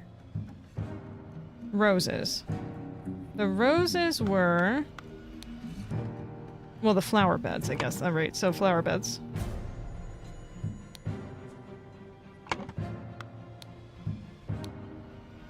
Leopold. Enter the salon, found the body. Yeah, so you were in the salon. Leopold. Well, hang on, wait a second. What was your name? Leopold entered the salon. He is... We'll get back to what you are. Gideon. Like croquet, saw Laura Elster leave the chess house and return shortly after. So the chess house for Gideon. Young man. Chess house. There you are. Always a fan of their Mario Maker races. They had another one this year? Oh, this year they had a Mega Man Maker fan game that I wanted to watch. Missed live. A lot of races this year. The races I think are the more interesting ones. That, and if there is a Link to the Past, I always watch those. Those are always fantastic. Let's see. The doctor. Which one of you is the doctor? I think James is the doctor. I think. The loyalist. Oh, you're the loyalist. It has the freaking eye patch. I'm so ridiculous. So you were found... What did we say you were? Gideon, right? Leave the chest house, return shortly afterwards. Wait, no, that's Gideon. That's not... Okay. Woke up, found the butler. Upon inspecting the weapon, deduced that Lemurian was the murderer. There's like... Wait. I'm confusing people. Leopold Blanchard. That's who I'm looking for. Entered the salon, found the body. So you were in the salon. That's what it was. Salon... Salon? Salon? Tea house, chest house, flower beds, library. There's no salon here. What the... I remember like in Link to the Past randomizer they had before. Yeah, they always have some good... If it's a race, especially, it's really good. I remember, I watch enough Link to the Past to like know like one or two names of speedrunners. I remember Andy, when they had like the incentive of having like people just randomly attacking him in there, you know? That was fantastic. I don't know how much he felt about it being fantastic, but it was fantastic. Fields, flower beds, library, fountain. Alright, we're gonna get back to you because I don't have salon here. That's weird. Oh wait, it's right. I'm so ridiculous. It's right here. Okay, so the doctor... You're the doctor. The prince. Prince? What do you mean the prince? Oh, you're the prince. You're the prince. What do you mean the prince? Oh, you're the prince. What do you mean the prince? Oh, you're the prince. What do you mean the prince? Oh, you're the prince. What do you mean the prince? Oh, you're the prince. Oh, you're the prince. Oh, you're the prince. Oh, you're the prince. Interesting. It didn't say where he was, so we're going to have to infer that with other information. The general. You're the general, right, Alistair? They played together and he was close to winning when the alarm was raised. Afternoon surge. Morning, he practiced chess at the chess house, educated the butler on lack of military training. Sometime in the afternoon, Dr. Turner arrived and he sent the butler away. They played together and he was very close to winning when the alarm was raised. Wait a second. Wait a second. Gideon. Hang on. Ergen drew his attention to the interesting design of the chess house. Saw Alistair Koch lecture the butler, saw Master Turner come to the chess house, send the butler away just as Ergen began remarking on the beauty of the chess house, saw Lord Alistair leave the chess house and return shortly afterwards. Played croquet with Ergen in the morning. They got bored and went to drink tea in the tea house. Oh, they were at the tea house. Okay. So you were not at the chess house. The general was. Tea. Both him and the prince were at the tea house, according to them. And then we had to figure out the doctor. He was the field, the fountain, somewhere. Dr. James Turner. Master Turner come to the chess house and send the butler away. So he's probably there.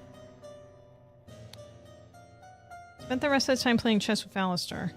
Master of the house, he led the interrogation of suspects. Makes sense? Alright, I guess that's all accurate. Alright, so it's time to solve the mystery. Okay. Early in the morning, blink, blink, blink, blink, blink, in the blink, and blink a blink. Meanwhile, in the blink, blink, blink, blink, blink, blink, blink, blink, and blink, in the Miriam blink from the blink, in the blink at around blank, about noon, blink, blink, blink, blink, blink, and blink to the blink on him to blink, blink, blink. A Lemurian boomerang. Pretty certain that has to be what that is. From the salon. That's where it is.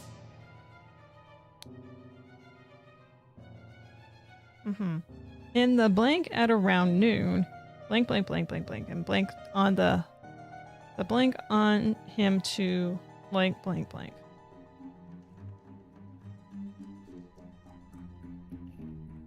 Frame.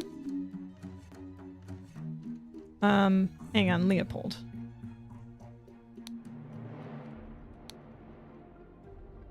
So someone was trying to frame Leopold. I'm pretty certain that's what's happening here. Because it's kind of weird, you know, like this guy gets hit in the head and he has a button on him.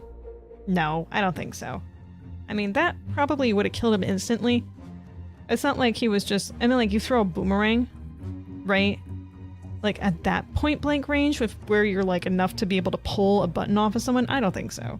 That's not going to work efficiently. I mean, that, you just might as well just do dink on the forehead, right? That doesn't work. In the blank around noon.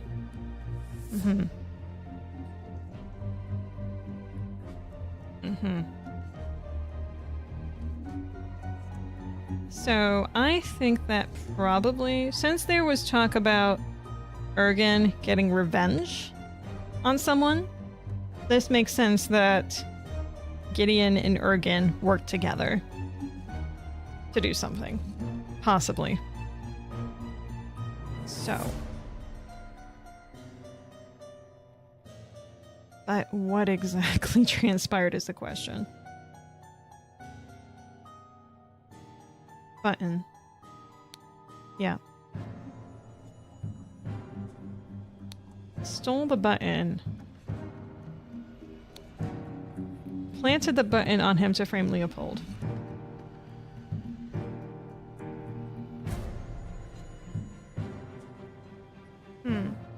I'm thinking. In the blank around noon. I'm guessing the salon. In the salon around noon.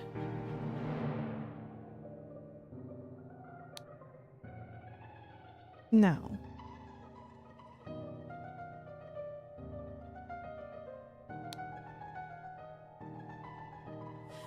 drugged Leopold.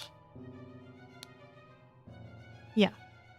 Alright, let me check his story again for Leopold. Had a glass of sherry with James in the library. James is James Turner. As he was falling asleep, he saw Lemurian observing him through the glass door.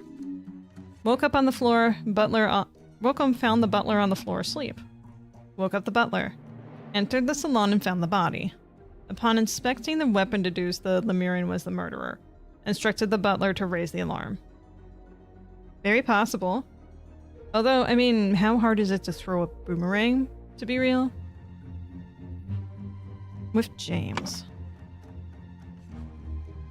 I would say James probably drugged him then.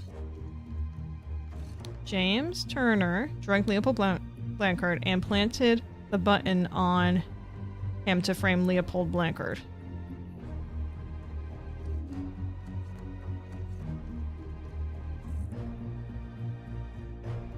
No. No.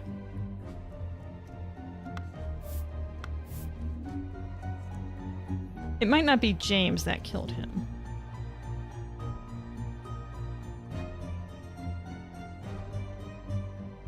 Stole a Lemurian boomerang from the saloon. In the saloon around noon. Yeah, so Augustus was killed. It's still not clear to me if James killed him or someone else killed him. We're gonna leave James there for right now. Early morning, so-and-so did something to so-and-so in the certain room. And somethinged a sherry, seal, club. Maybe something else. You know? Maybe. Meanwhile, in the certain room, so-and-so did something to so-and-so and stole a Lemurian boomerang from the saloon.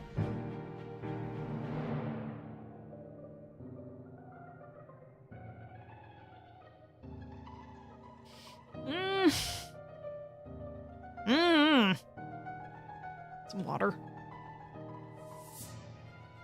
Let me read the accounts again. So, let's start with... Right. Alistair. In the morning... Alistair is which one again?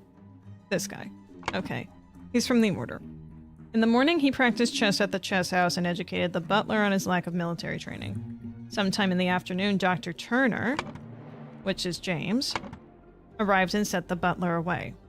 They played together, and he was very close to winning when the alarm was raised. So James didn't kill anyone. So it can't be James. That was his alibi. Okay. So I'm unfortunately thinking that maybe Ergen did it. We'll leave it like that for the moment. James. And again, this is the master of the house. He drank a glass of sour sherry with Blancard in the library in the morning. He then went to the chess house where he found Lord Alistair and the butler. Ordered the butler to clean up the library and get rid of the bad sherry. Spent the rest of the time playing chess with Alistair until the alarm was raised. Oh, here's a question. Right, so this is the salon, and this is the library. And so this is in the salon, so that's where that's getting taken from. Wait, is this important? Hang on, because you had something on you. Brownstone slate seal. So you get a square with a dot in it and 2 triangles on either side. 1, 2, 3, 4, 5, 6. Yeah, one of them's missing. You took one of those things for your clan, man. So you stole that. I mean, to be fair, if it's something that rightfully belonged to your clan and this was just stolen for no reason, I don't see a reason for you not taking it. But, yeah, I mean, this is not your property, technically. I mean, you don't live on the property. I'm not saying you had no right to do what you did, though. That would be a lie. Anyway, that's an aside for these fictional people. James. We went for James Ergen. Everything young Master Bell says is absolutely correct. Master Bell said the following. Play croquet with Ergen in the morning. They got bored and went to drink tea in the tea house. Ergen drew his attention to the interesting design of the chess house. Saw Lord Alistair Cock lecture the butler. Saw Master Turner come to the chess house and send the butler away, just as Ergen was remarking on the beauty of the chess house. Chess house sounds... I feel like I'm not saying that right. I know I am. Chess house. House of chess. Anyway, saw Lord Alistair leave the chest house... the sea house, and return shortly afterwards. The sea house could be something else. Master Turner come to the sea house and send the butler away, just as Ergen was remarking on the beauty of that house. So James came, said goodbye, butler. Alistair lectured the butler. Alistair did? Oh yeah, he did. How could you see that from the tea house, though? Excuse me. This is the tea house, right? So croquet, then you went over here. There's the chest. Yeah, okay, you could see that from there. Never mind. Alright. Continuing here. So that was Gideon. Leopold. That's a Sherry. Fell asleep. The Lemurian was observing him through the glass door. Woke up, found the butler on the floor, asleep. Woke up the butler. Entered the salon, found the body. Upon inspecting the weapon... Yeah, okay, tell me about Podrick falling asleep. Served Lord Alistair in the sea house in the morning. His master arrived and instructed him to dispose of the spoilt sherry that he and Lord Leopold had drunk, and then go to assist Mr. Spade in the garden. On entering the library to take away the glasses, found Lord Leopold asleep. Suddenly he was overcome by dizziness and fainted due to his weak heart.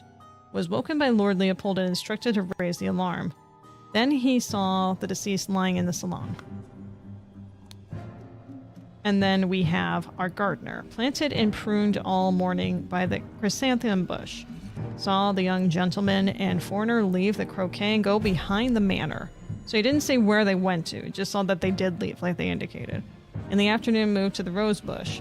From there saw Lord Augustus leave the fountain at around noon. Lord Augustus, that's James.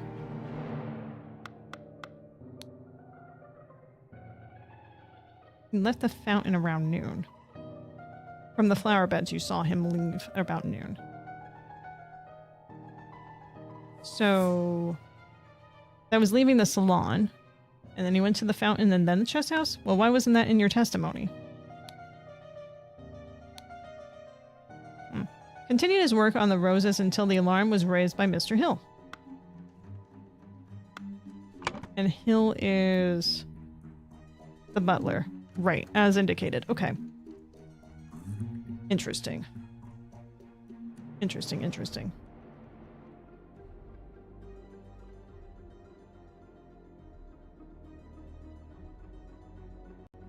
Sherry. Early morning. What was Augustus doing this entire time? It wasn't really saying what he was doing, was it? In any of that testimony. They just like, oh, we found his body in here. Ooh. That would help figure things out. Early in the morning. James Turner. Drugged. Shoot, which one of them? Leopold. In the salon. And blank a sherry. And,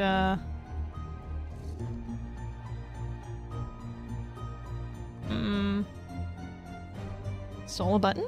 No. Dragged a sherry.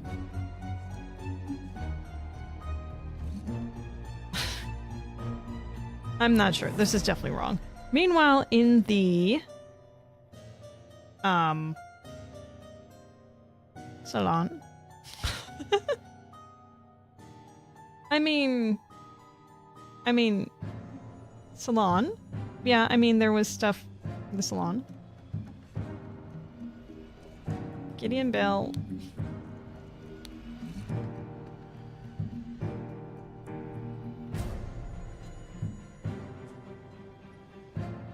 Killed, planted, framed, drugged.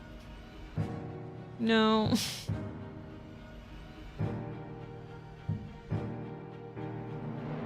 Killed, provoke.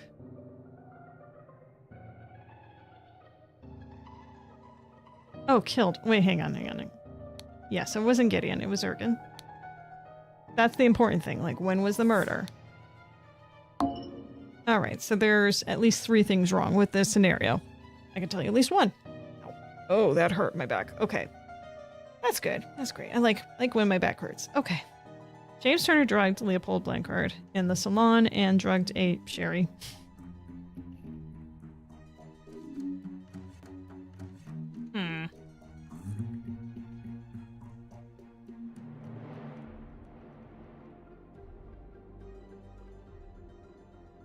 Frames. Okay, so this one, I really feel like it would have been a past tense.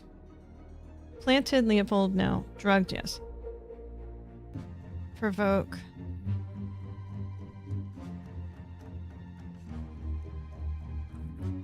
I'm not sure here. I really am not sure at all on this one. I mean, I feel like I know what the scenario is. Like, what I think happened was that James and Leopold were having, you know, drinks in the salon or library. Excuse me, the library. Where's the library here? The library, thank you. Library. And, that's part of it. Meanwhile, so they had drinks, and his drink was spiked. He fell asleep as a result of that. While he was asleep, in the salon, Ergen killed Augustus and stole a boomerang from the salon.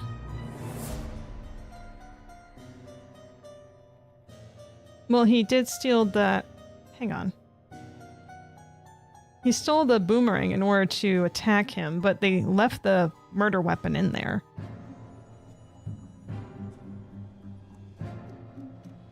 Hang on one second, because he did take something else. I don't know what it's called, though. The seals. He stole a steel. Yeah, so he stole one of the seals. In the salon around noon, Ergen Patu killed Augustus Valentine. Oh, I just realized I put that twice. Wow, I'm an idiot.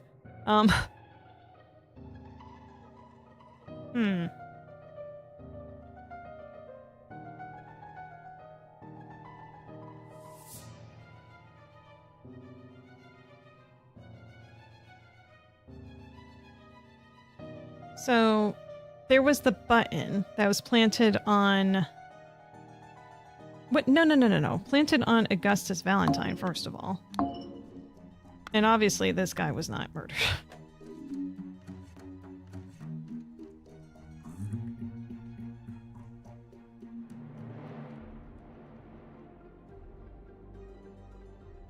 Provoke, stole, planted. When was he killed? Was he killed at noon? I guess he must have been.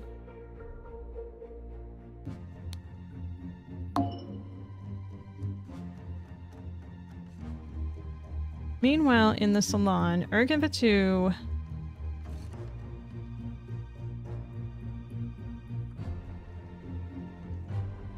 killed... No, he didn't kill him twice. Planted. Frame.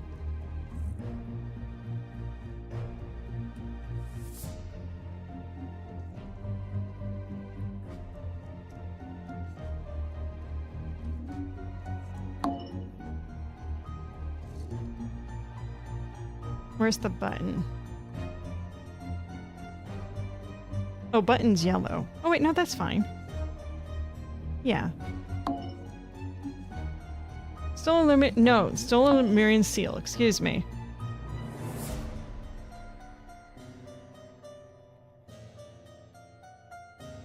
I'm pretty certain he did the murder here.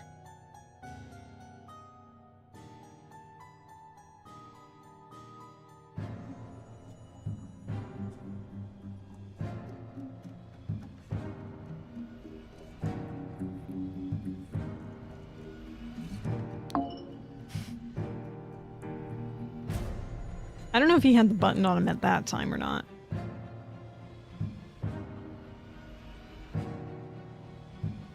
He might have handed off the button to him. Oh, excuse me.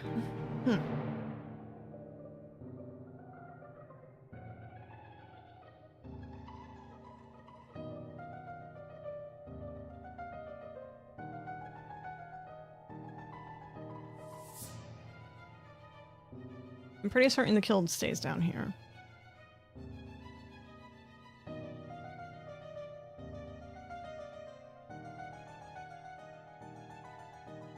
So we know killed isn't there.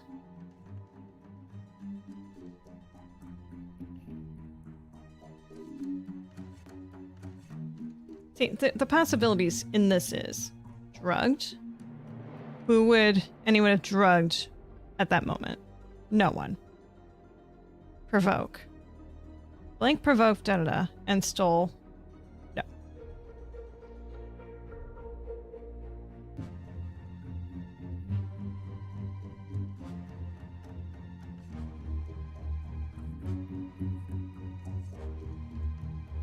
Because the stealing here is referring to the Lemurian seal and not the button. Because you can't say Lemurian button.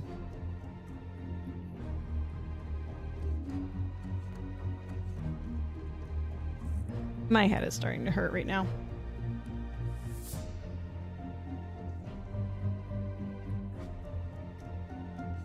Frame. Provoke. Provoke hasn't been used, but when did I actually pick up this word? What context was this used?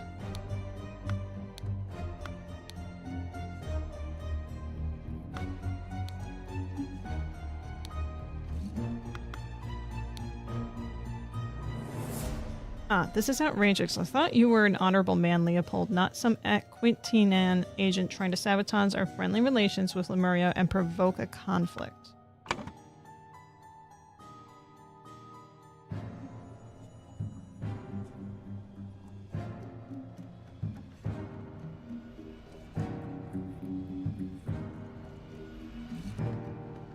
I can't see the word provoke being used in this. I just can't.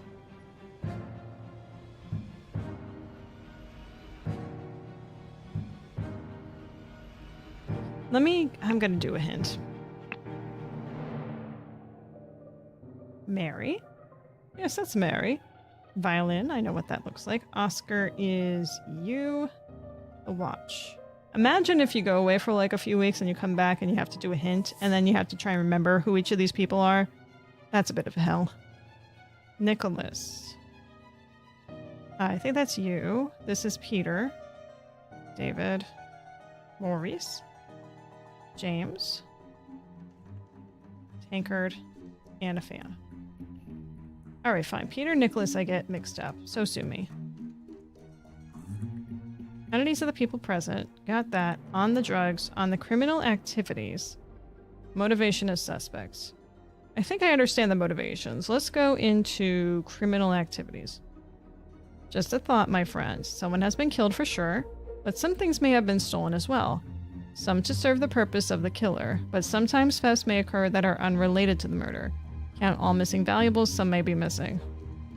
Yeah, no, I got that. This is missing and the boomerang. That didn't help me. I don't feel helped. At all. Alright, earn a hint. I hate that I'm using two of these. Rose. Dark hand. Yep. Harp. Guitar. Inkpot. Peter. Paintpot. Water snake. Lazarus. Flask. John. Mary. Motivation. Contemplate this, dear friend.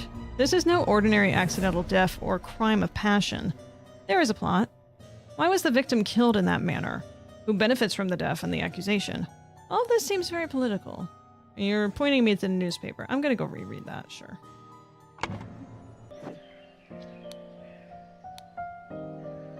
Who will be the new prime minister? If you have both of these out, then we have Lazarus to lead the new party order. Pretty high results towards the new party order, though, it looks like. New party order have the most MPs, but it's clear that the two old party members will form a coalition. This means either loyalist leader Blancard or moderate leader Valentine will become the prime minister, leaving Lazarus Hurst and his party in opposition.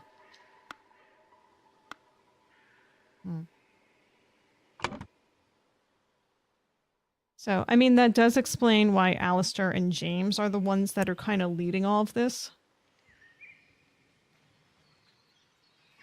But I don't think they would get their hands dirty and do the actual murder. Although it's possible. Perhaps the stealing of the artifact is completely coincidental.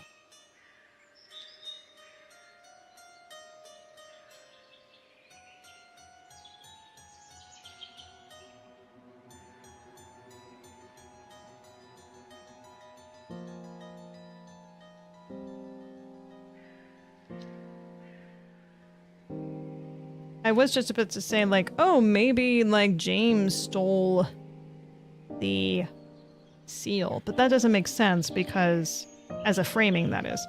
Because, well, Ergen has it on his person.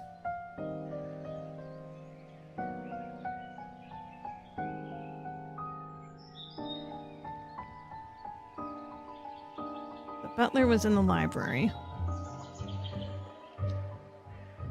Both of you were in the tea house. Gardener was in the flower beds. The doctor and the general were in the chess house. The one odd duck here is the gardener. It's strange, though, that the butler just passed out on his own, you know? Supposedly. Although he has the pink eye, so...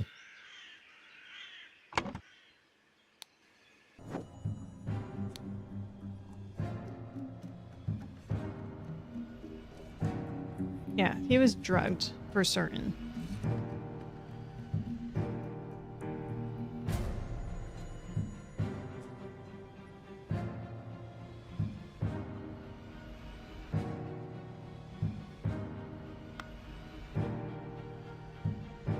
I don't want to get another hint. I really don't.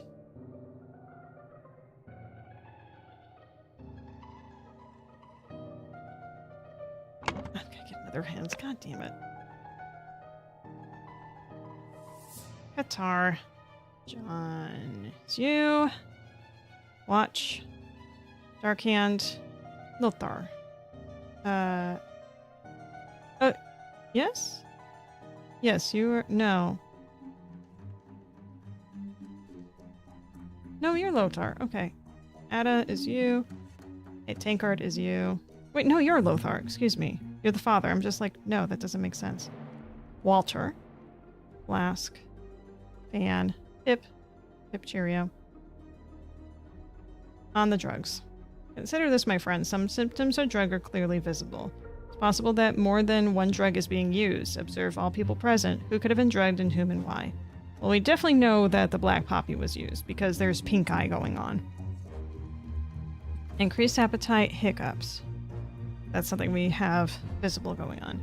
Hyperconcentration in one thing, loss of perception of time, rapid blinking. Rapid blinking. Loss of time. That would be very important to know. Surge of energy, vocalization of all your thoughts, twitching, aggression. Alright, let's take a look at these people really carefully. And your mouth's moving up and down, but I don't see blinking. Clearly have the pink eye. You seem pretty okay. You have your pink eye also. So clearly you were drugged.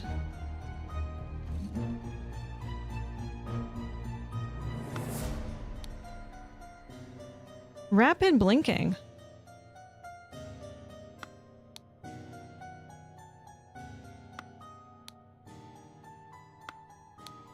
I completely missed that before.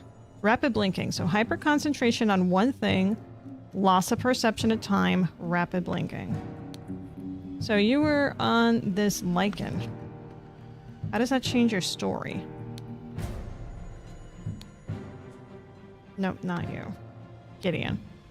Played croquet with Ergen in the morning. They got bored and went to drink tea in the tea house.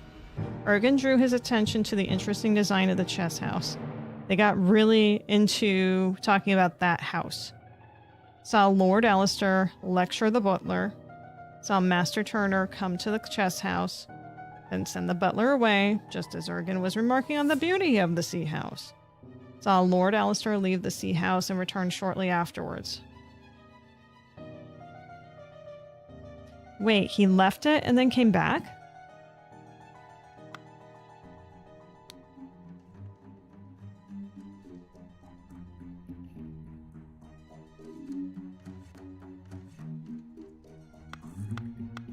You left it and came back? That's not in anything. Hold on. How did I miss that detail?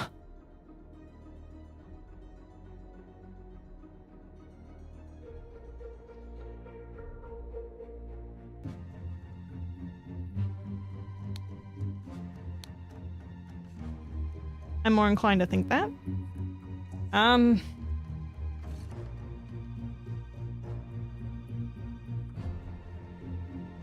Wait, hang on. Drugged. Why would you drug Gideon, though? I don't understand that.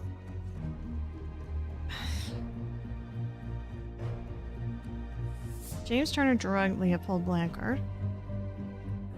Seems right. In the library, and stole a button. Meanwhile, in the salon, Ergen Patu drugged... Wait, no, it wasn't the salon.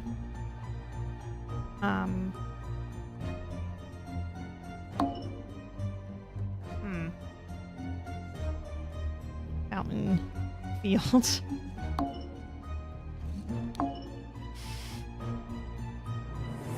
Not the chess house. They weren't in the chess house. They were in the tea house. Oh! I'm so close. Alright. Alright. Okay, so meanwhile in the tea house, Ergen drugged Gideon and stole the Murrian seal from the salon. In the salon around noon, Alistair Cock killed Augustus Valentine. Okay. And planted the button on him to frame Augustus Valentine. Well, there's your problem right here. I can't believe I did that. So, Leopold Blancard. Wow. The scroll had been fulfilled. Brotherhood members Alistair and James plotted to turn the ruling moderate and loyalist parties against each other. Over the course... Oh, he did do it at point-blank range. Over the course of a weekend at James's manor, Alistair murdered the moderate leader and James framed the loyalist leader. Ooh. You have proven that I can trust you. Here is the Brotherhood's artifact I removed from the traitor Keen. Let me educate you how it works. I set it to take heat from this cup of water. Then I changed the symbol and used the idol to give that heat to something else. But there's much more that the idol can do. Oh man, there's so much more! Another murder happens? Oh wait, no, hang on, excuse me. Are these the last two? No. Okay. Normally I wouldn't stay up this late, but if that's all there is left... Oh, I don't know. Do I want to do it? No, it's pretty late. I don't want to disturb my neighbors. Okay, I think I'm going to definitely continue this next week, and I saw that there's DLC for this as well. So I think I'll continue this on, I want to say Tuesday. I'm kind of realizing I might actually want to do a stream Monday because I forgot that I have tickets for a concert this coming Friday, so I might stream Monday instead. Especially since Saturday I will have to work pretty much the whole day because my damn schedule. We'll figure that out. I might stream Monday, so look out for that. If I don't, then you'll see I'll have a Saturday stream instead. So in any case, thank you very much for joining me on this Saturday. I know I don't normally do Saturdays, but I hope you all enjoyed this game. I know that I have, and apparently burping too. So thank you very much for joining me. I'll see you guys next week. And as always, please do not forget to reticulate your possums. Have a good evening, everyone. Please take care. Bye-bye. Bye-bye. Bye-bye. Bye-bye. Bye-bye. Bye. And goodbye. Please take care. See you later.